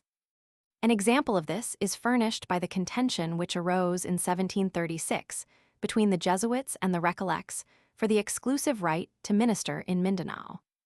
Another case of a similar nature was the adjudication of a dispute between the Recollects and the Dominicans for spiritual jurisdiction in the province of Zambales, as a result of which the Recollects were finally ordered to confine their missionary activities to Mindoro. Another case was the dispute between the Franciscans and the observant friars.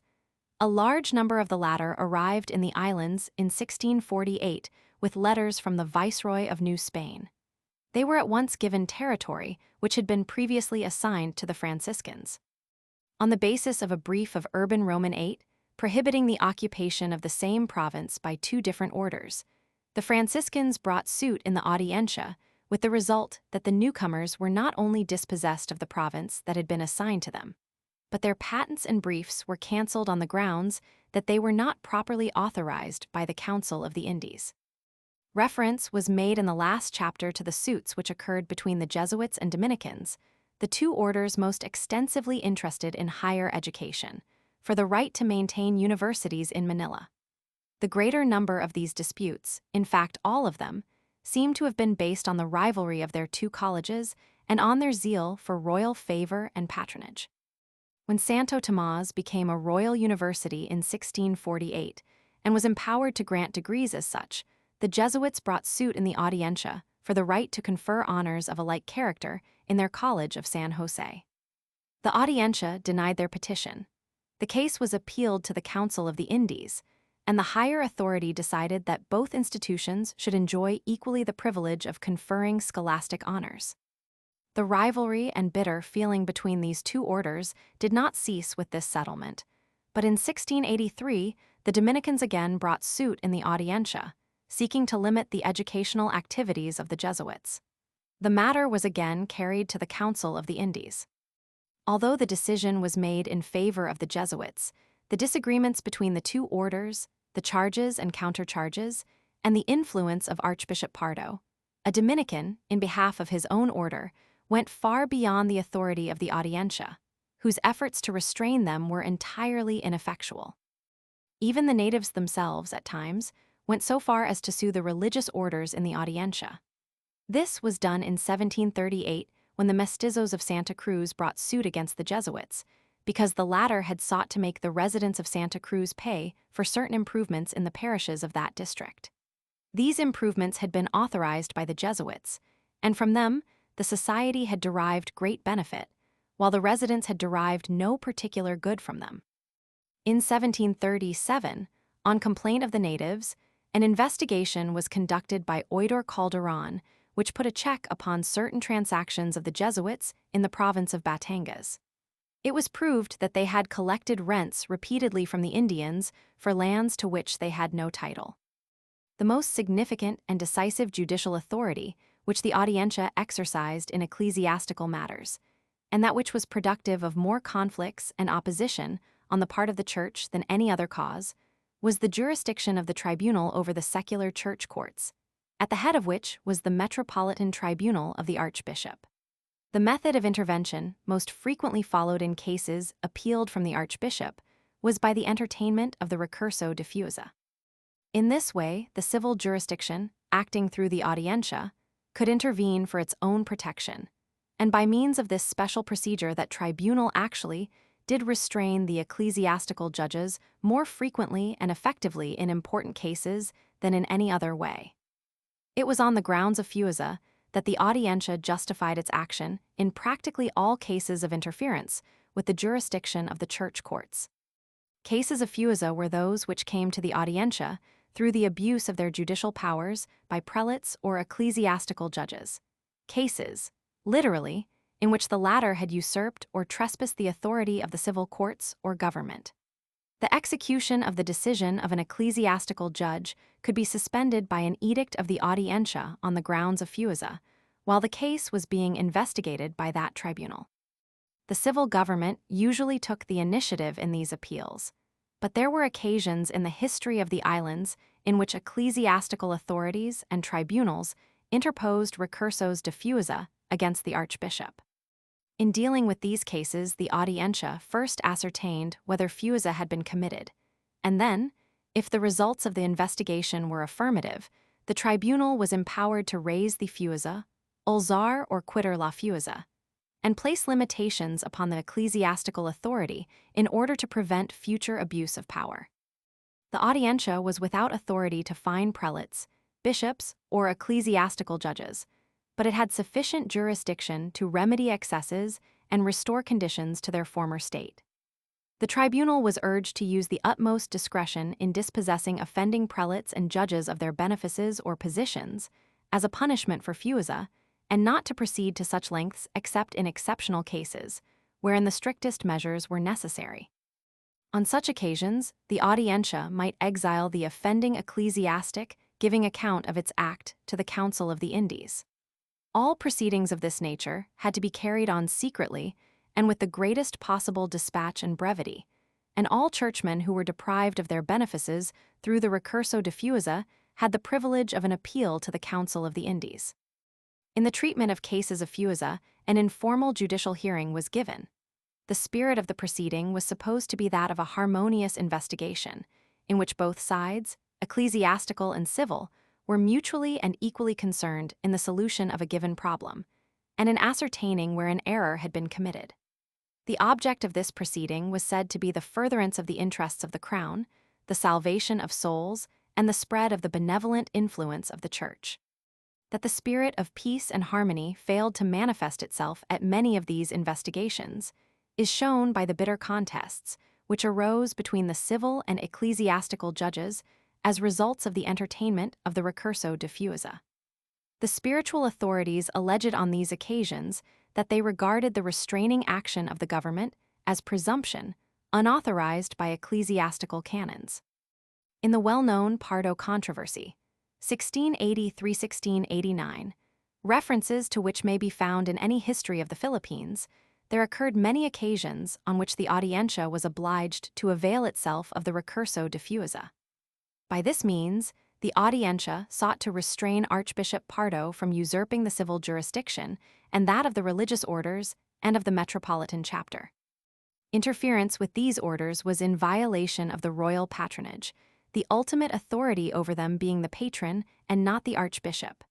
Such action, therefore, became a civil offense, punishable by the civil tribunals, the highest of which and the one properly equipped to deal with such cases was the Audiencia. It will be noted that Pardo paid the penalty of exile for repeatedly ignoring the Audiencia and its right of interposition through the recurso diffusa. And the subsequent ineffectiveness of the Audiencia was due to reasons and conditions other than the decline of the authority and importance of the recurso diffusa. This controversy, which is more fully described in preceding chapters, affords the best example extant of the operation of the recurso diffusa, its nature and effects. Hence the citation of minor cases is rendered unnecessary. Closely related to the question of fusa, as illustrating the jurisdiction of the Audiencia over the church courts, occurs that of the interdict, a price which the civil authorities frequently had to pay for the entertainment of the recurso diffusa, or any other opposition, in fact, to the unrestricted authority of the ecclesiastics, was the penalty which usually accompanied the interdict, of being forbidden to participate in religious rites and ceremonies, or to continue receiving the customary spiritual consolations and benefits of the Church. The authority of the Audiencia to restrain the excessive use of this weapon by the ecclesiastics may be considered to have been judicial in its nature, since the prelates, by undue use of the episcopal censure, went beyond their ecclesiastical jurisdiction and encroached upon the royal prerogative. A form of judicial inquiry was instituted to ascertain the act and degree of encroachment. Indeed, the excessive use of the interdict was interpreted to constitute fusa, and the method just described was employed by the tribunal to combat it. We may turn again to the Pardo controversy for an example of the intervention of the Audiencia to restrain a prelate from excessive use of the interdict. Pardo, after his return from exile, fulminated censures against ex-governor Juan de Vargas and the entire Audiencia which had supported him against the archbishop. The ban against the oidores was quickly removed, technically on the grounds that the magistrates were still royal officials, but in reality for the sake of expediency. Vargas, however, was not absolved. The Audiencia, according to the existing laws, had the right to force the prelate to remove the ban, but owing to dissensions within the tribunal, the opposition of the new governor, the increasing power of the archbishop, the certainty that the royal authority had already disapproved of its acts, and the impending visitation of a royal commissioner, Valdivia, who had instructions to settle the discord and strife at Manila at any cost, the oidores thought it best not to take this step. The archbishop refused to absolve Vargas because of the technical reason that his case came under the jurisdiction of the Inquisition. The Audiencia was expected to restrain the interdict whenever this ecclesiastical prohibition interfered with the government or incapacitated the officials thereof from executing their duties.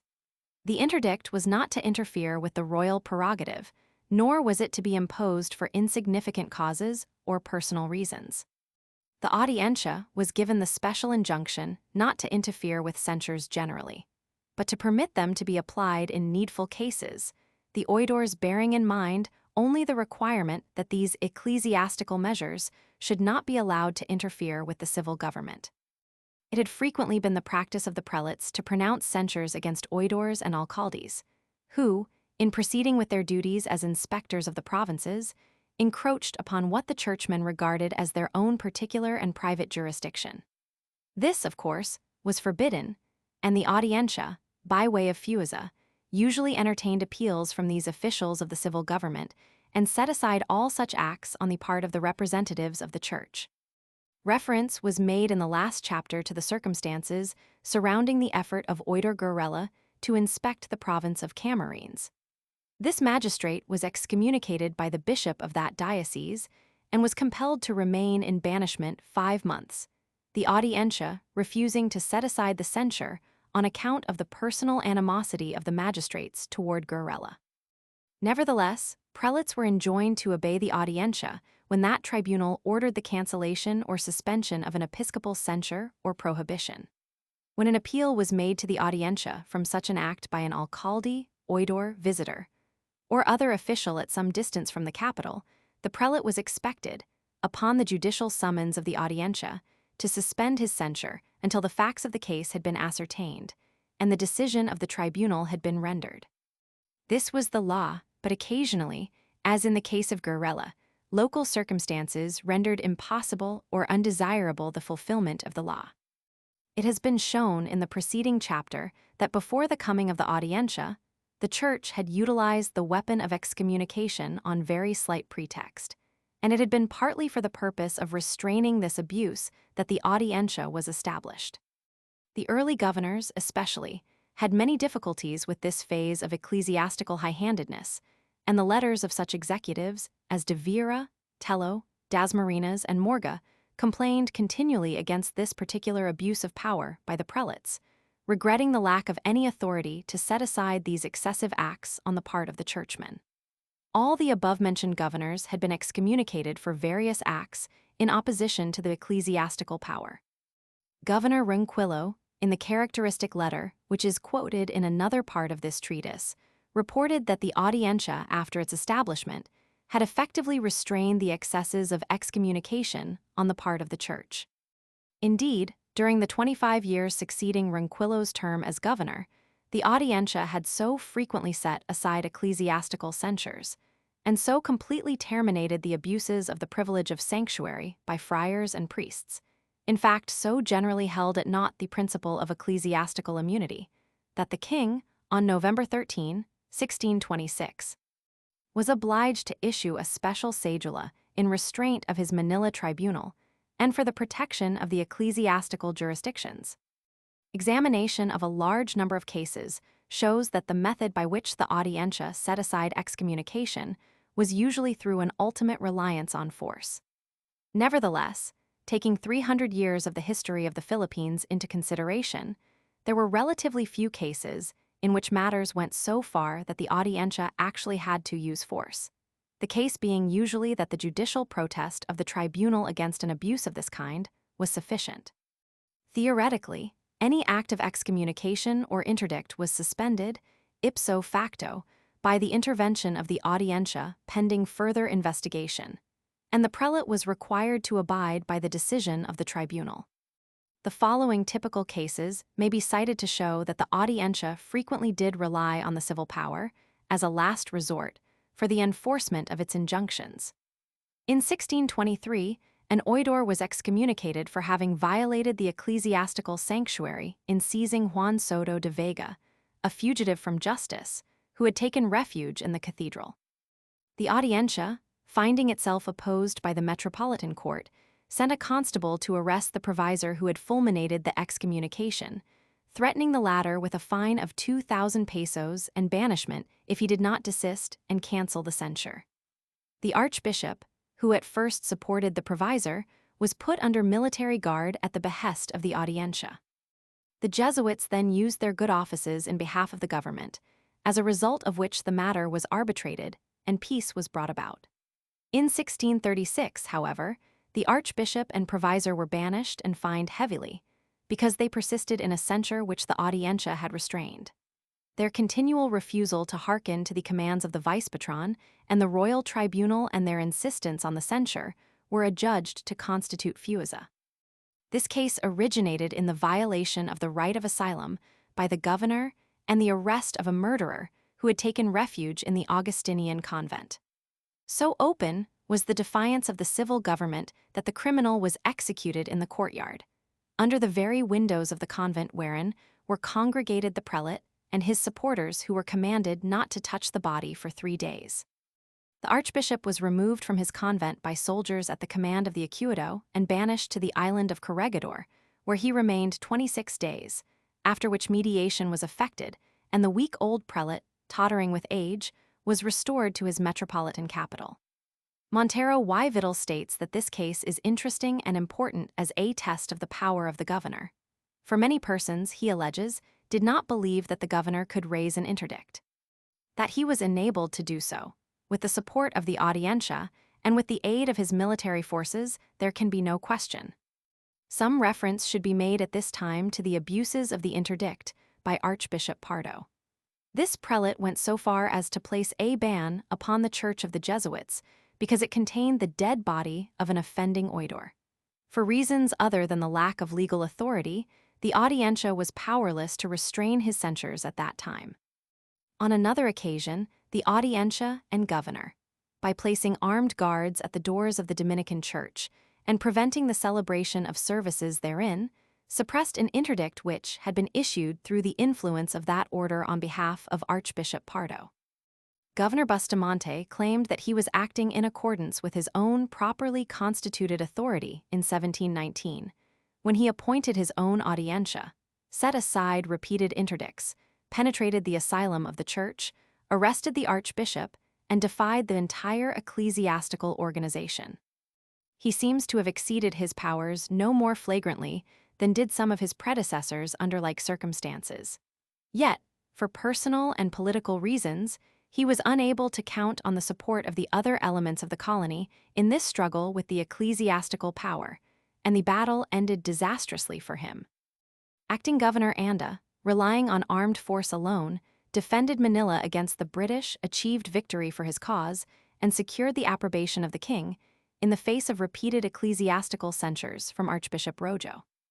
These incidents, which occupy a prominent place in the history of the Philippines, illustrate the usual method by which ecclesiastical censures were set aside in actual practice, either by the Audiencia or by the vice-patron, who was supported by the tribunal.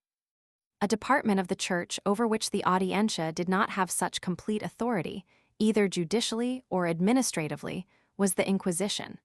Properly speaking, there was no tribunal of the Holy Office in the Philippines, the Inquisition being represented in Manila by a commissary.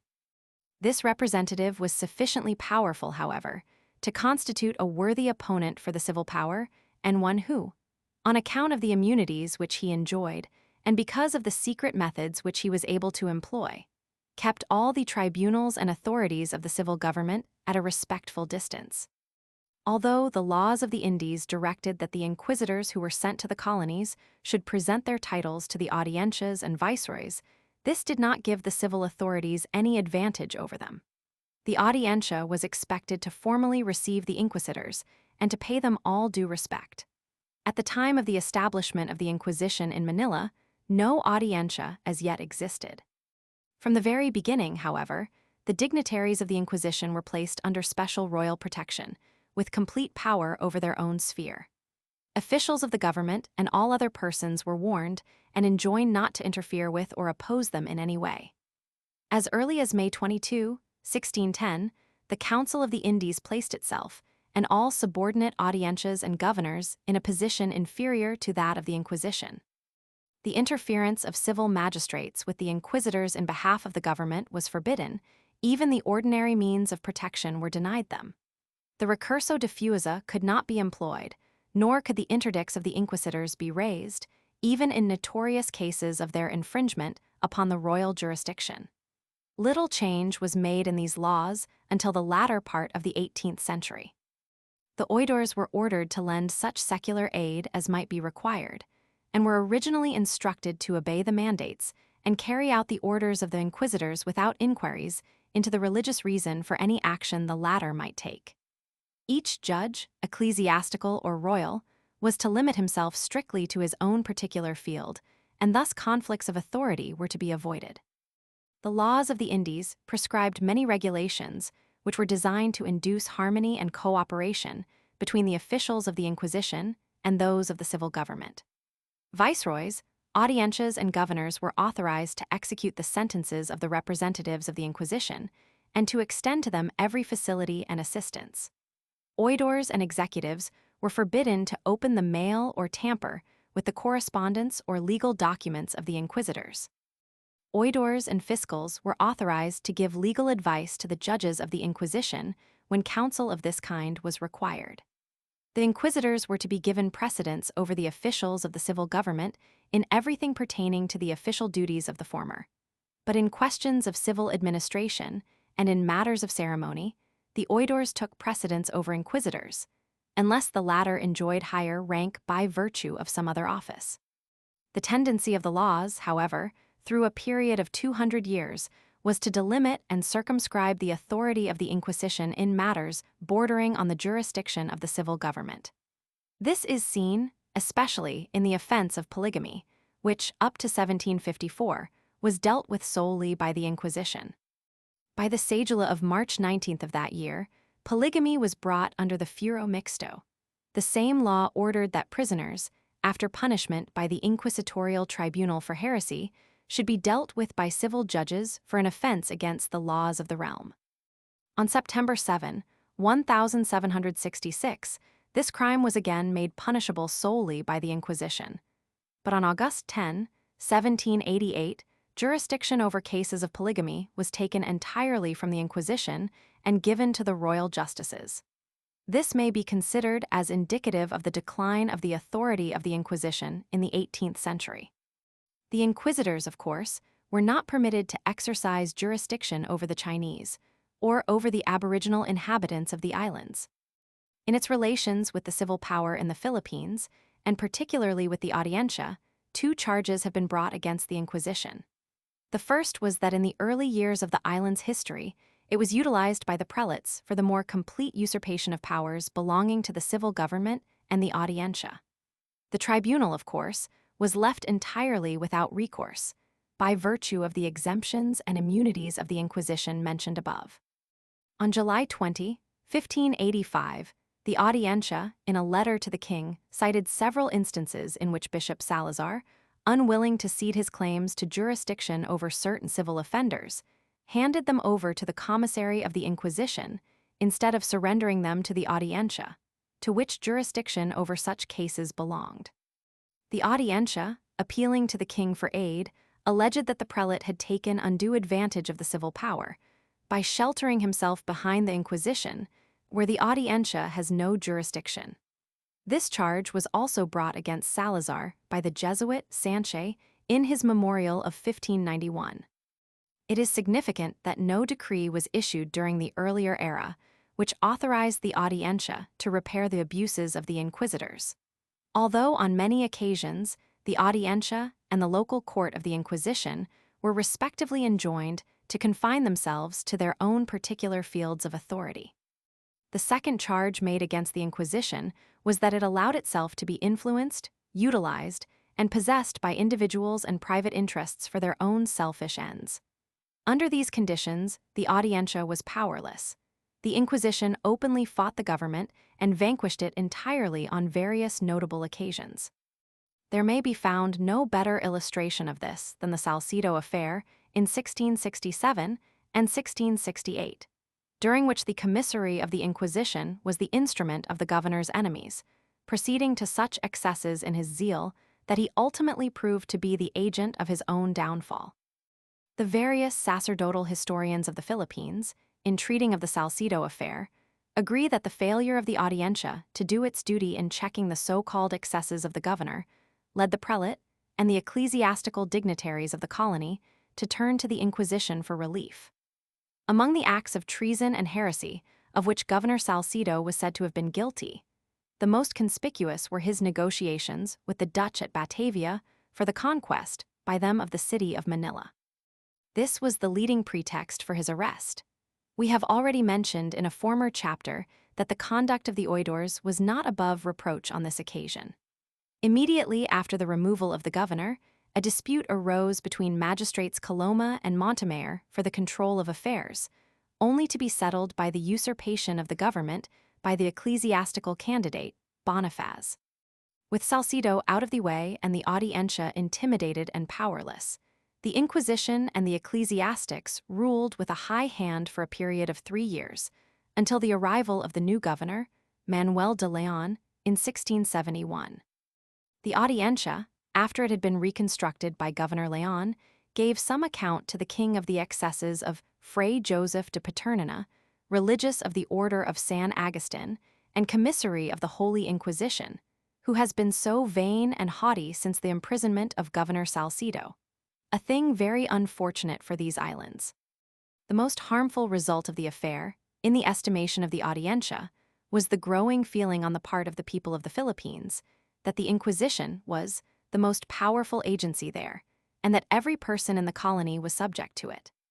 The effrontery of the commissary was said to have gone so far on one occasion that he entered the Acuito session of the Audiencia and violently interfered with its proceedings, forcibly arresting and carrying away persons attendant thereupon.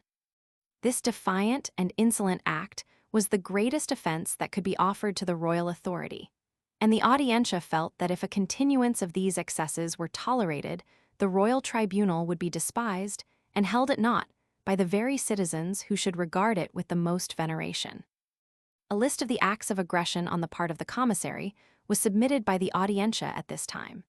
He had commuted a sentence pronounced by the tribunal and had excused various fines imposed by the tribunal, declaring publicly that it was not necessary to obey the acts of this body of lawyers. He had excommunicated all the magistrates of the Audiencia, who remained for a long period without recourse and without the privileges of religious communion. He had interfered on behalf of an encomendero who was on trial before the Audiencia. He had produced such a state of affairs that the impotence of the civil government was a subject of common jest, even in the mouths of the natives. The supporters of the government had been reduced to a panic of fear, not knowing where the wrath of the Inquisition would fall next. The commissary, on the other hand, had fortified himself with claims of immunity and had acted in defiance of royal and ecclesiastical law by erecting a tribunal of which he was the head, notwithstanding the fact that such an institution was forbidden in the Philippines. The Audiencia presented this picture of affairs in its memorial, admitting its incapacity to cope with this powerful institution, whose acts were prepared and executed in secrecy. The evil situation for which he was responsible could only be repaired by an appeal to Mexico. Meanwhile, the government and people in the Philippines were compelled to suffer the consequences of his assumption of authority. There was no tribunal or any other agency in the Philippines able to place an effective check on the triumphant inquisitor. The only relief that could come was furnished on June 4, 1671, in the appointment of a new commissary, who was ordered to arrest Paternina and send him back to New Spain. This timely relief emanated from the Tribunal of the Inquisition of Mexico, which by this act manifested its disapproval of all that had been done by its ambitious agent. On August 12, 1672, the Council of the Indies also disapproved of Paternina's acts in connection with the establishment of a Philippine tribunal. The new commissary did nothing toward the continuance of the tribunal which his predecessor had established illegally. With these manifestations of the royal support, the Audiencia, which had been reconstituted on the arrival of Governor Leon, regained its authority and proceeded ably to second the executive in his struggle with the powerful ecclesiastical organization. The new commissary, who had lost his papers in a shipwreck, appealed to the tribunal for recognition and support in a struggle which he had undertaken against the Franciscans. Through the aid given him by the Audiencia, he imprisoned the provincial and definitor of that order. Then the Audiencia reconsidered its decision and effected the liberation of the two prisoners on the ground that the title of the commissary did not authorize him to act at this time. In interfering with and actually canceling the acts of the commissary, the Audiencia was exceeding its authority, for the laws prescribed that his decisions could be reversed only by his immediate superior, the Tribunal of Mexico. However, the Audiencia maintained that it was acting in accordance with the law which authorized it to receive and recognize inquisitors. On this occasion, it was merely deciding that the commissary was acting without proper authority since his credentials had never arrived. At this time, the moral standing of the Philippine agent of the Inquisition was at a very low ebb, both in Manila and Madrid, which, of course, influenced the decision of the Audiencia. The Salcedo affair and the succeeding events make it clear that neither the authority of the Audiencia nor of the Inquisition was unlimited. The fear and respect with which the latter institution was regarded contributed to its momentary triumph. The Audiencia did not interfere with or seek to restrain the acts of the commissary. Indeed, the tribunal connived at the exile of the vice-patron since the oidores expected to profit from the act. During these 3 years, the Inquisition allied itself practically to every interest in the colony which had been opposed to the governor. The royal interests were for a time forgotten and wholly unchampioned, owing to the weakness of the Audiencia, the removal of the governor, and the united front presented by the ecclesiastical element. This condition was altered by the arrival of a new governor who bore evidence of the disapprobation of the superior government. The Tribunal of Mexico discountenanced the acts of its former representative, and that disapproval was further emphasized by the adverse attitude of the Council of the Indies. The Audiencia was restored to its proper position, and, in conjunction with the vice-patron, it resumed its status as the agent of the royal will. So it may be asserted that the supremacy of both authorities was relative recognition depending partially on local circumstances, and ultimately on the attitude of the superior government. In fact, it may be said that the latter was the deciding factor. In the struggle itself, before the decision of the home authorities was rendered, the preponderance of power was enjoyed by the Inquisition. This was owing to the advantages which law and precedent had given to it as a privileged ecclesiastical tribunal. Although the efficacy of the Inquisition lay for the most part in the immunities which were extended to it, and in its swift, unexpected, and secret methods.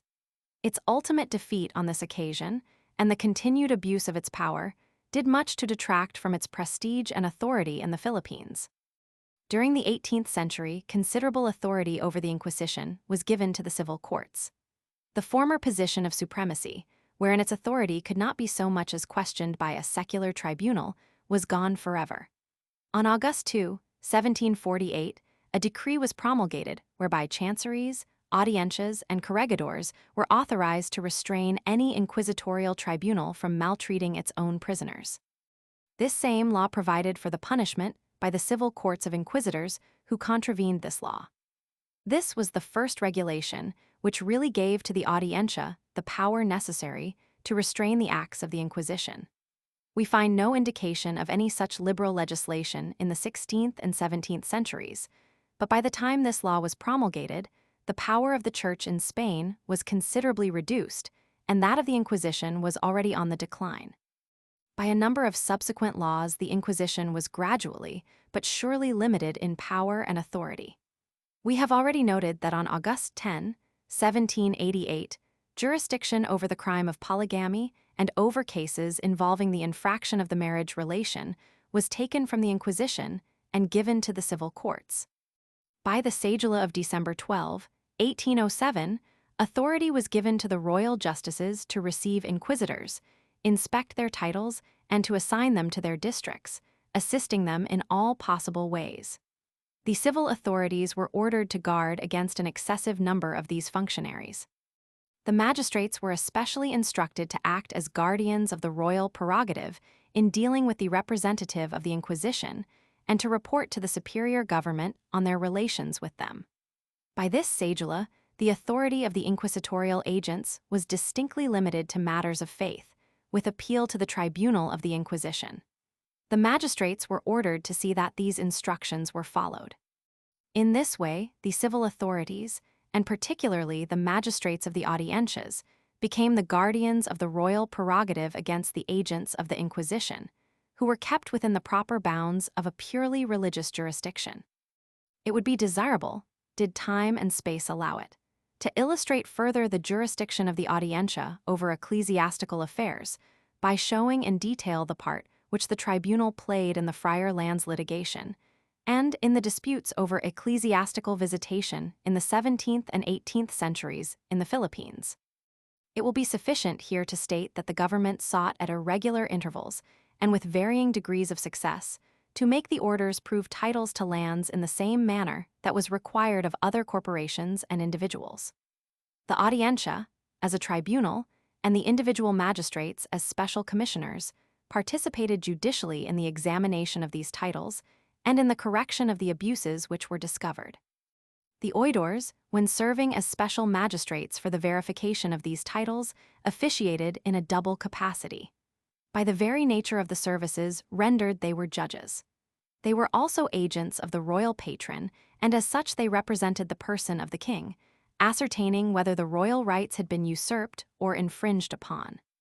Closely similar to the jurisdiction of the Audiencia, as a court of final resort in the testing of the titles to lands occupied by religious orders, was that which it exercised in the matter of ecclesiastical visitation. This was a question of a more thoroughly religious character, which did not concern the civil government as intimately as did the matter of friar lands. In general, It may be said that the Audiencia was utilized by both sides in the various disputes which arose in connection with ecclesiastical visitation. During the ecclesiastical administrations of Archbishops Salazar, Serrano, Pobalt, Camacho, Pardo, and Justo y Rufina, practically until the end of the 18th century, this question was continually agitated. These archbishops attempted to visit and inspect the curacies which were held by friars in lieu of secular priests. Archbishops relied on the Audiencia for assistance in the enforcement of their claims, and the friars sought its protection as a court of justice to shield them from the visitation of the prelate. As in the matter of the friar lands, so in this question, the Audiencia acted both as a tribunal of justice and as an agent and champion of the royal patronage. Indeed, the laws of the Indies established the Audiencia as a tribunal and as a compelling authority for the enforcement of ecclesiastical visitation. The archbishop was directed to appeal to the Audiencia or vice-patron for assistance in the subjection of offending curates, but he was forbidden to visit the regulars in their convents, which, of course, did not prevent his visiting them when in charge of curacies.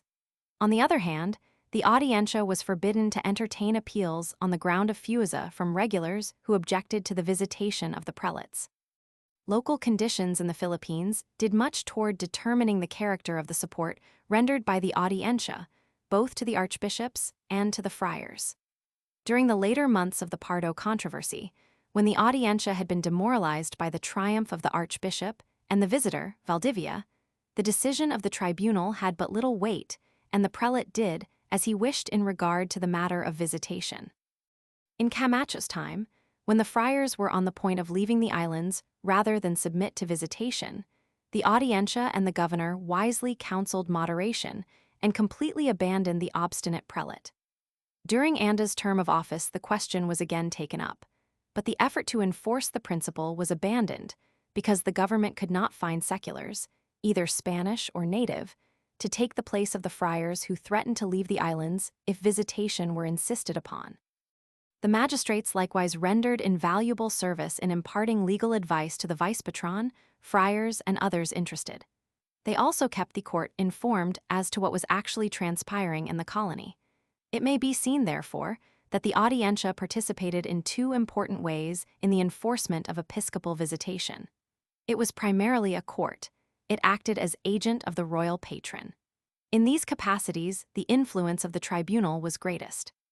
It also exercised functions of an advisory character in aiding the authorities concerned to ascertain their rights according to the existing law. In summarizing the results of the investigation with which this chapter has been concerned, it may be said that the Audiencia constituted a court of appeal in ecclesiastical cases wherein the services of an impartial, non-ecclesiastical tribunal were required, or wherein the defense of the royal jurisdiction against the aggression of the churchmen was involved. In defending the civil government from ecclesiastical usurpation, the Audiencia acted in defense of the royal patronage. Nevertheless, in the cases noted, namely, in settling disputes between orders, between the secular church and the orders, between either of these and the civil government, in entertaining recursos de fusa, in restraining the interdict and the abuses of the Inquisition, the Audiencia acted by judicial process as a tribunal of justice, and not in the capacity of an administrative committee or an executive agent, as in the cases which have been heretofore described. Bibliography. List of printed works cited. Alcido, Antonio de. Diccionario Geográfico-Histórico de las Indias Occidentales o Acute America. 5 vols. Madrid, 1786-1789. Altamira y Crevia, Rafael. Historia de España y de la Civilización Española. 3d ed. 4 vols. Barcelona, 1913. Alvarez de Bru, Antonio. Extracto Historial. Madrid, 1736. Antiquara, José María. Historia de la Legislación Española desde los tiempos más remotos hasta nuestros días. 2d ed. Madrid, 1884. Artigas, Manuel. El Servicio de Aduanas en Filipinas. Madrid, 1895. Bancroft, Hubert Howe. History of Central America. 3 vols. San Francisco, 1882-1887. History of Mexico. 6 vols. San Francisco, 1883–1888. Barrows, David P. A History of the Philippines, Indianapolis, 1905. The Governor-General of the Philippines under Spain and the United States, in the Pacific Ocean in History, Stevens and Bolton, editors, 238–65. New York, 1917. Bellina, Eusebio Benchura. Recopilación sumaria de todos los autos acordados de la Real Audiencia y Sala del Crimen de esta Nueva España. 2 vols. Mexico. Blackmer, Frank W. Spanish Institutions of the Southwest, Baltimore, 1891. Blair, Emma Helen and Robertson, James Alexander, editors. The Philippine Islands, 1493–1898, 55 vols. Cleveland, 1903–1909. Blumentritt, Ferdinand. Considerations acerca de la actual situación política de Filipinas. Barcelona, 1889. Bolton, Herbert Eugene. Guide to Materials for the History of the United States in the Principal Archives of Mexico. Washington, 1913. Texas in the Middle 18th Century, Studies in Spanish Colonial History and Administration. Berkeley, 1915. Bourne, Edward Gaylord. Discovery, Conquest, and Early History of the Philippines.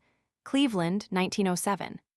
Spain in America, 1450–1580. New York, 1906. The Philippine, Situado from the Treasury of New Spain.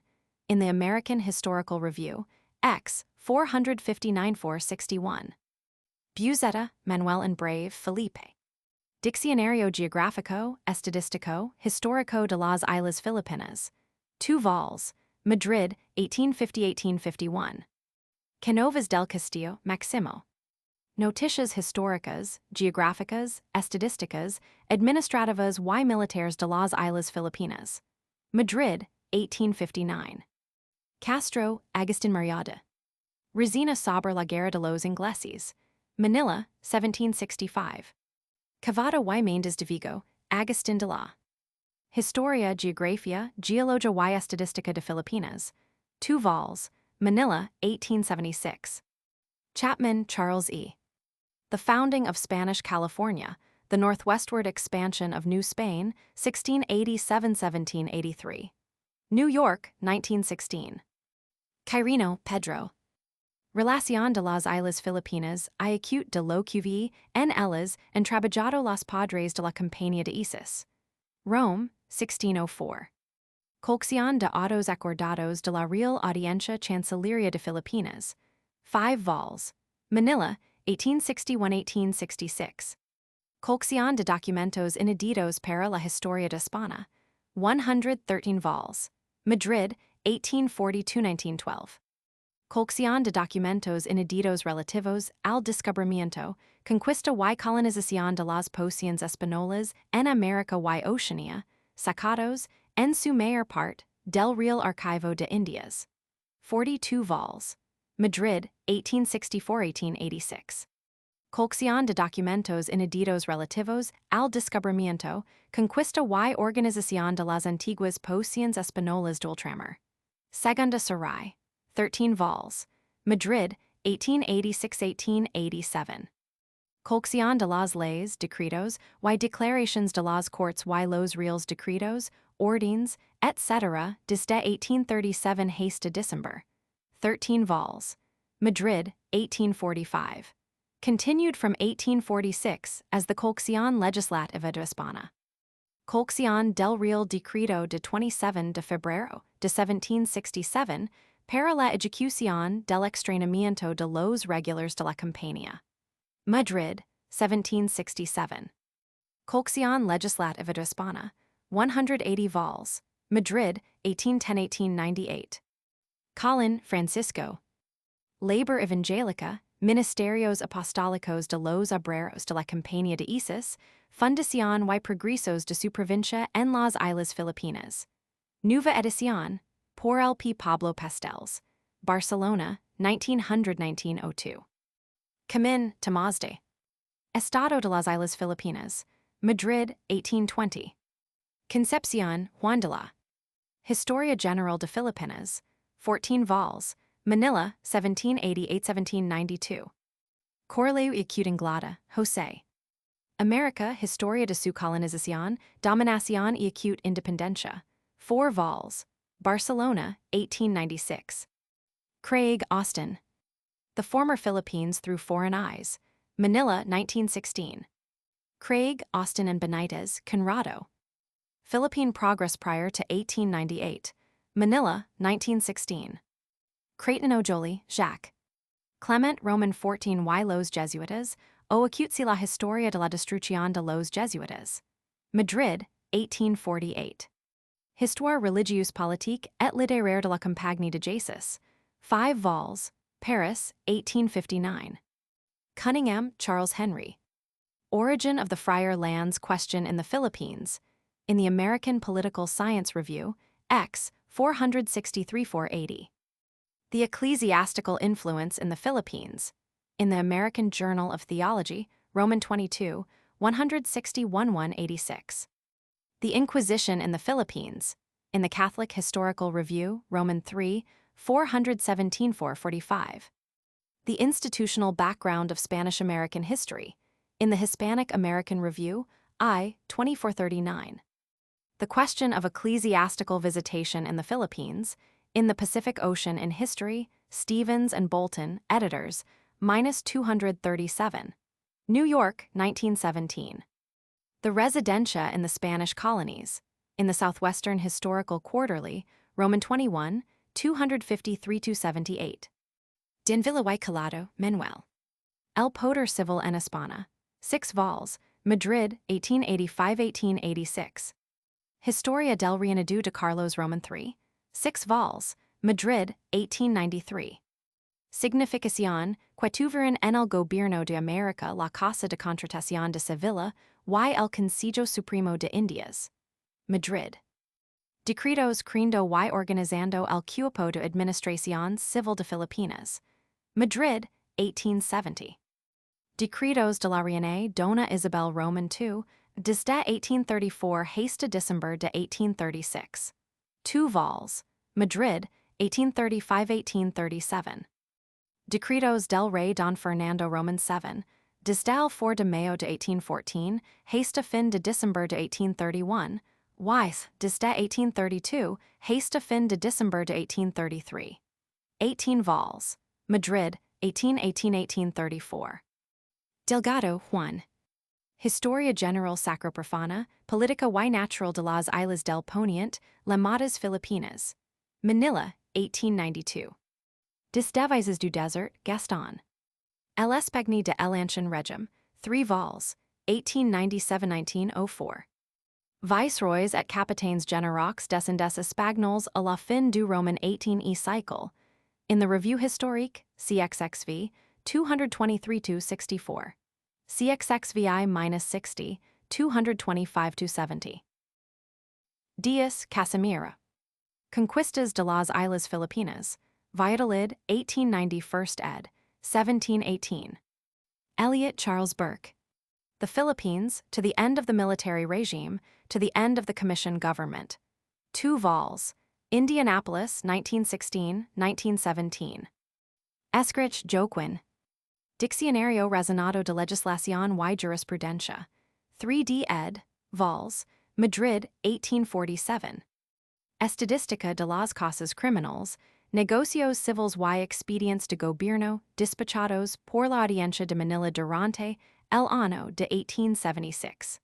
Manila, 1877. Estadística General de los Negocios Terminados y Pendientes de Despacho en la Real Audiencia de Filipinas en fin de año de. Manila, 1869.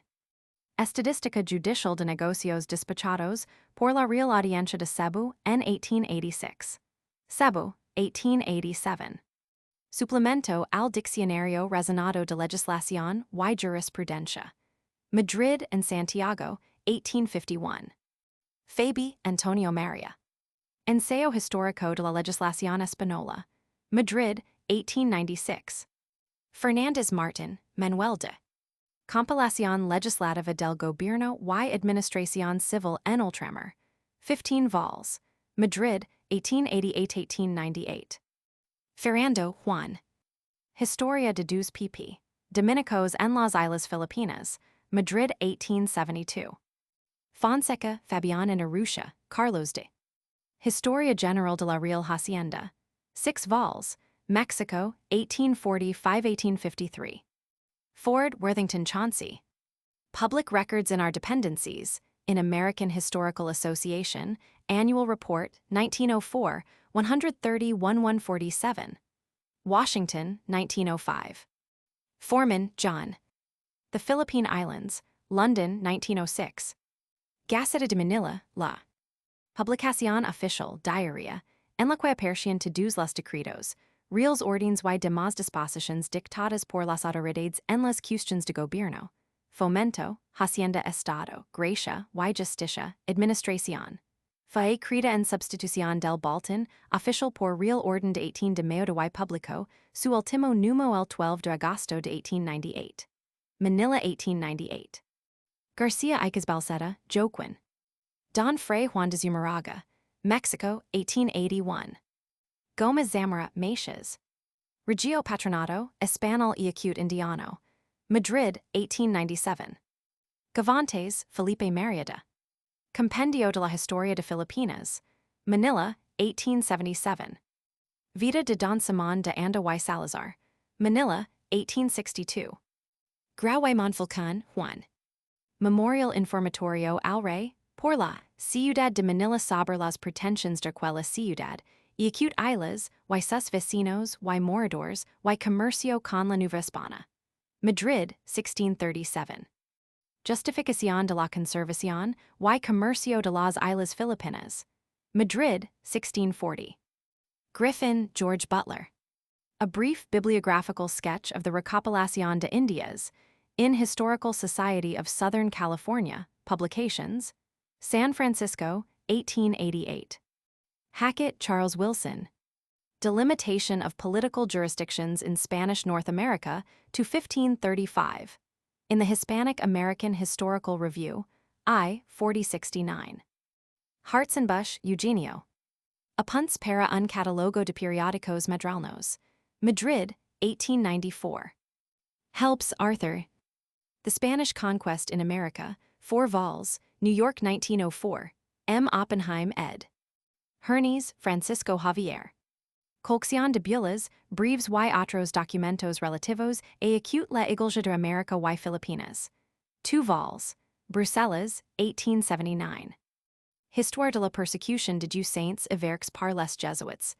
Ellen dom Bernardin de Cardenas, Everque du Paraguay dans l'Amérique Méridionale, El Otter dom Philippe Pardo, Archevêque de l'Église de Manila, Metropolitain des Isles Philippines dans les Indies Orientales. Manila, 1691. Humboldt, Alexander von. Political Essay on the Kingdom of New Spain, 4 vols, London, 1811.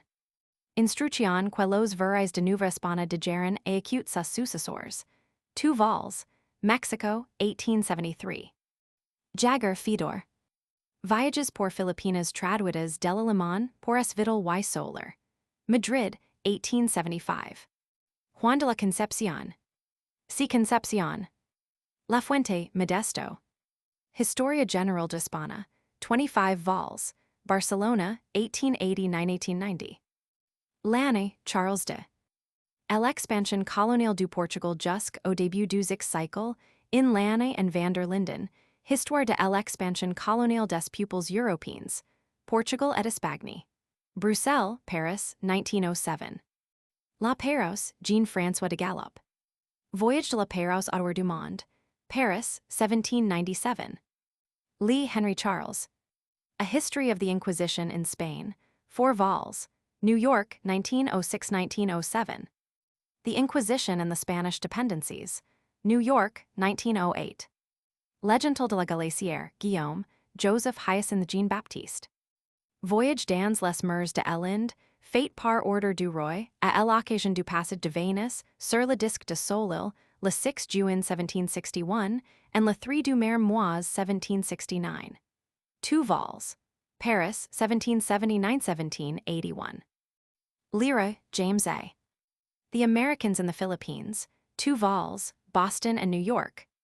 The Philippine, situado from the treasury of New Spain, in the American Historical Review, X 929-932, Xi 722-723. Review, Blair and Robertson, editors, The Philippine Islands 1898, in the American Historical Review, Xi 680-1687, Roman 12-145, 912-915. Liriboyu, Paul. De la colonisation chez les peuples modernes, 2 vols, Paris, 1902. Lowry, Woodbury. The Spanish Settlements Within the Present Limits of the United States, 1513-1561. New York, 1901. Malcolm, George A. The Government of the Philippine Islands, Its Development and Fundamentals. Rochester, 1916. Mallet de Basilau, Jean. Les Philippines, Histoire, Géographie, Mowers, Agriculture, Industrie et Commerce des Colonies Espagnoles dans l'Oceanie. 2 vols, Paris, 1846. Marichaler, A. and Manrique Cayetano. Historia de la Legislación y Recitaciones del Derecho Civil de España. 9 vols, Madrid, 1861-1872. Martínez Acubila, Marcela. Diccionario de la Administración Española, Peninsular y Ultramarina. 12 vols, Madrid, 1868. Martínez de Zúñiga, Joaquin. An Historical View of the Philippine Islands, exhibiting their discovery, population, language, government, manners, customs, productions, and commerce, translated by John Mayer. London, 1814. Estadismo de las Islas Filipinas, o acute mis viaje por este país. Publica esta obra por primera vez extensamente anotada W. E. Ritana, 2 vols, Madrid, 1893. Historia de las Islas Filipinas, 2 vols, Sampaloc, 1803. Mas, Sinibaldo de. Informe sobre el estado de las Islas Filipinas, en 1842. Madrid. Matua, Victor N. Antecedents de la Recopilación de Indias. Madrid, 1906. Medina, José Toribio. Bibliografía Española de las Islas Filipinas, 1523-1810. Santiago de Chile, 1897-1898. Historia del Tribunal del Santo Oficio de la Inquisición en Chile.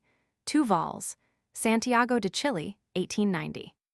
Mendizabal, Francisco. Investigations acerca del origen, Historia y Organización de la Real Chancillería de Valladolid, su jurisdicción y competencia en revista de archivos, bibliotecas y museos, tercera época, XXX, 1914, 60-72, 243-64, 437-452. Madrid, 1914. Mendieta, Geronimo de. Historia Ecclesiastica Indiana, Mexico, 1870. Montemayor y Córdoba, Juan Francisco. Sumarios de las Cédulas, Ordines y Provisions Reales, para la Nueva España y otras partes. Mexico, 1678. Montero y Vidal José. El Archipelago Filipino y las Islas Marianas, Carolinas y Palaos, su Historia, Geografía y Estadística. Madrid, 1886. Historia General de Filipinas, desde el descubrimiento de dichas islas hasta nuestros días. 3 vols. Madrid, 1887-1895. Morga, Antonio de. Sucesos de las Islas Filipinas. Obra publicada en México el año de 1609, nuevamente sacada a acute luz y anotada por José Rizal. Paris. First ed. Mexico, 1609. English translation by Henry Stanley, London, 1868. Moses, Bernard. South America on the Eve of Emancipation. New York, 1908. The Establishment of Spanish Rule in America. New York, 1898. The Spanish Dependencies in South America. 2 vols. London, 1914. Murillo Vellard, Pedro. Historia de la Provincia de Filipinas de la Compañía de Jesus. Manila, 1749. Navarrete, Martin Fernández de. Colección de los viajes y descubrimientos que hicieron por mar los españoles desde fines del siglo Roman 15. 5 vols. Madrid, 1825-1837. New Laws of the Indies for the Good Treatment and Preservation of the Indians, 1542–1543. London, 1893. Ordinanza General Formada de Orden de su Majestad para el Gobierno y Acute Instrucción de Intendentes Subdelegados y demás Empleados de Indias. Madrid, 1803. Ordenanzas para el régimen y gobierno de la Real Audiencia de Manila con el reglamento para su secretaria, aprobadas las primeras por Real Decreto. Manila, 1868. Pardo de Tavera, Trinidad Hipólito. Biblioteca Filipina, Washington, 1903. Resina Histórica de Filipinas desde su descubrimiento hasta. Manila, 1906. The Judiciary of the Philippine Islands, in Census of the Philippine Islands, I. 389-410. Washington, 1905. The Power of the Monastic Orders, in Census of the Philippine Islands, I. 343-46. Washington, 1905. Parrás, Pedro Joseph. Gobierno de los Regulars de la América, 2 vols, Madrid, 1783. Pastels, Pablo. C. Colin, Francisco.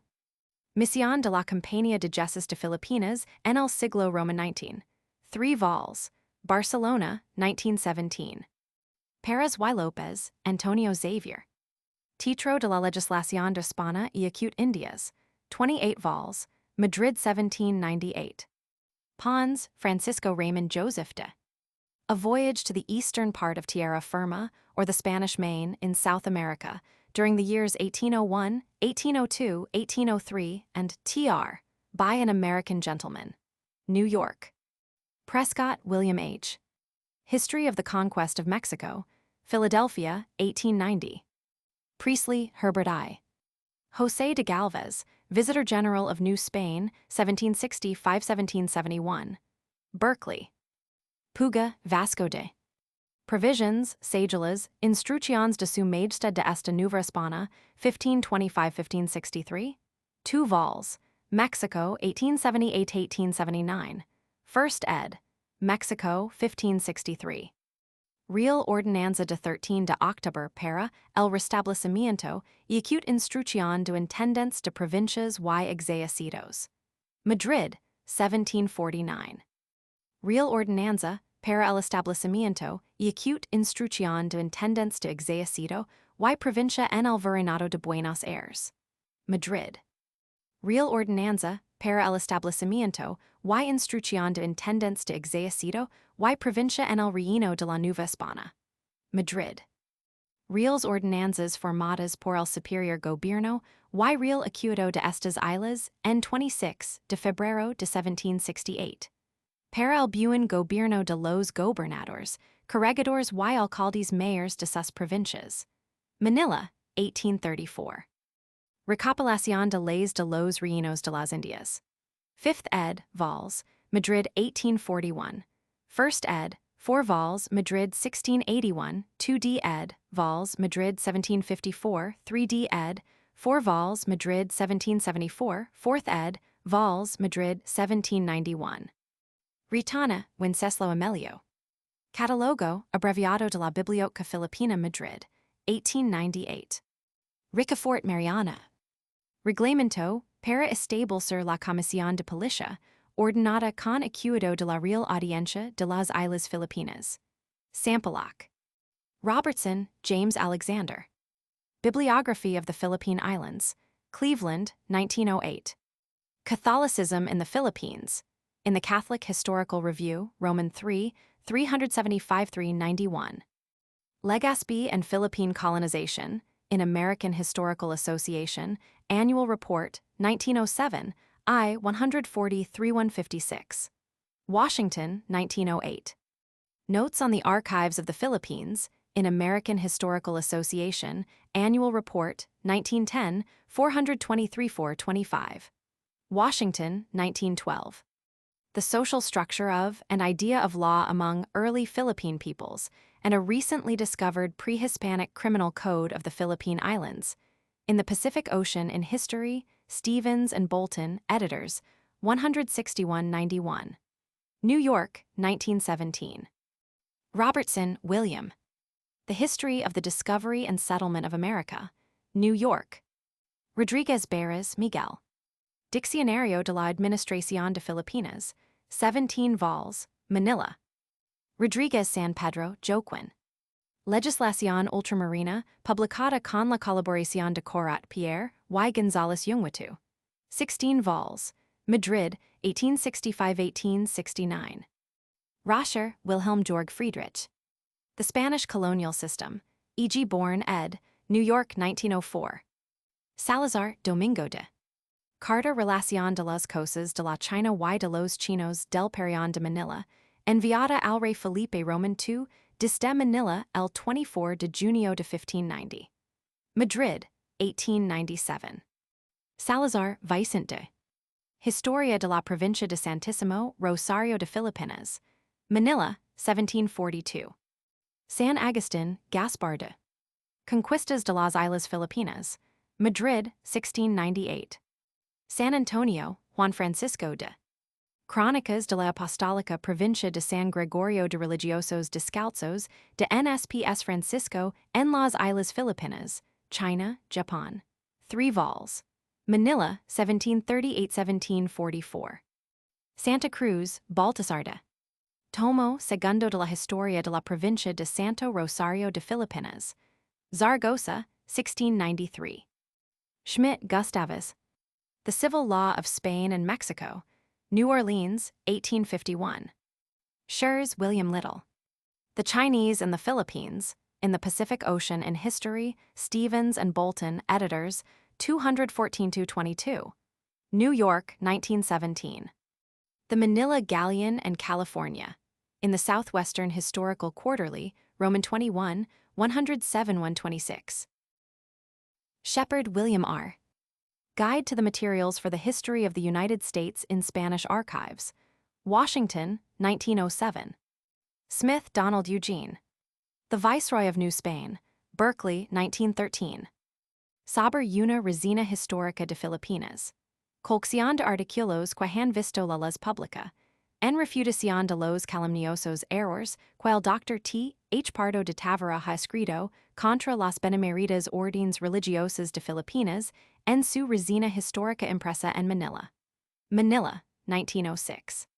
Solorzano Pereira, Juan de. Politica Indiana, Madrid, 1776. Superior Decreto sobre las funciones que deblenar LSR. Intendent de Manila Tecante al Tesoro Agricultural y Acute Industrial del Relleno. Manila, 1829. Stevens, H.M. and Bolton, H.E. editors. The Pacific Ocean in History, New York, 1917. Aloha, Antonio de, and Juan y Santasilla, Jorge. Noticias Secretas de America. Launders, 1826. Abridged and translated into English, Boston, 1851. United States, Library of Congress. Bibliography of the Philippine Islands. A list of books with references to periodicals on the Philippine Islands in the Library of Congress. Washington, 1903. Van der Linden, Herman. El expansion colonial de el Espagne jusqu'au début du cycle, in Lange and van der Linden, Histoire de l'expansion coloniale des peuples européens, Portugal et Espagne. Bruxelles, Paris, 1907. Vachelinage, Joseph de. Nort de la Contratación de las Indias Occidentales, Seville, 1672. Vindel, Pedro. Biblioteca Oriental, Relatives et Acute Filipinas, Japan, China y otras partes de Asia y Oceania. Madrid, 1911. Worcester, Dean Canant. The Philippines, Past and Present, 2 vols, New York, 1914. Zamora y Coronado, José María. Apéndice al Registro de Legislación Ultramarina. Havana, 1835. Biblioteca de Legislación Ultramarina en forma de diccionario alfabético. 7 vols. Madrid, 1844-1849. Zúñiga. C. Martínez de Zúñiga, Joaquin. Manuscript materials from the Archive of the Indies. I. Audiencia de Filipinas. A. Ramos Secular. 1584-1700, Consultas Originals Correspondientes de esta Audiencia. 6763. 1568-1808, Registros de Oficios y Partes, reals ordines dirigidas a acute las autoridades y particulars de la audiencia. 105-11 to 18-8 legajos. 1594-1698, decretos originals correspondientes a acute dicha audiencia. 6764. 1600-1700, petitions y memorials sueltos decretados por el Consejo. 6765. 1567-1699, cartas y expedients del Gobierno de Filipinas vistos en el Consejo. 6766-17, 12 legajos. 1583-1699, cartas y expedients del President y oidores de esta audiencia vistos en el Consejo. 6718-26, 7 legajos. 1564-1699, cartas y expedients de los oficiales reales de Filipinas vistos en el Consejo. 67-629 to 33-5 legajos. 1565-1650, cartas y expedients de personas seculares de dicha audiencia. 67-634 to 42, 9 legajos. 1629-1791, real sagelas, merceds y informes sobre encomiendas. 105-24. 1651-1699, cartas y expedients de personas seculares de esta audiencia. 6811 to 2 legajos. 1616-1700, confirmations de encomiendas de indios. 6815 to 16, 12 legajos. 1570-1691, autos y otros papels del gobernador de Filipinas, Don Juan de Silva contra los oficiales reales sobre uso excesivo de sus oficios. 68-121. 1670, expedient formado de los procedimientos de Don Francisco Samaniego Tusta, oidor de la Audiencia de Manila. 68-123. 1615-1837, materias gubernativas. 105-312. 1608-1762, cartas y expedients del President y oidores de aquella audiencia. 68-412 to 35, 24 legajos. 1622-1825, real sagelas, nombramientos y informes acerca del President, oidores y subalternos de la audiencia. 106-15. 1651-1850, duplicados de gobernadores de Filipinas. 105-47 to 24, 105-5-1 to 24, 105-61 to 24, 105-71 to 24, 106-11 to 27, 106-2-1 to 14, 111 legajos. 1670-1831, Inventario de Sagelas y Consultas. 105-5. 1670-1756, Indices de la Correspondencia del Gobierno, ATA, Officials Reales y Sugidos Particulars del Distrito de aquella Real Audiencia. 68-30. 1670-517-65, Cartas y Expedients del Gobernador de Filipinas. 68-3-4 to 33 and 68-41 to 11, 40 legajos. 1684-1744, Expedient sobre la expulsión de los sangles. 68-516.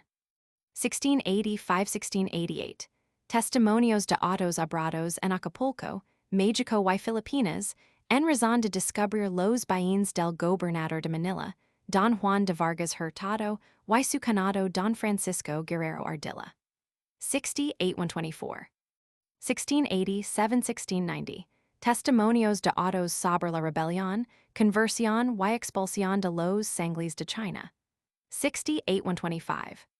1699-1760, Cartas y Expedients del Vuri de Nueva España que tratan de asuntos de Filipinas. 68-31 to 33 legajos. 1703-1850, Duplicados del President y oidores de la Audiencia de Filipinas. 106-17 to 25, 106-31 to 28, 106-41 to 21, 58 legajos.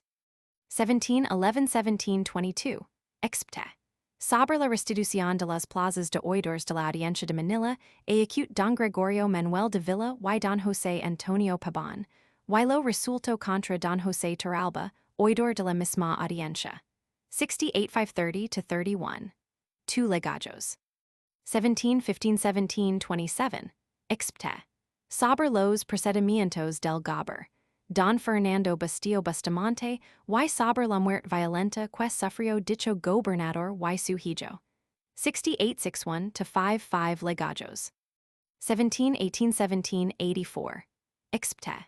Sobre competencia, entre el gobernador y audiencia, sobre remisión a España bajo partida de registro de don Diego Martínez de Eric, regent de la misma y otros ministros. 106-51-33 legajos. 17-28-18-29, remissions al Consejo, Cámara y Ministros. 105-310-11, 2 legajos. 17-29-17-48. Gobiernos de los Capitanes Generales, Marqués de Torrecampo, Don Fernández Valdés Tamán, Don Gaspar de la Torre, y acute interino del Obispo de Nueva Segovia. 105-325. 1740. Duplicados de la Casa Criminal y Prisión de Don Cristóbal Pérez de Arroyo, fiscal de aquella audiencia, remitido por el gobernador. 106-23-28. 6 legajos. 1746-1767, Gobierno del Capitán General, Marqués de Obando. 105-326. 1750-1762, Gobiernos de los Capitanes Generales, Don Pedro Manuel de Arandia y Don José de Crispo. 105-41. 1753, Correspondencia del Gobernador Marqués de Obando, dando noticias del estado de aquellas islas. 105-42. 1755-1789, Expedient sobre expulsión de los sangles o acute chinos católicos por delitos de infidelidad y otros durante la ocupación de la plaza por los ingleses. 107-27-30. 4 legajos. 1759-1821, Correspondencia con gobernadores. 105-43-42 legajos. 1760-1766. Expedient de la reclamación hecha por Inglaterra de 2 millones de pesos capitulados en la toma de la Plaza de Manila. 107-3-1-2 legajos. 1765-1824, Informes sobre materias gubernativas. 105-313-14. 2 legajos. 1769-1780, Gobierno del Capitán General Don Simón de Anda. 105-45. 1776-1787, Gobierno de los Capitanes Generales Don José Vasco y Vargas y Don Felipe Veringer de Marquina. 105-46. 1691-1819, Informe sobre el ramo de tributos y remuneración de indios. 108-19. 1682, Materias de Real Hacienda. 107-312. 1730-1824, Materias gubernativas de la Real Hacienda. 107-311. 1751-1833, Expte, sobre bienes de difuntos. 107-39. 1755-1830, Cuentas de tributos, contribución directa y ramo e acute cargo de los corregidores y alcaldes mayores. 108-110-13. 4 legajos. 1759-1833, Cuentas de Real Hacienda. 107-725-32, 108-11-8. 16 legajos. 1760-1765, Expte, relativo al sitio y toma de Manila por los ingleses. 107-33-64 legajos. 1770-1821, Expedients de Provisions de Empleos de Real Hacienda. 107-313-14. 2 legajos. 1783, Expte, sobre avalio de la Alcacería de San Fernando, Manillo, ejercicio y facultades de su castellano y lo actuado contra Don Fernando de Mir y Noriega que fue el primero. 107-38. 1787-1849, duplicados de superintendents y acute intendentes de ejército y real hacienda. 107.515 to 31, 107.61 to 31, 107.71 to 21. 69 legajos. 1784-1787. Expedient sobre establecimiento de intendencias y subintendencias. 107.514. 1794. Expte, de Don Frco, Fernández Sendero, alcalde mayor y capitán de guerra de la provincia de Ilocos, sobre su residencia pendiente de informe de la audiencia. 106.54. B. Ramo ecclesiastico. 1570-1697, Cartas y Expedients del Arzobispo de Manila. 60.8132 and 33. 2 legajos. 1569-1700, Cartas y Expedients de los Misioneros de Filipinas. 68-1-37 to 41. 5 legajos. 1570-1696, Cartas y Expedients de Personas Eclesiásticas de Filipinas. 60.8142 to 44. 3 legajos. 1580-1700, Cartas y Expedients del Cabildo Eclesiástico de Filipinas. 60.8135 to 36. 2 legajos. 1597-1698, Cartas y Expedients de los Obispos Suffraganios de Manila, Acute Saber, Nueva Segovia, Nueva Caceres, Santísimo Nombre de Jesus o Cebu. 60.8134. 1626-1795, Real Sagelas y Informes sobre Dismos. 108.524. 1681-1689, Testimonios de autos respectivos al Arzobispo de Manila y otros. 68.21 to 2 legajos. 1692. Expte. Sobre la extrañeza y presión del Arzobispo de Manila, Don Fray Felipe Pardo y discordias ocurridas entre las religions de Santo Domingo y la Compañía de Jesus. 68.4 to 5. 2 legajos. 1702-1832, Consultas de Materias y Provisions Eclesiásticas. 108-5-21 to 22. 2 legajos.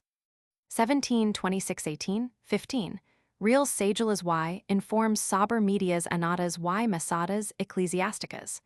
108.519. 1751, El Gobernador Marqués de Obando de Cuenta con Testimonio de los Informes, que se han pedido adquirir sobre el número de religiosos, que hay en aquellas islas y de los que necesitan para la reducción de los indios gentiles. 108.627 to 28. 2 legajos. 1760. Expte. Del Obispo de Cebu, Gobernador interino de aquellas islas, y el Arzobispo de Manila sobre en cual de los dos había de requerir el mando de ellas. 108.629. 1762. Expte. Sobre embargo de bienes de Don Santiago de Orendain, y su mujer Dona Maria Dominga Ariz, vecinos de Manila, por deudas al ramo de bulas de la cruzada, y otros excesos. 108.718 to 19. 2 legajos. 1769. Pliegos remitidos al Consejo por el Arzobispo para sobre el estado de curado y fundamentos de los regulars para eximirse de la jurisdicción del diocesano. 108.65 to 6. 2 legajos. 1772. Expte. Sobre la remoción de los religiosos de S. Agustín de las Doctrinas de la provincia de Pampanga, secularización de curados de aquellas islas, y sujeción de las religions al real patronato y visita de los ordinarios. 108.631 to 35. 5 legajos. 1777. Expte. Sobre competencia entre el Arzobispo de Manila, Obispo Suffragano de Nueva Caceres, Vice Patrono Real y Fiscal de la Real Audiencia, por disposición al Presbítero Don Vicente Ignacio de Arroyo del Curado de Santa Cruz. 108.636. 1778. Expte. Sobre aprobación de las ordenanzas de la Casa de Misericordia de Manila y acute el permiso concedido para que esta pudiera remitir sus cuentas sin intervención de la Real Audiencia. 106.58. 1778. Expte. De la Real Audiencia sobre el espolio del arzobispo Don Manuel Antonio Rojo y demandas introducidas contra él, 10871-2, 2 legajos. 1780, 4 expts. Unidos sobre pago de dismo por los religiones y naturales de aquellas islas, sin embargo de no estar en práctica, 10873. Roman 2, Secretaria de Nueva España. A. Ramo secular y ecclesiastico. 1630-1759, Consultas y Decretos Originals. 68-8-12, 5 legajos. 1670-1756, Indices de la Correspondencia del Gobernador, Audiencia, Officials Reales y Sugidos Particulars del Distrito de aquella Audiencia. 68-31. B. Ramo secular. 1724, Expte. Sobre el registro del Galán de Filipinas, nombrado el Santo Cristo de Burgos que hizo viaje el año 1723, desde el puerto de Cavite al de Acapulco. 68-611.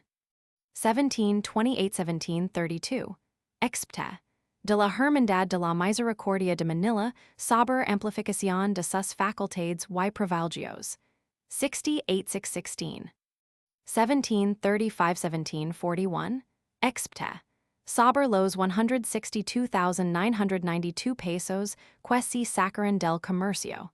68-623. 1739-1746, Testimonio de autos originados sobre la visita y composición de tierras encargadas al oidor Don Pedro Calderón, del Concilio de S. M. 68-626.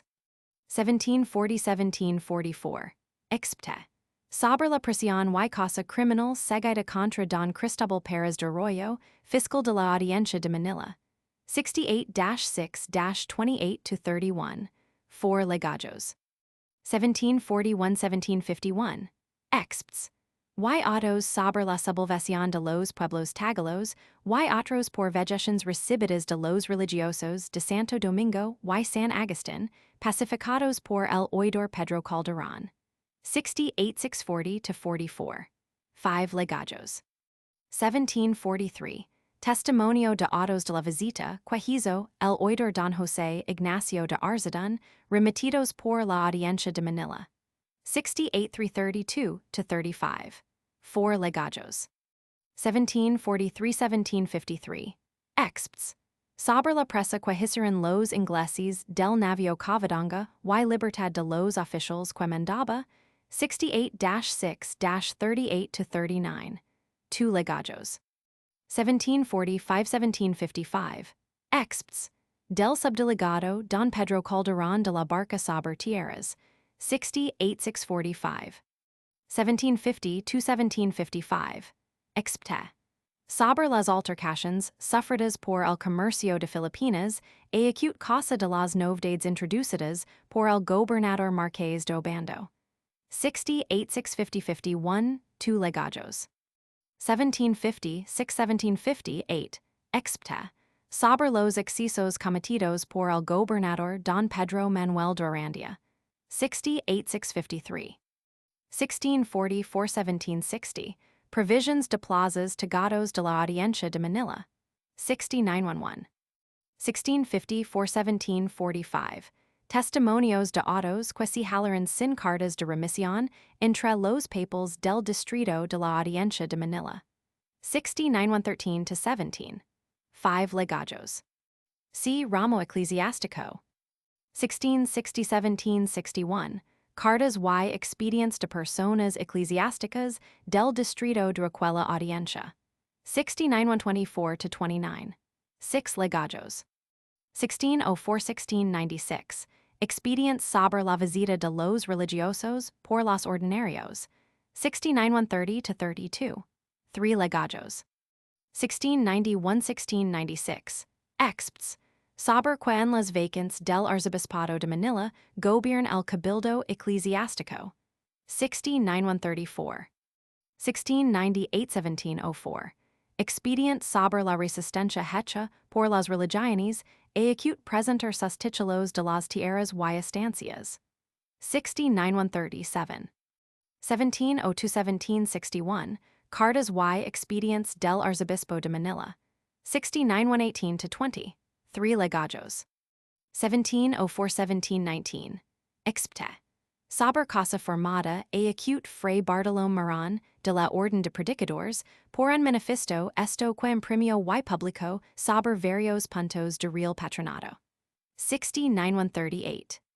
1710-1730, expte. Saber corregir las ordenanzas del Colegio Seminario de San Felipe, etc. 69-140. 1730-1740, tres testimonios de autos pertenecientes a acute un expedient, del Cabildo Eclesiástico de Manila, saber organización de boltas, 69-1. 1737-1746, expte. Saber erección de un seminario para la educación de religiosos misioneros de la Orden de San Agustín, 69-3. Notes.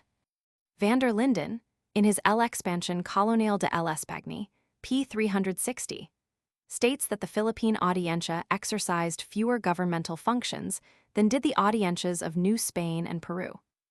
It is true that the jurisdiction of the Audiencia of Manila was confined to a territory which was politically and economically of less importance to Spain and to the world in general than New Spain and Peru. It is the conviction of the writer that the distance and isolation of the Philippines, their proximity to Japan, China, and the hostile colonies of the Portuguese, and the Dutch, the necessities of self-dependence and defense, the corruption of the governors and officials, and the problem of dealing independently with the ecclesiastical organization within the colony, forced the Audiencia of Manila to take upon itself powers and responsibilities as extensive, at least, as were assumed by the Audiencia of Mexico. Titulo expedito por los Reyes Católicos, 30 de Abril, 1492, in Navarrete, Collection de Viages, Roman II, 911, also see Van der Linden op. Cit. 277-83, 338. See Altamira, Historia de la Civilización Española, Roman II, 477-480, Bancroft, History of Central America, I. 247-88. Helps, Spanish Conquest, 1856, I. 187-27. In the Spanish colonies, an alcalde was usually an ordinary judge, not always trained in the law to the extent of being a letrado or togado. An alcalde ordinario or an alcalde de ayuntamiento tried cases in first instance. An alcalde mayor or an alcalde de partido might try cases on appeal from these. Generally speaking, alcaldes ordinarios were town judges, in contrast to alcaldes mayors who had provincial jurisdiction as well. Alcaldes ordinarios and regidores were members of the town ayuntamientos or cabildos, municipal councils. Regidores did not exercise judicial functions. Recopilación de leyes de los Reinos de las Indias, hereinafter to be referred to as the Recopilación, Lib 2, Tit 2, Ley 13. For an account of the Recopilación, see footnote 40 below. Bancroft, History of Central America, I. 269. See note 27 of this chapter. In some of the early Spanish colonies, the alcalde was elected by his fellow townsmen. He exercised the functions of judge and chief executive, subject to the governor or adelantado, and in the absence of the latter, assumed the government of the colony. Alcaldes in new settlements or on expeditions were different in character and exercised functions distinct from those of the alcaldes of the later periods. This earlier type probably existed in Hispaniola under Columbus. See Bancroft, History of Central America, I. 175, 330, Note 7. That their duties varied in different colonies may be deduced from the statement of Bancroft that the alcaldes mayors of New Spain under Cortés were merely entrusted with judicial powers. Later those of San Luis Potosi and other places acted also as lieutenants for captains general, and exercised, in other respects, the duties and ceremonies of governors. Bancroft, History of Mexico, Roman III, 520. The term, therefore, does not always convey a clear impression of the exact nature of the duties attached to the office. Bancroft, History of Central America, I. 269. Altamira, Historia, Roman II, 479. Born Spain in America. 222, Van der Linden, L'Expansion coloniale de l'Espagne, 339. See note in Bancroft, History of Central America I, 282-83. Born Spain and America, 222. Moses, the Spanish dependencies in South America. I, 251. See Call Doc.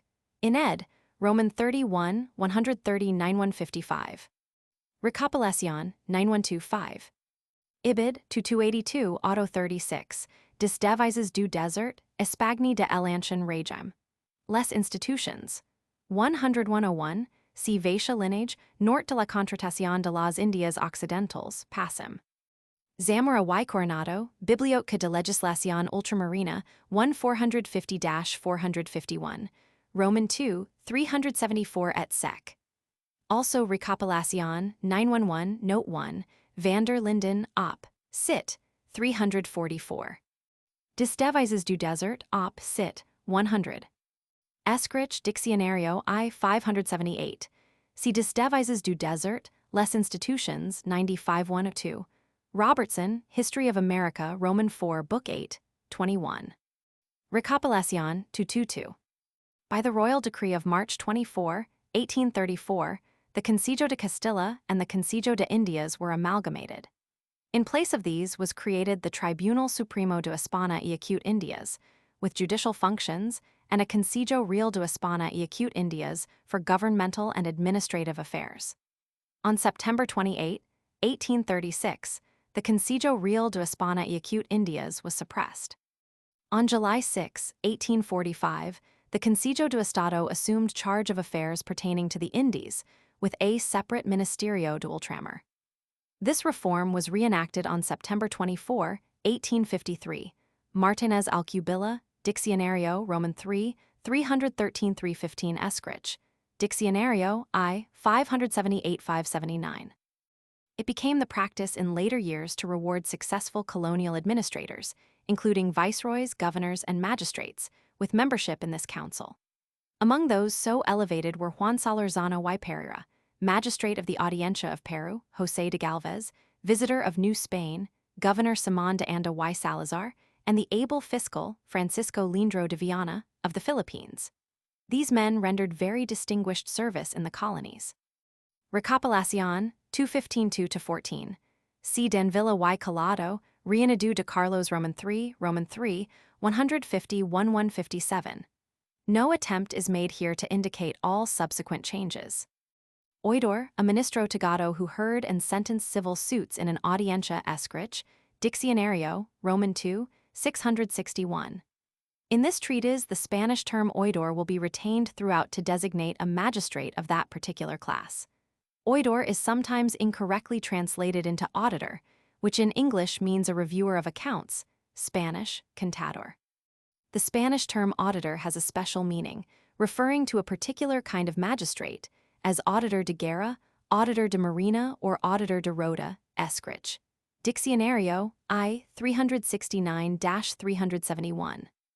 Blair and Robertson, in their Philippine Islands, Cleveland, 1908, have used the terms oidor and auditor interchangeably. Or rather, in almost all cases they have translated oidor as auditor, but this usage will not be followed here for the reasons given. The oidor is also to be distinguished from the alcalde del crimen. The latter existed only in the larger audiencias of Mexico and Peru, or in Manila, Havana, or Puerto Rico in the later 19th century. Alcaldes del crimen in the 16th, 17th, and 18th centuries were subordinate in rank to oidors, but by virtue of the reforms of 1812, 1836, and 1837, the latter were required to be togados, and the ministers of all the audiencias were placed in the same class. Escrich Diccionario I 154, I 363-369, Roman 2 661, Bancroft History of Central America I 297. See also Parrás y López, Título de la Legislación, Roman 21-369, Roman 4 525-528. Martínez Alcubilla, Diccionario I 525-526. The original cédulas refer to this audiencia as La Audiencia Real de la Nueva España, Puga, Provisions, Cédulas, F7. Zamora y Coronado, Biblioteca, I 452, I 483-486, Martinez Alcubilla, Diccionario Roman 8, under Justicia. See also Denvilla y Collado, Reanadu de Carlos Roman 3, Roman 6, 157-158. By the royal decree of May 23, 1879, the audiencias at Havana and Manila were each given a civil and criminal sala, and a fiscal was provided for each sala as in the audiencias of Mexico and Lima. When it was necessary, oidores could be transferred from one sala to the other. Colción Legislativa de España, CXA, 1093-1100. Recopilación, 215-1. See Professor Shepard's brief description of the governmental machinery of Spain's colonies in his Guide to the Materials for the History of the United States in Spanish Archives, 1012. Note also the articles recently published by Desdevises du Desert in the Revue Historique, CXXV, 225-64. CXXVI, 1460, 225-70. Under the title of Viceroys et Capitaines Généraux des Indes Espagnols à la fin du Roman 18 cycle. Recopilación, 215-17. Ibid, 215-2. Although the Recopilación and Danvilla y Collado, cited in Note 19, give the date of the establishment of the Audiencia of Santo Domingo as 1526, the royal decree issued at Pamplona, October 22, 1523, is addressed to Enros Oidores de la Audiencia Real de las Española, AI 13916, Tom 9, Fall 225. There are various references antedating 1526 in this and the following legajo. Ibid 215-3. For the exact limits of this audiencia see Puga, Provisions, Sagelas, FF. 1213, 4748, and Hackett, Delimitation of Political Jurisdictions in Spanish North America to 1535, in Hispanic American Historical Review, I 60, Note 102. Ibid 215-13, 1415. Ibid 5123, 215-412. Ibid 5116. Zamora y Coronado, Biblioteca, I 486-487. The following will give some idea of the size and rank of the respective audiencias of the Spanish colonies in the later 18th century. This table was compiled from the Reglamento de For de Mayo, 1788, Parrás y López, Titro, Roman 4, 522-524. Audiencia, no of magistrates, salary of total salas, fiscals, regent budget pesos, Lima 000, 000 Mexico 000, 500 Charcas, 725, 745 Chile 720, 740 Buenos 000, 726 Airs Manila 000, 500 Guadalajara 1, 600 700 Guatemala, 600 700 Santo, 600 700 Domingo Santa. Fe 600 700 Quito, 600 700 Cusco 000, 000 Caracas 000, 200. Solorzano y Pereira, Politica Indiana, Madrid, 1647. This was the first great general work on the political institutions of the Indies, and probably the most valuable and comprehensive of its kind ever published, barring possibly the Recopilación. It comprises history, description, law, discussions of suits and cases, litigation, and legal citations. Its ample title page states that it is divided into 6 books, in which, with great distinction and study, are treated and resolved all matters relating to the discovery, description, acquisition, and retention of the Indies, and their peculiar government, as well as concerning the persons of the Indians and their services, tributes, tithes, and encomiendas, as concerning spiritual and ecclesiastical affairs and doctrine inquisitors, commissaries of crusade, and of the religious. And in regard to temporal affairs, concerning the secular magistrates, viceroys, presidents, audiencias, the Supreme Council, and its junta de guerra, including a setting forth of the many royal sagelas which have been dispatched for the latter. Solorzano y Pereira contributed largely to the codification of the laws of the Indies. See Chapter 10 of this book. Recurso diffusa, see footnote 3, Chapter 11 of this work. The origin and nature of the acuito is explained in Chapter 6, Note 78, of this book. See also Chapter 3, Note 37. The officials' reals consisted of the tesoro, treasurer, contador, accountant, and factor, disbursing officer, and supply agent. See Recopilación, 8434, 35, 825, 6.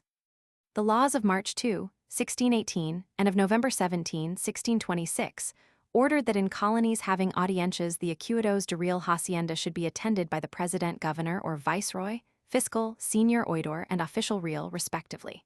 In case there were no audiencia, the session should then consist of all the officials' reals and the governor, and then the votes of the treasury officials should be final.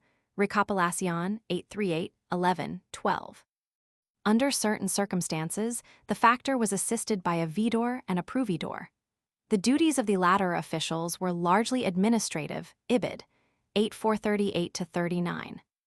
Bancroft, History of Mexico, Roman 3, 520, states that the provinces of royal officials were merely revenue districts whose heads received their appointment from the king and administered their office under a certain supervision from the viceroy and governors attending their councils.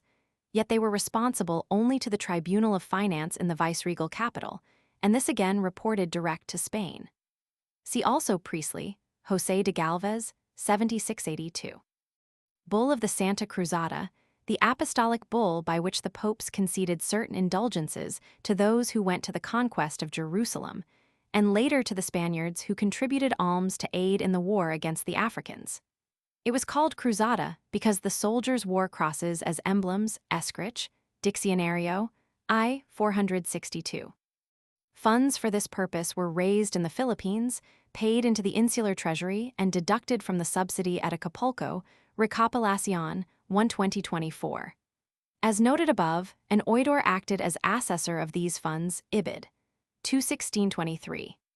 Solorzano y Pereira, Politica Indiana, Roman 2, 271-79. The first attempt at the codification of the laws for the governing of the colonies was made in New Spain in 1545, when the ordinances for the government of that viceroyalty and audiencia were printed. This collection was given the royal approval in 1548. A similar compilation was made in Peru in 1552 by Viceroy Mendoza. The first intimation of a universal code is to be found in the recommendations of the fiscal of the Council of the Indies, Francisco Hernández de Libana, in 1552. On September 4, 1560, Luis Velasco, Viceroy of New Spain, was ordered to print a compilation of laws for the Audiencia of Mexico. This commission was given to Oidor Puga of that tribunal and executed in 1563. In 1569, Viceroy Francisco Toledo was ordered to make a similar compilation for Peru, but the work was not completed at that time. The first volume actually printed by authority of the council was accomplished in 1593. This was the beginning of the Code of the Indies, but the volume which was published pertained only to the regimen of the Council of the Indies itself and made no regulations for the colonies. A more extensive collection of provisions, letters, orders, and cedulas was published on the authority of the council by Diego de Encinas, a clerk of that tribunal, in 1596.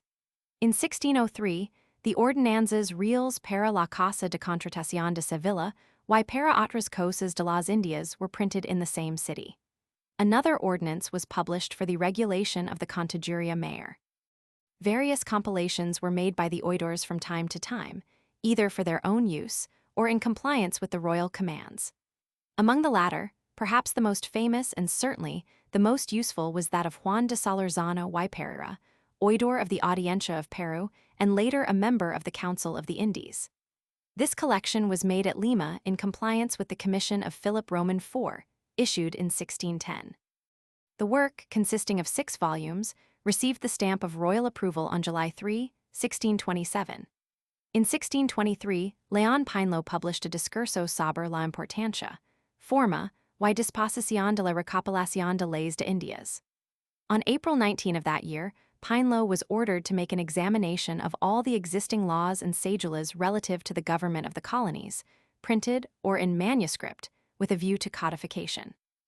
A magistrate named Aguilar y Acuna was ordered to collaborate with him. The result of these proceedings was a Sumario de la Recopilación General, which continued under process of compilation for a half-century. It was finally perfected and published in 1677. In 1668, Pinelow's work was issued as the Autos Acordados y Decretos de Gobierno del Real y Supremo Consejo de las Indias. Although the collection was practically ready by 1677, it was not officially accepted until May 18, 1680. On that day, it was promulgated by Charles Roman II, King of Spain. On November 1, 1681, the work was ordered published by the India House, and the Recopilación de los Reinos de Indias was issued at Madrid in 4 volumes. Subsequent editions were printed in 1754, 1774, 1791, and 1841. The last mentioned contains in its index reforms down to 1820. A Recopilación Sumeria was published in Mexico in 2 volumes in 1787. The compilations of Zamora y Coronado, Rodriguez, San Pedro, and Perez y Lopez, cited repeatedly in this work, contain later laws and serve in the place of the Recopilación for the more recent periods. Authorities: Solorzano y Pereira, Politica Indiana, Introduction G. B. Griffin, A Brief Bibliographical Sketch of the Recopilación de Indias in Historical Society of Southern California, Publications 1887, Fabier Enseo Histórico de la Legislación Española, Puga Provisions, Sagelas, 1563, Garcia Iquez Balseta, Bibliografía Mexicana del Siglo Roman 16, 1886, 2526. Bancroft, History of Mexico, Roman 3, 555-51, History of Central America, I, 225-88. Antiquaria Historia de la Legislación Española, 484-83. Altamira, Historia, Roman 4, 165-166. Recopilación, 522, 3, 7, 15, 19, 28. In this case, a local military functionary. Ibid, 37, 39, 41. Moses, Establishment of Spanish Rule in America, 83-84. Vander Linden, El Expansion Colonial de el Espagni, 345-361. Repartimientos or polos, referring to the forced labor of natives on public works, such as ship and road building. The provincial officials exercised supervision over this obligatory service and were held responsible for the proper execution of the laws appurtening thereto. Blair and Robertson, the Philippine Islands hereinafter cited as Blair and Robertson, Roman 19, 71-76. Cartas y Expedientes de Gobernadores de Durango, 1591-1700, Archivo de Indias, Sevilla, 66-6-17, 18. These numbers refer to archive place. Cartas y Expedientes del Virrey de Mexico Cuatratán de Asuntos de Guadalajara, 1698-1760. A. I. 67-10-13. These 2 series contain hundreds of letters on this subject, as do other series relating to Nuevo León, Nueva Galicia, Nueva Vizcaya, and New Mexico. This was true of San Luis Potosi and Guadalajara in New Spain. See Bancroft, History of Mexico, Roman 3, 520, History of Central America, I. 297, Moses, Establishment of Spanish Rule in America, 83. Bancroft, History of Central America, I. 297, defines the corregidor as a magistrate with civil and criminal jurisdiction in the first instance, and gubernatorial inspection in the political and economic government of all the towns of the district assigned to him. There were corregidores letrados, learned in the law, corregidores politicos, political and administrative, de capa y espada military, and politicos y militares, administrative and military. When the corregidor was not a lawyer by profession, unless he had an assessor of his own, the alcalde mayor, if possessed of legal knowledge, became his advisor, which greatly increased the importance of the last-mentioned official. The alcalde mayor was appointed by the king. It was required that he should be a lawyer by profession, 26 years of age, and of good character. Practically, in cases of this kind, when the governor was not a letrado, civil, criminal, and some phases of military authority devolved on the alcalde mayor, the first 2 ex officio, and the latter as the legal advisor of the military chief. In new colonies, this officer was invested with powers almost equal to those of the Governorcy Recopilación, 5-2. The first encomiendas in the Philippines were granted by Legazpi in 1572, Montero y Vidal, Historia General, I. 4243. The encomenderos ruled the Indians in their care with little interference from alcaldes mayors, corregidors, or governors. Van der Linden especially emphasizes the fact that the encomenderos were not supposed to act as the private masters of the Indians on their holdings, but were to act as the representatives of the king, Van der Linden, El Expansion Colonial de El Espagni, 345-346. The laws of the Indies specified that the encomenderos were to protect, aid, and educate them, seeing particularly that they were taught the Catholic faith. Recopilación, 68, 9, 10, 11, Esp. Tit 9, Laws 1-4. The encomenderos, in the guise of benefactors, guardians, and protectors of the Indians, supervised the labor of the latter on the encomiendas, drawing remuneration therefrom, collecting tribute from them, and retaining a share of that. Aside from the very intimate relationship of the encomenderos as the guardians of the Indians in spiritual and temporal things, they were not considered as officials in the same sense as were the alcaldes mayors and corregidors. Dr. Pardo de Tavera characterizes the duties and relations of the encomenderos to the Indians as follows. The encomenderos were the first Spaniards after the conquest and pacification of the colony, who represented the civil authority of Spain in the islands.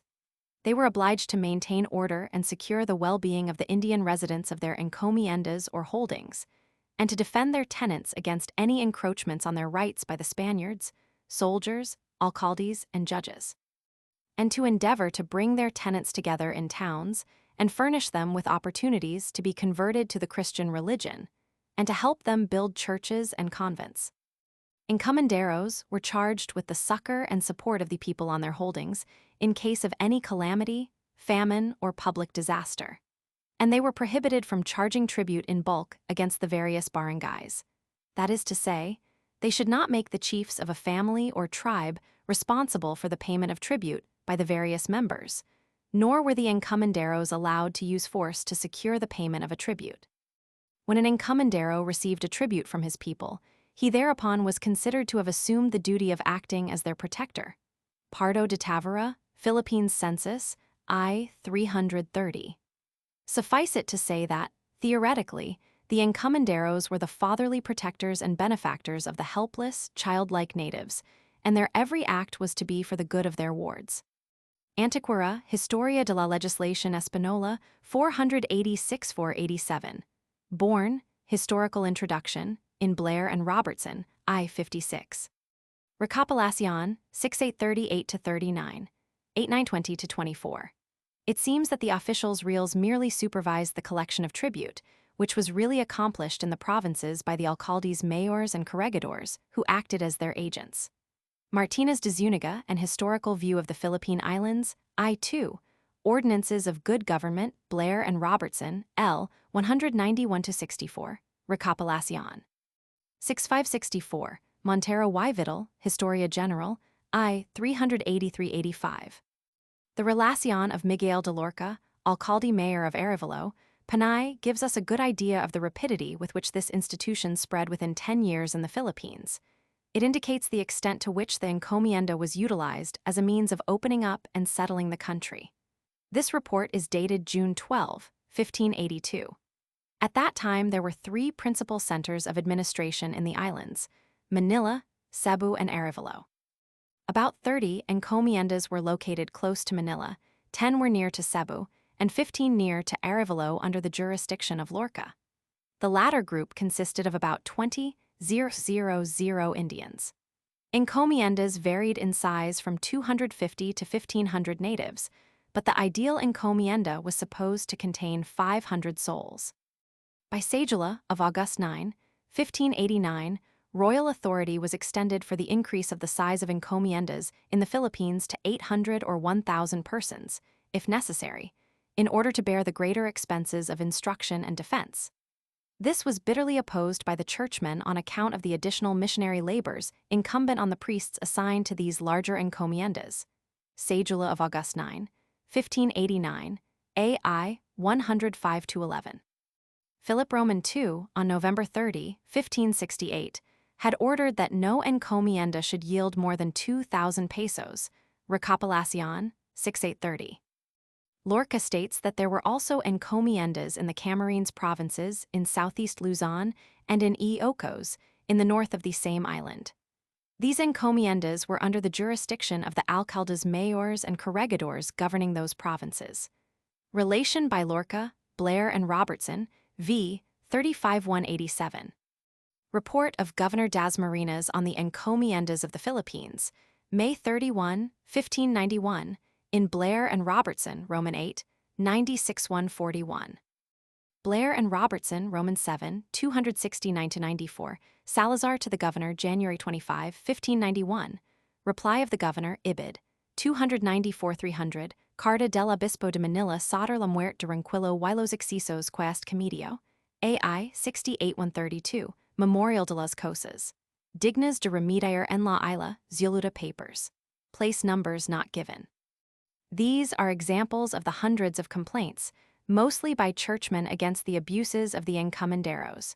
It would be impossible to cite them all. The Zuluta papers are transcripts from the archive of the Indies of Seville, the National Library of Madrid, and the British Museum. They were copied under the direction of a Filipino scholar, Señor Zuluta. These papers are now in the Philippines Library at Manila.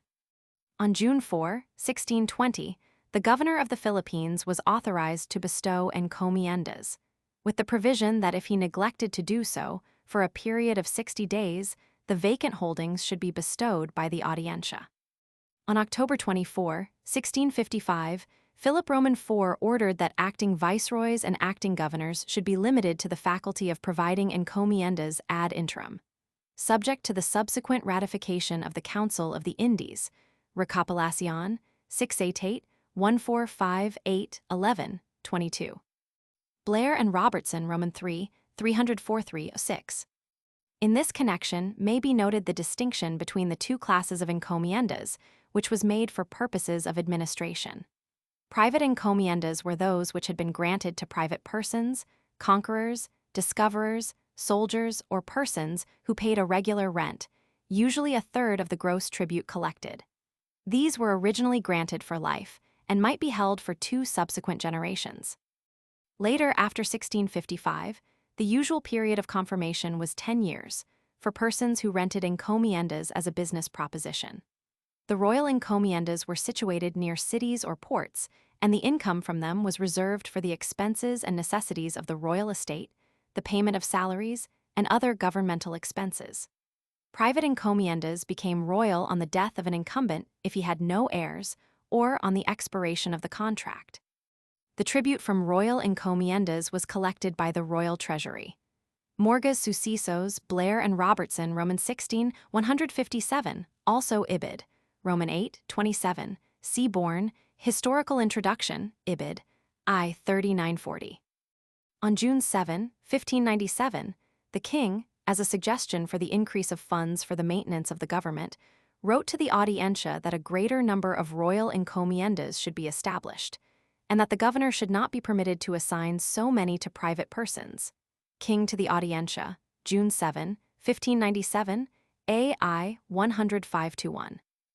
On February 16, 1602, the king again addressed the Audiencia on the subject of the royal encomiendas, desiring to know why the tribute from them had so materially decreased, it having reached the low mark of 2,500 pesos.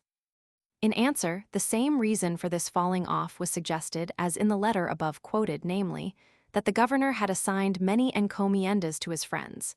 King to the Audiencia, February 16, 1602, AI 105-1. Francisco de la Mesa, factor of the Royal Treasury of Manila, in a letter to the king, dated May 31, 1595, stated that the royal encomiendas, which had been established to provide revenue for the payment of the salaries of alcaldes mayors, tenants, officials reals, and even that of the governor, had diminished greatly in number, so that not enough revenue was derived from them to meet the expenses for which they had been created. Misa concluded with a recommendation that 8 royal encomiendas of the value of 8,000 pesos a year should be established out of the first private encomiendas that were vacated. Misa to the king, May 31, 1595, AI 67-629. Salazar to the Council of the Indies, June 20, 1582, AI 68-1-32. Ronquillo de Penalosa to the King, July 15, 1582, AI 6766. Morgas Sucesos, Blair and Robertson, Roman 15, 5960. Carta del Obispo de Manila sobre la muerte de Ronquillo, y de los excesos quest comedio, AI 68-132. Ibid. The cedula of March 1, 1551, had forbidden the bestowal of encomiendas on ministers of justice, treasury officials, viceroys, ecclesiastics, and governors. According to the terms of the appointment of Gonzalo Ronquillo de Penalosa as proprietary governor, he had been allowed an encomienda in each principal town. See Recopilación, 6812. Op. Cit. Including the two principal Spanish historians of the Philippines, Martínez de Zúñiga, Estadismo, I. 243, and Montero y Vidal Historia General, I. 88. These letters, dated June 18, 1583, are among the Zuluta papers at Manila. A procurador, according to Escrich, Diccionario, Roman 2, 759, is one who, by virtue of power or faculty conceded by another, acts in his name. There were in later times several procurators representing different interests of the Philippines at the court of Madrid. The associated merchants had one or more, the consulado, each religious order, etc. These procuradors were usually lawyers, not infrequently men who had been in the islands. An interesting parallel might be noted between the procuradors and the American colonial agents of pre-revolutionary days. Zúñiga here gives Rivera entire credit for the bringing of the Audiencia to Manila op. Cit. I. 175. See Note 16, Supra. The alcabala, alque vale, according to value, was a percentage tax levied on goods movable and immovable, sold or exchanged. Merchants were held accountable for the payment of this tax, and for this purpose their accounts were examined by royal officials at regular intervals. Escrich, Diccionario, I. 143. It was first introduced into the Indies by Philip Roman II in 1574, having been levied in Spain as early as 1079, though not in its perfected form. In accordance with the tariff of November 1, 1591, it was exacted from merchants, apothecaries, encomenderos having farms and cattle ranches, ragpickers, clothmakers, silversmiths, goldsmiths, blacksmiths, and shoemakers. An alcabala was paid on wine. By the cedula of June 7, 1576, the rate of alcabala was fixed at 2%. In Peru, it was raised to 4% during the administration of the Conde de Chinchon as viceroy, and was collected at that rate there until the cedula of July 26, 1776, raised it to 6%. This rate was paid thereafter in the Spanish Colonies, Recopilación, 813-1-14, Notes 2 and 4, except for an increase in the rate to 8% in 1782 to meet the added expenses of war. The old rate of 6% was restored in 1791. Transcripts of these cedulas exist in AI 87-120. Exemptions from this tax were made in favor of churches, monasteries, and prelates when they bought or sold goods not for profit. When they engaged in commerce for its own sake, they were obliged to pay the alcabala in the same way as laymen, Recopilación, 813-17. Goods belonging to the Santa Cruzada, provisions bought, sold, or stored which were destined for the poor, and munitions of war paid no alcabala, Ibid. 1823. Indians were also exempted under certain circumstances, Ibid. 24. See entire Title 13 of Book 8, Recopilación, for further specifications regarding the payment of this tax. In 1568, Philip Roman II exempted the Philippines for 30 years. As noted above, the alcabala was not introduced regularly into the Indies until 1574, though it was levied in individual cases as early as 1558. Even earlier than this, Pizarro had obtained the right to levy it in Peru for a period of 100 years. Ibid. 813-1, Note 1, but Philip Roman II ordered it paid in the Philippines on August 9, 1589. Ibid. 940-566. The Almajar of Fasgo, like the alcabala, had been utilized early in the history of the peninsula, and because a productive source of revenue, it was introduced into the Indies. The earliest law dealing with this tax in New Spain was promulgated by Charles V on October 18, 1553, exempting cargoes which had already paid the tax in Spain. On June 24, 1566, and on December 28, 1568, Philip Roman II ordered a 5% export tax on all goods leaving Seville for the Indies. The Ordinance of December 28, 1562, having fixed it at 2.5%, and an import tax in the Indies on these same goods of 10%, making in all a tax of 15%. Wine was to pay a 10% import and export tax respectively, making a total of 20% paid on that commodity Ibid. 815-128. The law of April 21, 1574, ordered a 2.5% export and a 5% import tax on goods shipped between colonies Ibid. 10. On August 9, 1589, a 3% Almadrara Fasgo was authorized in the Philippines, with exemptions on provisions, munitions, and other specified articles brought to the islands by the Chinese, Japanese, Siamese, and Borneans, Ibid. 22-24. The tax on Chinese merchandise was raised from 3 to 6% on November 20, 1606, Ibid. 23. Chinese goods from the Philippines paid a 10% Almadrara Fasgo at Acapulco. This tax was also paid on leaving the Philippines or other New Spain ports and on entrance at Acapulco, Ibid. 21. For exemptions, see Recopilación, 8-1526-30. Rivera to the King, February 16, 1582, AI 11224. A legal defender of the Indians was wanted in this case to serve them in the courts. The bishop, at this time, was protector of the Indians and in that capacity had protested against the abuses of the encomenderos. The bishop, of course, could not enter the courts and defend the Indians in litigation. The law of March 17, 1593, which ultimately established a defender of the Indians in Manila, filled the need voiced by Rivera. The law referred to read as follows. The protection and defense of the Indians in the Philippines was entrusted by us to the bishops there.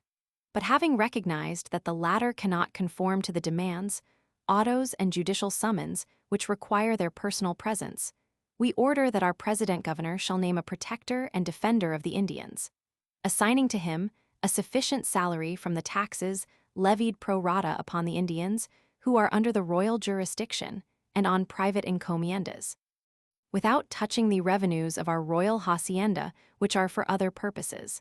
And we declare that this does not signify that it is our intention to deprive the bishops of the superintendence and protection of the Indians in general. Recopilación 6-6-8. Philip Roman II, on January 10, 1589, restored the office of protector or defender of the Indians in the Indies generally. It was stated in this law that as a result of the earlier abolition of the office, many inconveniences and injustices had arisen. The law authorized the appointment of a person of good character and morals to the office Ibid. 1. The reform of April 9, 1591 required that the appointee should be a lawyer and that there should be a defender of the Indians attached to each Audiencia Ibid. 3. The reform of March 11, 1784 provided that the fiscals should name these protectors in the future. Ibid. Note 1. The Audiencia of Guadalajara was at that time subordinate to the Viceroy of New Spain in matters of war, government, and finance, hacienda. Ibid. 2-1547, 49-54. Rivera to the King, June 26, 1583, AI 11224. Foundation of the Audiencia, Blair and Robertson, v. 274-318, Romans 6, 35-43. Also in AI 11325, the latter being the original cedula, signed by the king and ministers. Ibid. Permission had been granted by Philip Roman II on July 4, 1570 to enslave Mindanaos. A second cedula permitting the Spaniards in the Philippines to do this was promulgated by Philip Roman III on May 29, 1620. This act was rendered justifiable in the eyes of the Spaniards by the fact that they were dealing with semi-savages who were of the Mohammedan faith and accordingly the ceaseless enemies of the Spaniards. Recopilación 6-12. Recopilación 3-10-13-14, See Chapter 8 of this book. Recopilación, 21555, promulgated November 4, 1606. See also 6-18-5 and 5324. Davalos to the King, July 3, 1584, AI, 67618. Audiencia to the Council of the Indies, June 26, 1586, AI, 67-6-18. The recopilación is singularly indefinite regarding the rate or amount of tribute to be assessed in New Spain. Beyond the stipulation that tribute levied under the supervision of viceroys, presidents, and audiencias should be moderate and just, practically nothing is said as to the amount that should be collected. See Cédulas of June 19, 1536, and September 29, 1555, Recopilación, 6521, accepting certain increases as stipulated in the law of November 1, 1591, Lay 16. According to the laws just cited, the rate was to be fixed by the officials mentioned above. By Cédula of December 19, 1534, the officials' reals were empowered to fix the rate of tribute, Ibid. 28. Reductions in the rate of tribute were to be authorized by the fiscal and officials' reals, Ibid. 29. Apparently the rate varied according to the locality, Ibid. 1-5, 16, 17, and in the Cédulas of 1536 and 1555, cited above, consideration was given to the rate formerly paid by the Indians to their caciques. Fonseca y Urrutia, Historia de la Real Hacienda, I. 417 et sec. Tell us that the tribute paid in the province of Tlaxcala in 1572 was 13 reals. In 1564, the rate for New Spain was fixed at 2 pesos, and in 1600 it was reduced to 1 peso of 8 reals. Bancroft, History of Mexico, Roman II, 580-69. Humboldt, Political Essay, Roman II, 431-2, states that there had been a gradual diminution of tribute paid by the Indians during the 100 years preceding his visit. In 1601, he states, Indians paid 32 reals tribute and 4 reals additional, de servicio, in all about 23 francs.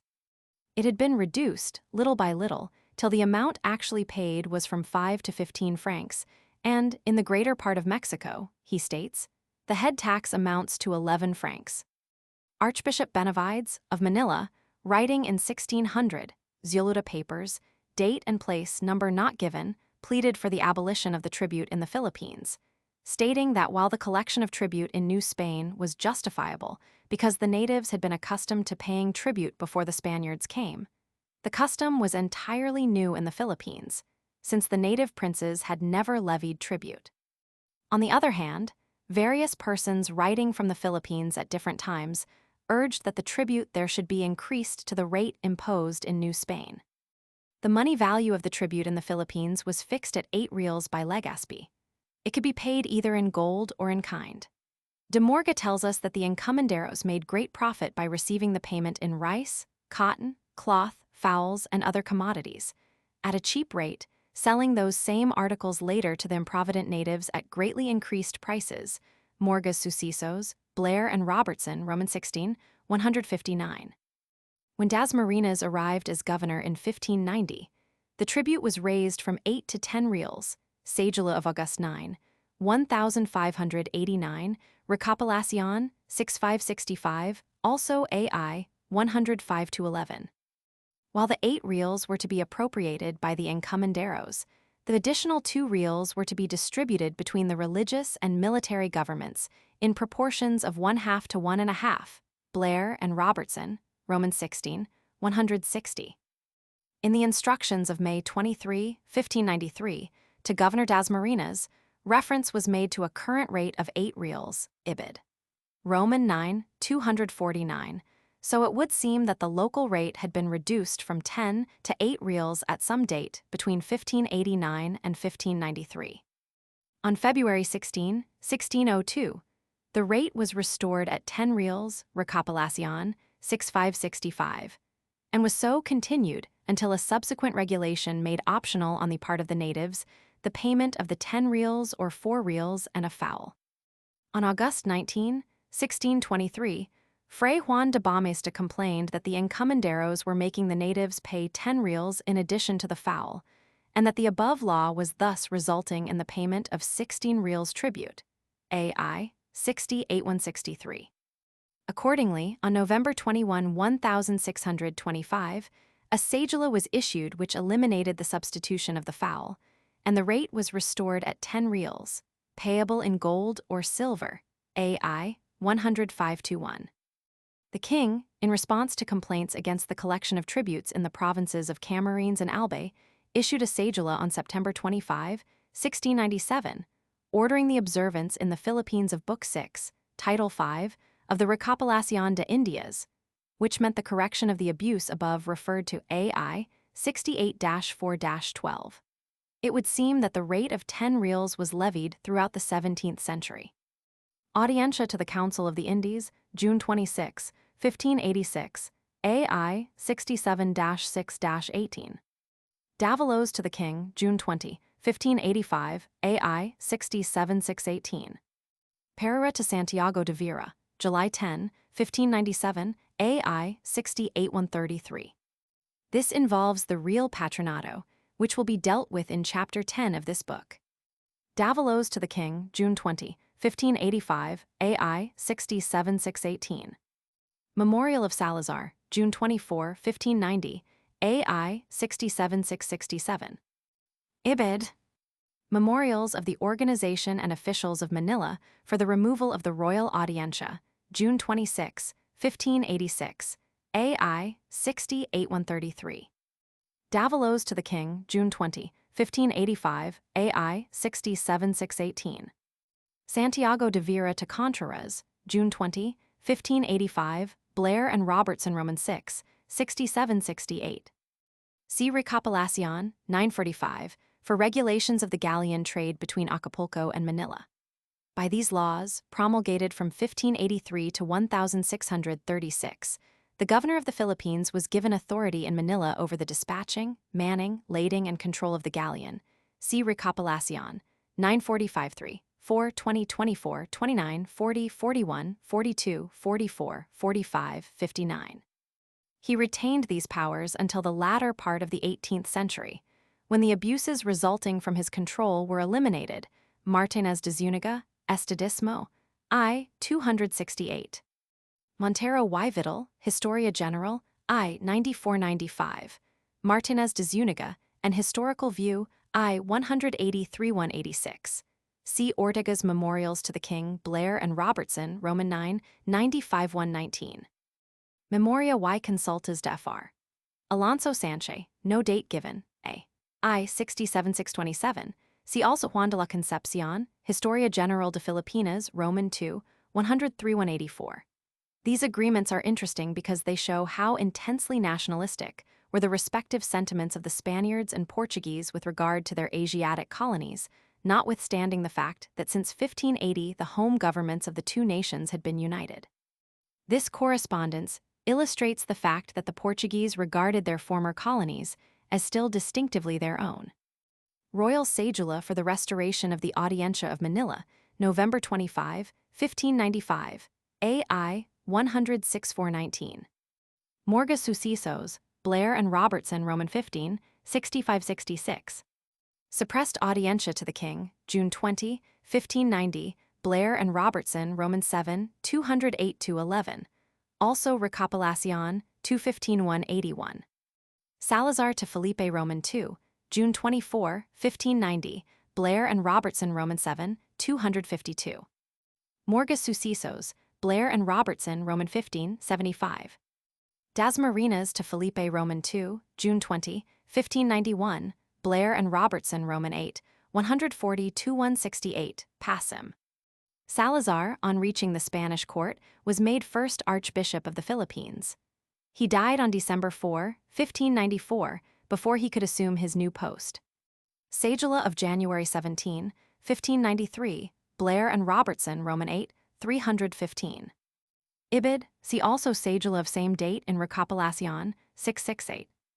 Morga remained in the Philippines throughout a period of 8 years, and during this time distinguished himself as a lawyer and judge, administrator, soldier, and later as a historian. It was due to his energies as senior magistrate that Van Noort, the Dutch freebooter, was defeated at the entrance of Manila Bay.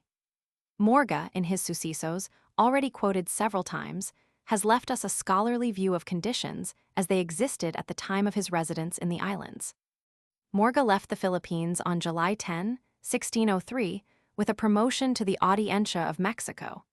He served in New Spain for several years, and in 1616 he was again promoted to the post of president of the Audiencia of Quito. Dasmariñas to the king, December 6, 1595, AI 67618. Misay to the king, May 31, 1595, AI 67629. The amount legally permitted to be taken to the Philippines at this time was 500,000 pesos, subsequently 1 million pesos.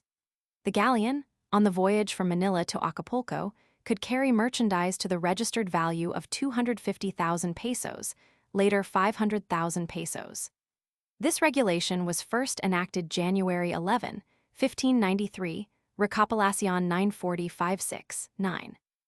On the same date, residents of New Spain were forbidden to trade in the Philippines, and the entire Philippine and Chinese trade was expressly reserved to subjects in the Philippines.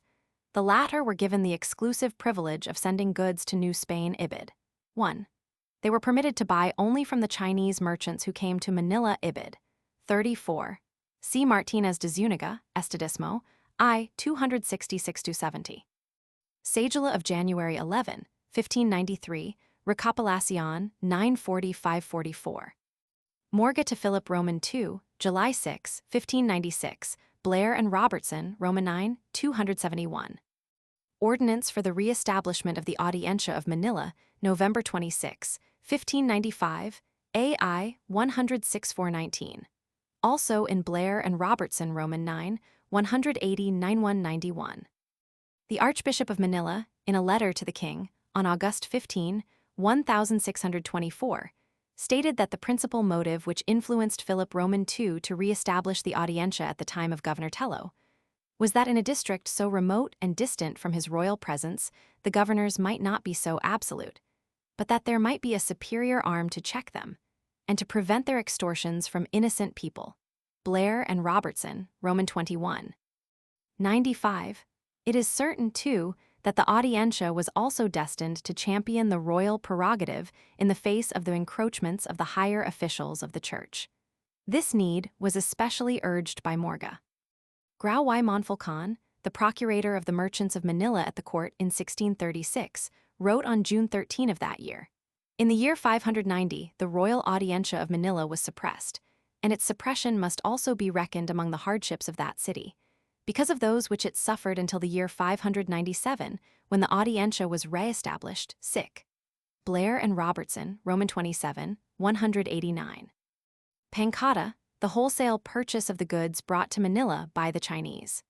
These goods were bought by a committee of 2 or 3 persons, acting for the governor and ayuntamiento, then sold or apportioned among the merchants of the city in proportion to the amount of money which they were able to invest. This arrangement was designed to give all the merchants a chance to buy, and at the same time to prevent the Chinese from selling at exorbitant prices.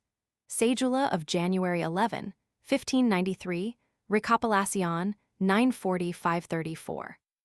Cedulas of May 5, 1583, and May 25, 1596, Recopilación 2-15-11. It will be noted that this authority was granted to the first Audiencia established in Manila. This same faculty was conferred by the Ordenanzas Nuevamente Formadas para el régimen y gobierno de la Audiencia Nacional de Manila, Art. I, Chapter 1, Sec 1, AI 106-4-19. Martinez de Zuniga has this to say concerning the work and purpose of the tribunal. The Royal Audiencia was established to check the despotism of the governor, whom it has never impeded, because its learned members were always the weaker, and the governor may send them as prisoners to Spain, exile them to the provinces to take census, or imprison them in Fort Santiago, as has been done. Martinez de Zuniga, Estadismo, I. 244. Recopilación to 1532. Ibid 3436-44. Ibid 41. Certain phases of these questions remained within the jurisdiction of the church courts. Recopilación to 1553. Parion, a marketplace, the name given to the quarter set aside by the government wherein the Chinese were confined. This restriction was imposed in 1603 to give added security to the city of Manila, endangered by a Chinese uprising at that time. See Montero y Vidal, Historia General, Roman 3, 146-148, Recopilación 21555, 5324, 618-5. Ibid 21564, 216-16-20. Ibid 215-180. Ibid 70, see Chapter 1 of this book. Ibid 71. Ibid 3567. See Chapter 1, Note 20, for distinction between oidores and alcaldes del crimen. Ibid 68-19-2. Ibid 1-3. Ibid 21563-71. Ibid 21574-85. Ibid 90-91. Ibid 93. Exemption from the jurisdiction of the civil authority having been claimed by the military and religious orders of Santiago, Calatrava, and Alcantara, Philip Roman IV, on April 1, 1635, gave jurisdiction over these orders to the Audiencias. Ibid 96. Ibid 510-1. Ibid 2. According to the Recopilación 513-1 Laws of October 20, 1545, February 13, 1620, and the Ordinance of Audiencias, the value of the peso was fixed at 450 maravedis. Recopilación 21588. Ibid 512-20. Ibid 512-29. Ibid 510-3. Ibid 513-8. Ibid 47. Ibid 510-4. Ibid 513-1. Ibid 215-97. Ibid 88. Ibid 103, 107, 108. Magistrates were forbidden to sign decisions during office hours, valuable time which should be devoted to hearing cases. Ibid 109. Ibid 105. Ibid 117. Pesquisidors were special investigators with extraordinary executive and judicial powers who were sent out by the home or central government when need arose to correct abuses in colonial or provincial administration. Visitadores, visitors, were sent regularly to inspect the government of a province or colony. The governor was supposed to dispatch visitors to examine the work of alcaldes, mayors, and corregidors every 3 years. Ibid 118. Ibid 178. Recopilación 515-21. Acuerdo, the joint consultative action of the governor and audiencia. See Chapter 6 of this book and Note 78 of the same chapter. Ibid 513-3. The periods of validity of cases appealed from the audiencias of Ultramar varied with the distance and the time necessary for the transmission of autos to the council. The time assigned by the laws of the Indies was as follows: Chile, 1.5 years; Tierra Firme, New Granada, Santo Domingo, New Spain, 1 year, and the Philippines, 2 years. This law was promulgated first on September 24, 1621, and again on March 30, 1629. Recopilación 215-123-133. Ibid 133, 1563. Helps, Spanish Conquest, I 102, 103-1, 4 states that the repartimiento system was originated in 1496, from the requirement of Columbus that the natives of Hispaniola should pay him a certain quantity of gold as tribute. In view of the inability of the natives to meet the demands of the Spaniards in regard to the precious metal, the villagers were ordered to make and work the farms in the Spanish settlements. This may be considered as the beginning of the system of repartimientos, or encomiendas, as they were afterwards called. In a subsequent chapter, the same author tells of the difficulty which Ovando had in compelling the Indians to live among the Spaniards, to pay tribute and accept religious teaching. Ferdinand and Isabella, in a letter dated December 20, 1503, directed Ovando to compel the Indians to deal with the Spaniards, to work for wages, to go to Mass, to be instructed in the faith, and further that they should do all these things as free persons, for so they are. Ovando adopted the following system, says Helps. He distributed Indians amongst the Castilians, giving to one man 50, to another 100, with a deed that ran thus: to you, such a one, is given an encomienda of so many Indians, with such a cacique, and you are to teach them the things of our holy Catholic faith. The word encomienda was a term belonging to the military orders, corresponding to our commandery or preceptory, and this term naturally enough came into use with the appointment as governors in the Indies of men who held authority in those orders, such as Bobadilla and Ovando. See also Bancroft, History of Central America, I. 262. With respect to the implied condition of teaching the Indians the holy Catholic faith, it was no more attended to from the first than any formal clause in a deed, which is supposed by the parties concerned to be a mere formality. We have now arrived, continues Helps, at the climax of the repartimiento system. That which Bobadilla did illegally was now done with proper formalities on parchment. We may notice again that the first repartimientos made by Columbus, apportioned to any Spaniard, whom he thought fit, such and such lands, to be worked by such a cacique, and his people a very different procedure to giving men a feudal system, not a system of slavery. Helps Spanish Conquest, I. 138-139. Recopilación, 215-129. Ibid, 127. Ibid, 515-181. Francisco de la Massey to the King, May 31, 1595, AI 67-129. In this and in other letters of officials in the Philippines, we find the amount frequently referred to as 1,000 pesos, although in the Recopilación, 215-129, the jurisdiction is fixed at 1,000 ducats. According to Law 181, 1589, the authority of the governor, the Audiencia had been suppressed, was extended to cases of the same value. It is probable that Massey meant that there was not sufficient distinction between the governor's assessor and the tenient de gobierno. This combined post was filled by Pedro de Rojas until 1593 and then by Antonio de Morga. These officials were the private advisors of the governors in legal matters and active magistrates at the same time. Memorial of Antonio de Morga, July 6, 1596, Blair and Robertson, Roman 9, 271 et sec.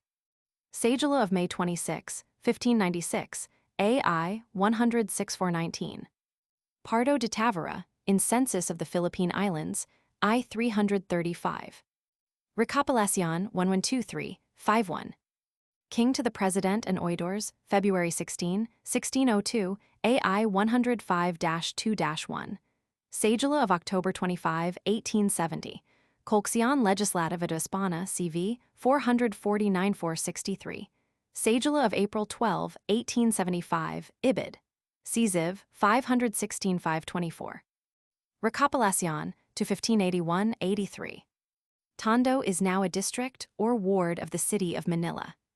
At the time referred to here, the barrio of Santa Ana, small district under a tenient of a corregidor or alcalde mayor, was within the jurisdiction of the corregimiento of Tondo.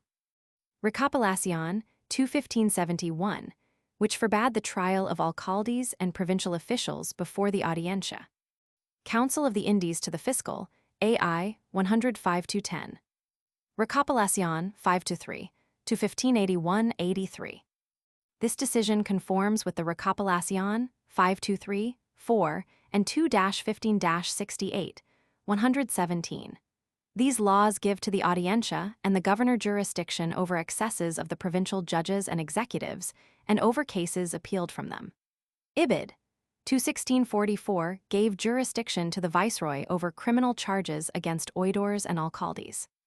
Council of the Indies to Audiencia, December 16, 1687, AI 105-2-1. The facility with which witnesses may be procured is from one point of view a great aid to the administration of justice in the Philippines today. C. Elliott, The Philippines to the End of the Military Regime, 246-8. Royal Decree on Usurpation of Indian Lands, November 7, 1751, Blair and Robertson, LXVA, 2734. C. Cunningham, Origin of the Friar Lands Question in the Philippines in Political Science Review. X, 465-480. Fuero mixto, in this case, a fuero or concession to the ecclesiastical government of jurisdiction over secular matters. See Note 53, Chapter 11 of this volume. Audiencia to the King, September 27, 1617, AI 67620. 3 of these friars were hanged at once, and one, Juan Acadiz, escaped to New Spain. He was said to be the illegitimate son of Dona Honor of Austria, see Blair and Robertson, Roman 18, 8288. Recopilación, 215-134-153, 216-15, 218-29, 30, 143-20, 1626-39-57, 1718, 29-31, 215-146, 147-149. See Note 3, Chapter 11 of this volume. Recopilación, 215-129. This case and the others dealt with in this section involving encomiendas are to be found in the Inventario de los Pleitos en la Real Audiencia de Manila, Quesihalan en LRL. Y Supremo Consejo de las Indias y remiten LRL. Archivo en Sevilla según RL. Orden de Julio de 1787. The key to the above exists in the Inventario de Autos de la Asma. La Cámara de Indias, Roman 4, 453, AI. Recopilación, 6-1. This prohibition was first imposed by Charles V on the above date and subsequently by Philip Roman II and Philip Roman III. See Laws 1-14, same title. Ibid, 6911-13. The Laws of the Indies, Recopilación, 619-6, authorized the governor of the Philippines to assign encomiendas ad interim for the period of 6 years, promulgated August 25, 1646. By the laws of May 1, 1774 and June 8, 1792, the period was made 5 years in all the colonies except Peru. In the latter it was 6 years. Note to Recopilación, 822-1. We have record of the extension of an encomienda in the Philippines to the hospital of San Juan de Dios for 4 years by Governor Marquina on July 10, 1789. The Cofradia had held this encomienda for 10 years, and on its petition the governor made this additional concession, subject to royal confirmation, AI 107-5-18. The above episode is at variance with the statement of Bancroft, History of Central America, I 264, that the encomienda system came to an end in 1721. Help states that the encomienda system remained in full force until the reign of Charles III of Spain, at which period, it appears, it was annulled. See Help's Spanish Conquest, Roman 4, 240. Expedients are defined in Blair and Robertson, Le. 72, Note 28, as all the papers belonging to any matter, judicial, legislative, or executive, consisting of orders, opinions, reports, and all other measures.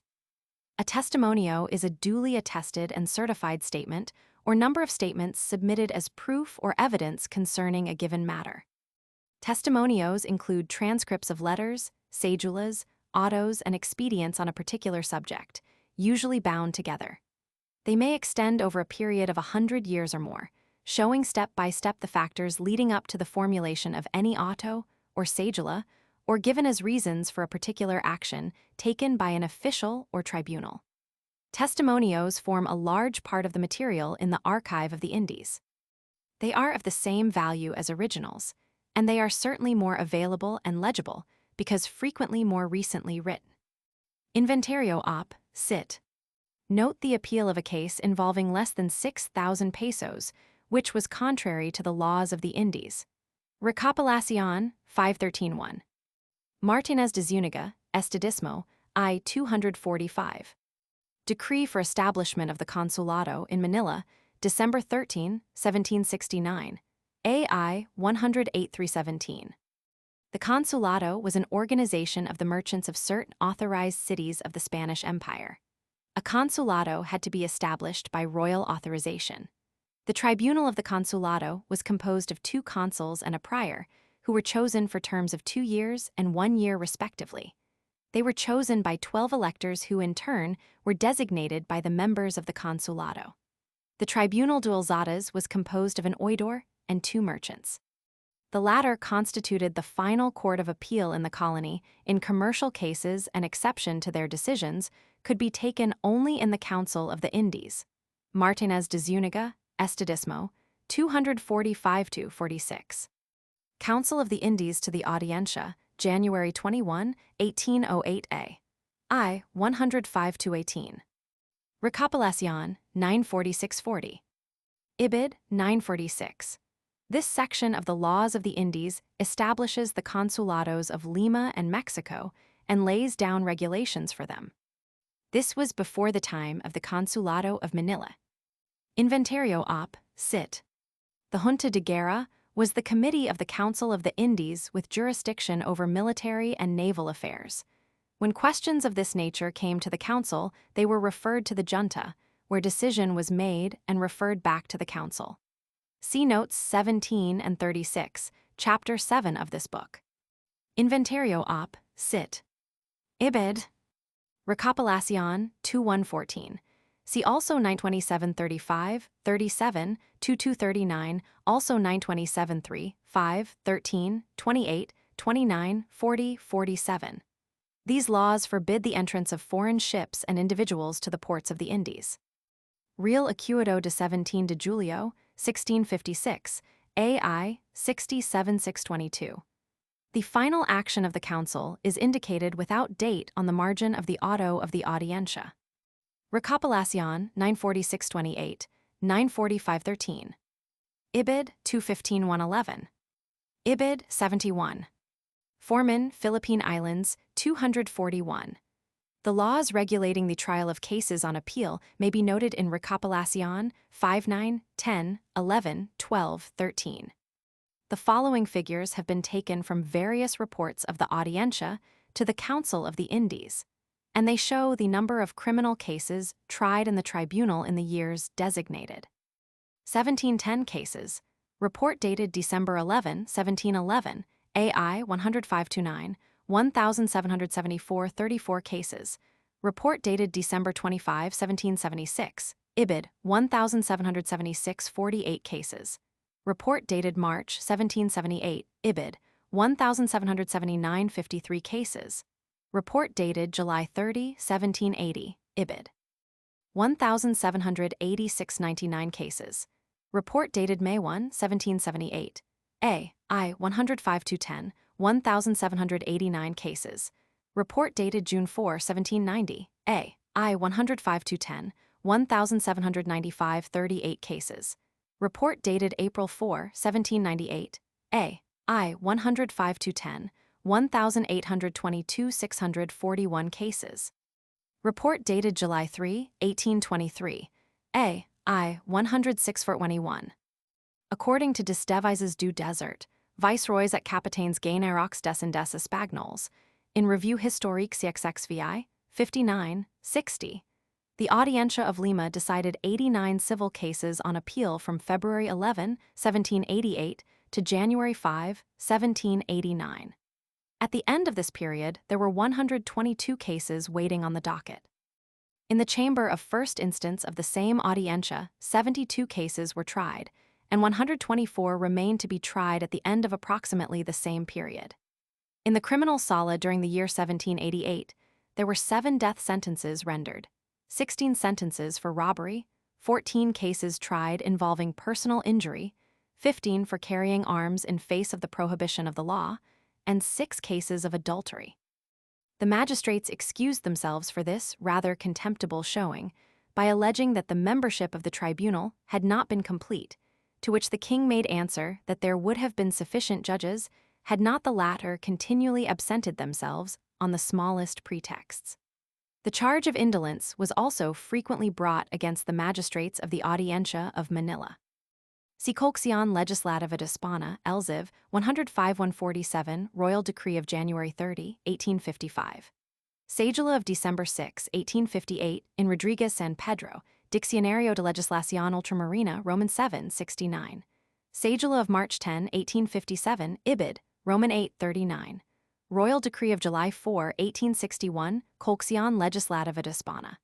LXXXVI 145. The basic principle of these reforms are to be found in the Constitution of 1812, Martinez Alcubilla, Diccionario, Roman 3, 408-458, and in Las Ordenanzas Nuevamente Formadas para el Régimen y Gobierno Interior de la Audiencia Nacional de Manila en Cumplimiento de la Ley de 9 de Octubre de 1812, Saber Arreglo de Tribunals. AI 106-419. Blair and Robertson, Roman 20, 3543, 147, 168, 196, 198. Recopilación, 8-10-16. Cedulas of October 6, 1783, and of November 19, 1805, AI 105-2-18. C. Cunningham, Residencia in the Spanish Colonies, in the Southwestern Historical Quarterly, Roman 21, 253-78. Ibid 233-16, literally a report on character of services. Ibid 511. Ibid notes 1-4. Ibid 230-11. Ibid 512-9. Ibid 511-6, see also 512-14. Ibid 515-36-39, 7110-13. Ibid 512-7-9. Bancroft, History of Central America, I 251. Special emphasis should be placed upon the last clause of the above definition. The periodical residencia was not the sole means for the removal of officials in the Spanish colonies. The conclusion seems to have been reached by many historians that officials were permitted to conduct themselves carelessly, running their offices to suit their own personal convenience from the date of their appointment, in the assurance that their tenure was sure until the termination of a specified term, and that the periodical residencia was the only occasion on which they might be held to answer for their sins. Only the most scant attention has been given by modern writers to the residencia. See Bourne, Historical Introduction, in Blair and Robertson, I 5052 Moses, Establishment of Spanish Rule in America, 172. Van der Linden L'expansion coloniale de l'Espagne, 349. Bourne, Historical Introduction, Blair and Robertson, I 51-52. C. Dupin's Voyage, Roman 2, 25. Churchill, Voyages, Roman 4, 427-428. See also Barrows, the Governor-General of the Philippines under Spain and the United States, in the Pacific Ocean in History, 246. Recopilación, 7-1, 215-117. Ibid, 515-19. Ibid, 20. A receptor was a clerk of court, who on special authorization or commission of a tribunal was dispatched to institute judicial proceedings on behalf of the court. Escrich, Diccionario, Roman 2, 794. Recopilación, 7-116. Ibid, 515-21. Ibid, 7-114. Ibid, 512-31. Ibid, 515-38. Fajardo to Felipe, Roman 3, August 10, 1619. Blair and Robertson, Roman 18, 276. The Marianas were the islands of the Ladrone group, situated 1,200 miles east of the Philippines. Expedients relativos a acute la residencia de Don Antonio Pimentel, Gobernador de las Marianas, AI 68-417 and 18. Recopilación, 515-3-4-8-10-18. Ibid, 515-11, 24. Having been excused by the cedulas of July 7, 1789, and January 15, 1795, AI 105-5. Recopilación, 515, notes 4, 11. When the residencia of a viceroy or president was taken, the oidores were also held responsible for all opinions given conjointly with him in the acuito. Sinibaldo de Maz, the able Philippine critic of the 19th century, says in regard to the above characteristic of the Recopilación and its laws. Since the Leyes de Indias are not a constitutional code, but a compilation made in the year 1754, a footnote amends this statement with the information that the Recopilación was first made in 1681, of royal orders dispatched at various epochs and by distinct monarchs. Their results: a confusion of jurisdictions, mass internal political condition of the Philippines, Blair and Robertson, Ley 70. Dr. James Alexander Robertson, in his article on Legazpi and Philippine colonization. See American Historical Association, Annual Report, 1907, I 150, and note, characterizes the laws of the Indies as that mass of contradictory legislation, largely ecclesiastical in tone, ill-digested, and utterly at variance with one another. Dr. Robertson also states that, It is from a too close following of these laws and a too great neglect of actual conditions that writers on the colonial policy of Spain have at times fallen into error. On the other hand, it may be said that not enough use has been made by modern writers of the laws of the Indies, and there is need of such investigation as will test that oft-repeated statement that the laws of the Indies were not enforced. Up to the present, Latin American scholarship has been content with a rehashing of Helps and Prescott, for the early periods, omitting the 17th century and the greater part of the 18th altogether, and fixing on Juan y Ulloa, Robertson, and Humboldt as the great all-determining authorities for the latter periods of Spanish colonization. These, indeed, have been supplemented by a few ecclesiastical histories, each of which has been written to prove a particular thesis. The present writer dares to believe, after some attempt to harmonize the laws of the Indies with actual practice, that these laws were actually used as a basis of colonial government, and that, while not always effectively enforced, they were by no means a dead letter until Spain actually lost her colonies, and are not today. For it is easy to see in the laws of the Indies the fundamentals of the institutions of present-day Spanish America. Recopilación, 515-1. Cédula of August 24, 1799, in Rodriguez San Pedro, Legislación Ultramarina, Roman 3, 282-81. Papals relativos a acute la residencia del gobernador Salcido. Inventario op. Cit. Also AI 67610, 67611, 67334. Since all legal advice was furnished the governor by his assessor, Coloma would be examining his own acts. Recopilación, to 1827. Cédula of June 17, 1671, AI 82610. In view of these proceedings, Salcido's letter of June 25, 1665, in praise of the services of Coloma and Montemayor is interesting, AI 6769. Recopilación, 512-8, 21646, provided for appeal of cases carrying death penalty. Ibid, 512-31. Ibid, 515-38.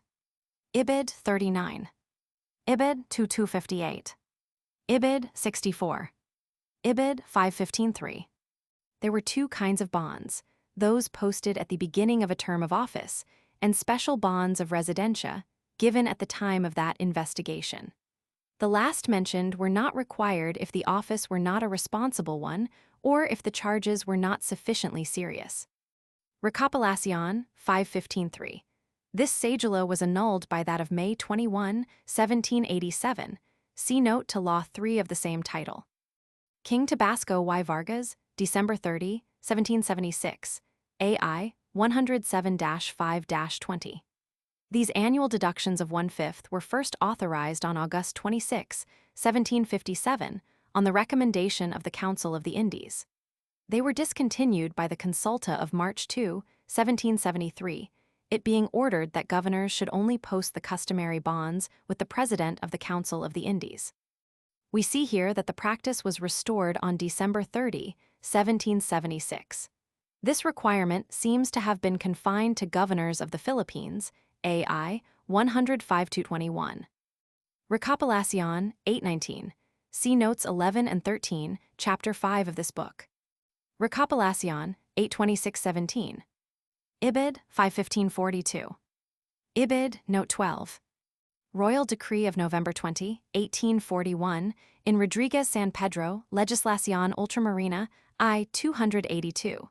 See also Royal Order of December 3, 1844, for Cuba, Ibid, 287. Officials, desirous of ingratiating themselves into the favor of the new executive, frequently journeyed by land and sea from Manila as far as the Straits of San Bernardino. The privilege thus gained of returning to Manila in company with the new governor gave them the unrestricted or unqualified opportunity to poison his mind with tales of the misdeeds of the incumbent, and insinuations as to the wealth which the latter had heaped up for himself through the exercise of dishonest methods. The residencia of a governor presented a splendid opportunity to his enemies for revenge. A governor was always in a fair way to make enemies. Consequently, any such awaited the residencia of their former oppressor with great eagerness. In case a governor did make fair profit out of his office, and there were many opportunities for profit, commercial and otherwise, legitimate and illegitimate, his enemies gave him no rest at the time of his residencia. According to Martinez de Zuniga, the emoluments of the governor, aside from his salary, aggregated 20,000 pesos a year. It is probable that most of the governors were dishonest, as the opportunities for corruption were numerous, and the temptations offered by the position were too powerful to be resisted by any human being. Thousands of miles from Spain, in an age of slow communication, entrusted with the assignment of all sorts of lucrative offices, encomiendas, and commercial privileges, and having friends, relatives, and special interests to serve, a governor was surrounded by countless officials who were eagerly awaiting their share of booty, and who were ready at a moment's notice to turn traitor if they could gain by such an act. It may be said of the Spanish colonial governor, as was said of Verres of old, that in stealing, one must steal threefold, once for himself, once for his judges, and once to pay the penalty. Chapter 2 of this book.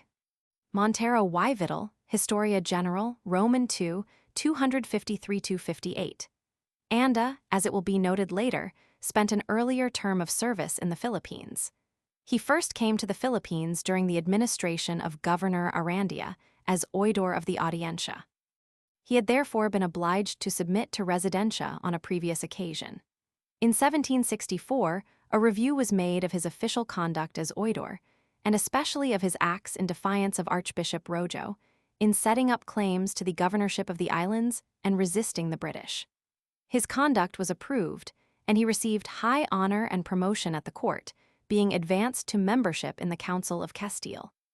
On November 19, 1769, he was granted an annual pension of 3,000 pesos for life. On September 8, 1777, this pension was continued in favor of his eldest son, AI 10644. Anda had more than the usual number of residencias to supervise at the beginning of his term. Owing to some misapprehension on the part of his predecessor, Governor Rayon, no residencia was required of La Torre, the tenient del Rey who took over the government in 1764. Owing to the anarchical condition in Manila consequent upon the invasion of the British, and the ecclesiastical rule preceding that event, neither Arandia, Espeleta, nor Rojo had given residencia. The Audiencia and Rayon in Acuado on October 26, 1768, voted that governors' residencias should be dispensed with, and apparently believed that this action settled the matter. On November 9, 1770, the Council of the Indies disapproved of this stand, fined Rayon, who had died the preceding July, and ordered Anda to take the residencias of Arandia governor, 1754-1759, Espeleta Archbishop governor, 1759-1761, Rojo Archbishop governor, 1761-1764, oidor Villacorta, and Governor Rayon. These orders he complied with, conducting the investigations with his characteristic thoroughness, though Rojo and Rayon were dead. Villacorta was imprisoned and heavily fined. The sentences against Arandia, Rayon, and Villacorta were moderated by the Council of the Indies on September 9, 1772 A. I. 105-31.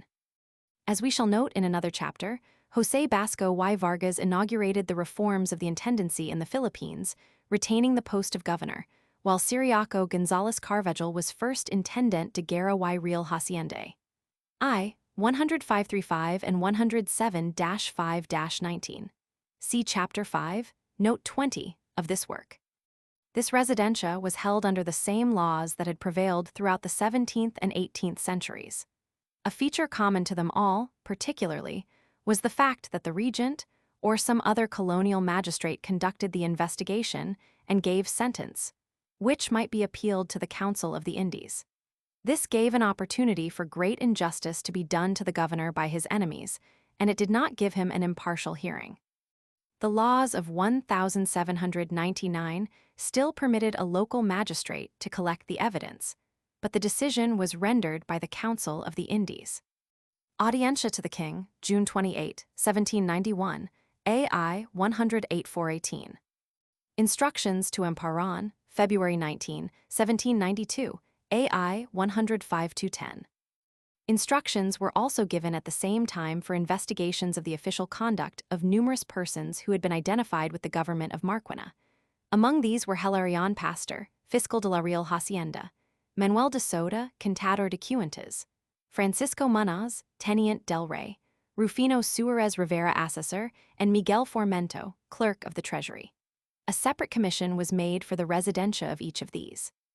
The just and honorable conduct of Marquina's successor on this occasion may be contrasted with that of his various predecessors, whose unfairness, bigotry, and stupidity had caused Governors Corcura, Silva, and Torralba, victims of residencia, to be seized, imprisoned, and exiled without opportunities for defense while their investigations were being conducted.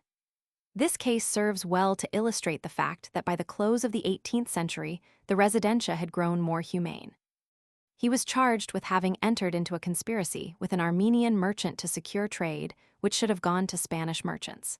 In this particular venture, he had made a profit of 16,000 pesos, and in so doing, he had not only violated the laws of the Indies which forbade officials to trade, Recopilación, 21654-62, but he had connived at the infraction of another law which forbade trade to foreigners, Ibid. 927-1-5-7 and Note 2. It is an interesting commentary on Spanish methods that, notwithstanding Marquina's misgovernment in the Philippines, he was promoted to the post of Viceroy of New Spain, which position he held from 1800 to 1803. Desdevises du Desert, in his article on Viceroys at Capitanes Generaux des Indes Espagnols, Revue Historique, CXXV, 241, shows that Marquina continued his peculations while Viceroy of New Spain, engaging in the smuggling trade with Jamaica, and enriching himself to the extent that in 32 months he was able to send 12 million pesos on his own account to Spain. Desdevises du Desert inadvertently refers to Marquina as having come from the Marianas to Mexico. He came from the Philippines and not from the Marianas. Recopilación, 515, Notes 4 and 5. Reales Resolutions del Consejo, 4 de Marzo, 1794, AI 106-4-18. Royal Order of January 18, 1848, Rodriguez San Pedro, Legislación Ultramarina, I 290. These discounts were considered subversive of their authority. The best guarantee of their acts is not a discount of some thousands of pesos, which is always penurious when compared with the honor and dignity of the persons called, on account of their elevated character and distinguished services, to hold these posts. And if, in former times, this practice had some foundation in the tardiness of communication between the peninsula and these provinces, it does not exist today in view of the frequency of communication, which enables said authorities to consult with the government of Her Majesty in all the steps which are considered necessary in the territory of their command. Royal Order of July 7, 1860, in Rodriguez San Pedro, Legislación Ultramarina, I 287. Recopilación, 515-20. Ibid 4. Ibid 52127. Ibid 515-19. Ibid 7116, 515-21. Ibid 215-69, C2258-64. King to the Fiscal, September 29, 1788, AI 105-10. King to the Audiencia, October 6, 1806, AI 105-18. Recopilación, 1827. Ibid 515 Note 4. Ibid 515-27-49. Ibid 8128, 515-35. Heavy penalties were prescribed for those who offered insecure financial guarantees, Ibid 515-33-36. Ibid 34. Ibid 3940. Expedient de Don Frco. Fernández Zaindura, alcalde mayor y capitán de guerra de la provincia de Ilocos. Su residencia pendiente do informe de la audiencia, 1794, AI 10654 and 5. The papers relating to this trial easily aggregate 4,000 pages. It was said that he had shown favoritism in his dealings with some of the barangay district chiefs, allowing them unbridled license in the collection of tribute and in the enforcement of compulsory labor, most of which they utilized for their own, or for his, benefit. One chief was said to have gone so far as to forcibly take carabaos from the natives when the latter were working them in the fields. Zaindara had, of course, extended favors to these barangay chiefs in exchange for reciprocal advantages. The alcaldes mayores ruled the native population through these chiefs at this time. Later, they utilized the gobernadorcillos, who were native or mestizo governors of the small town C. Malcolm, the government of the Philippine Islands, 6472. It was also charged that he had allowed cockfights whenever requested, instead of restricting these to holidays and Sundays as the law prescribed. On these occasions, he collected 2 reals from each entrant, and in addition he took the slain birds, alleging that they were for the consumption of the inmates of the provincial prison. Testimony was produced to show that the prisoners had never eaten fowl. In taking the residencias of corregidors and alcaldes mayores, the Audiencia frequently took great responsibility upon itself. On July 10, 1800, on taking the residencia of Luis Rodriguez Verla, alcalde mayor of Pangasinan, the Audiencia suspended the decoration of the Pequena Cruz, which had been conferred upon this official by the royal authority. The deprivation, in this case, was tentative, pending the investigation of the charges which had been made of shortages in the finances of his province. Audiencia to the King, July 10, 1800, AI 106-418. The original sentence probably denied to Zaindara the privilege of holding the office of alcalde mayor only, since he occupied the post of regidor of the city of Manila, pending the appeal of his case to the Council of the Indies. It is evident, therefore, that the sentence which was pronounced upon Zaindara did not apply to all positions of honor and trust. Cedula of August 24, 1799, Recopilación, 515, notes 4 and 5. See also Rodriguez San Pedro, Legislación Ultramarina, I 282. Escrich Diccionario, I 578. See also Royal Order of November 20, 1841, and of January 18, 1848, in Rodriguez San Pedro, Legislación Ultramarina, I 282, 290. When the intendancy was established in 1784-7, an effort was made by the newly created officials to escape the residencia. The entire term of the first intendant, Carvajal, or Carbajal, had been devoted to an assertion of his independence of the governor and Audiencia. Carvajal interpreted the law requiring all officials of the government to give residencia every 5 years to the Department of Justice as not applying to him or his subordinates. He pointed to the stipulation in the ordinance which created his department and established its independence of the executive and judiciary. The king disapproved of his attitude and ordered that henceforth the officials of Real Hacienda should give residencia in the same manner as other officials, in accordance with the laws of the Indies. King to Carvajal, July 29, 1788, AI 107-519, citing Recopilación, 215-69, 515-15 and Ordenanza de Intendentes de Buenos Aires, Art. 305. This decree ordered that the residencias of the intendants and their assistants should be submitted to the Audiencia. The Cedula of August 24, 1799, so frequently cited in this chapter, gave final jurisdiction to the Audiencia over the residencias of intendants corregidors, but it decreed that superintendents should give residencia directly to the Council of the Indies. Martinez Alcubilla, Diccionario, Xi 477, and Escrich, Diccionario Roman II, 819, state that the Cedula of August 24, 1799, abolished the residencia. The latter states that the residencia was eliminated because of the corruption of judges, and as the judges of residencia had proved to be a grave infliction on the towns, mistreating witnesses and defendants on many occasions, it was thought advisable to discontinue the practice of holding these investigations. Escrich also quotes extracts from the laws of August 24, 1799, September 26, 1835, and November 20, 1841, wherein were provided regulations for the future continuance of the residencia. Cases involving viceroys, captains general, and presidents of audiencias were to be tried in the Supreme Tribunal of Justice in first instance. Alcaldes mayors, corregidors, military and political governors, who were not presidents, were to be tried in the audiencias which exercised jurisdiction over their districts. See Cedula of July 7, 1860, in Rodriguez San Pedro, Legislación Ultramarina Roman 3, 287. Royal Order of July 25, 1865, Ibid.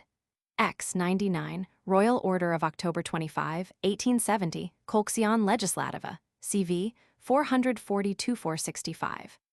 The eminent authority, Manuel Bernaldez Pizarro, writing from Manila on April 26, 1827, deplored the laxity which was characteristic of the method of conducting trials of residencia, and recommended that they be made more effective and just.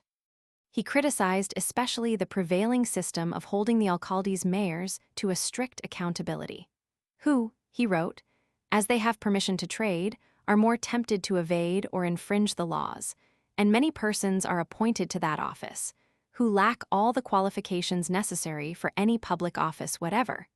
Not only have they used their authority to possess themselves of the property of the Indians, and defrauded the Indians with unjust exactions, but they have humiliated the religious, stolen moneys from the king, have thrown the provinces into a condition of effervescence and of conspiracy against the government. Blair and Robertson, Lee, 212-213. Pizarro recommended a more stringent residencia as a means of remedying these defects. Recopilación, 515-17 and 18, 940-542. Governor to Council of the Indies, January 4, 1710, AI 68-4-15. Concepcion, Xi, 132-30 for Anson's depredations. Recopilación to 1640, see also 7-115. Law of November 10, 1818, AI 106-419. See Real Instrucción dada a acute los regents de las audiencias, 20 de junio de 1776, in Rodriguez San Pedro, Legislación Ultramarina Roman 7, 2228, Zamora y Coronado, Appendice. 1933. A tax on silver, gold, and other metals, as well as on pearls mined in the Indies. This tax was first authorized on February 5, 1504, Recopilación 810-1. Philip Roman II conceded a commutation of this tax to 10% in favor of adelantados, their successors and other early settlers, Ibid. 4319. A draft of a letter exists in AI 10666, written about 1585 by Governor Sand of the Philippines, asking for an extension of this dispensation. See Blair and Robertson, Roman 4, 87, par. 114 and note. On August 8, 1609, the king inquired of the Manila Audiencia whether the tax was a fifth or a tenth. I. 102-1. Ibid. to 1619-22. Ibid. 23. Ibid. 24. This junta is to be distinguished from the real contaduria, which was composed of the officials' reals. See Martínez de Zúñiga, Estadismo, 246. This was the Junta Superior de la Real Hacienda, created for Manila by the law of July 24, 1784. It was one of the reforms of the Intendancy. It cannot be said, however, that these reforms became effective until 1787, though the cedulas of July 17 and 24, 1784, which ordered them, were received in Manila on December 5, 1785. These cedulas ordered the formation of a government locally, which would conform to the general principles of the Intendancy and which were laid down in the cedulas referred to. These plans had to be referred to Spain on appeal. Subsequently, the Ordinance of Intendants of Buenos Aires was applied to the Philippines. I. 107-5-14. Until January 11, 1791, all appeals from the Junta Superior were heard in the Audiencia of Manila. The cedula of that date, received in Manila on June 30, 1793, ordered that such appeals should be carried to the Council of the Indies. I. 107-5-22. The Junta Superior de Real Hacienda did much toward relieving the Audiencia of its advisory functions, as in matters of finance and commerce. Many evidences of this may be noted in the reports and correspondence of the Superintendent de Real Hacienda de Manila.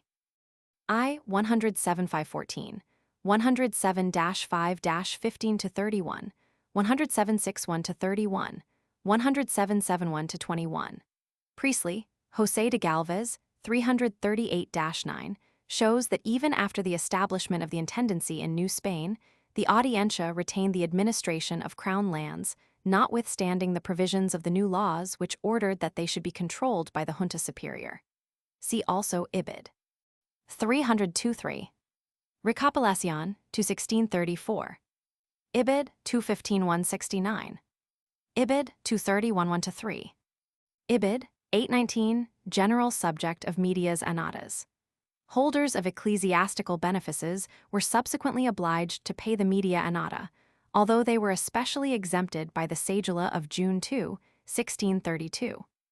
The media annata, civil and ecclesiastical, was paid until December 28, 1846, when this tax, together with the lanza, a tax formerly paid by the nobility, but subsequently required of all classes in lieu of military service, was abolished. Martinez Alcubilla, Diccionario, I 407. Ibid, 819.1-2.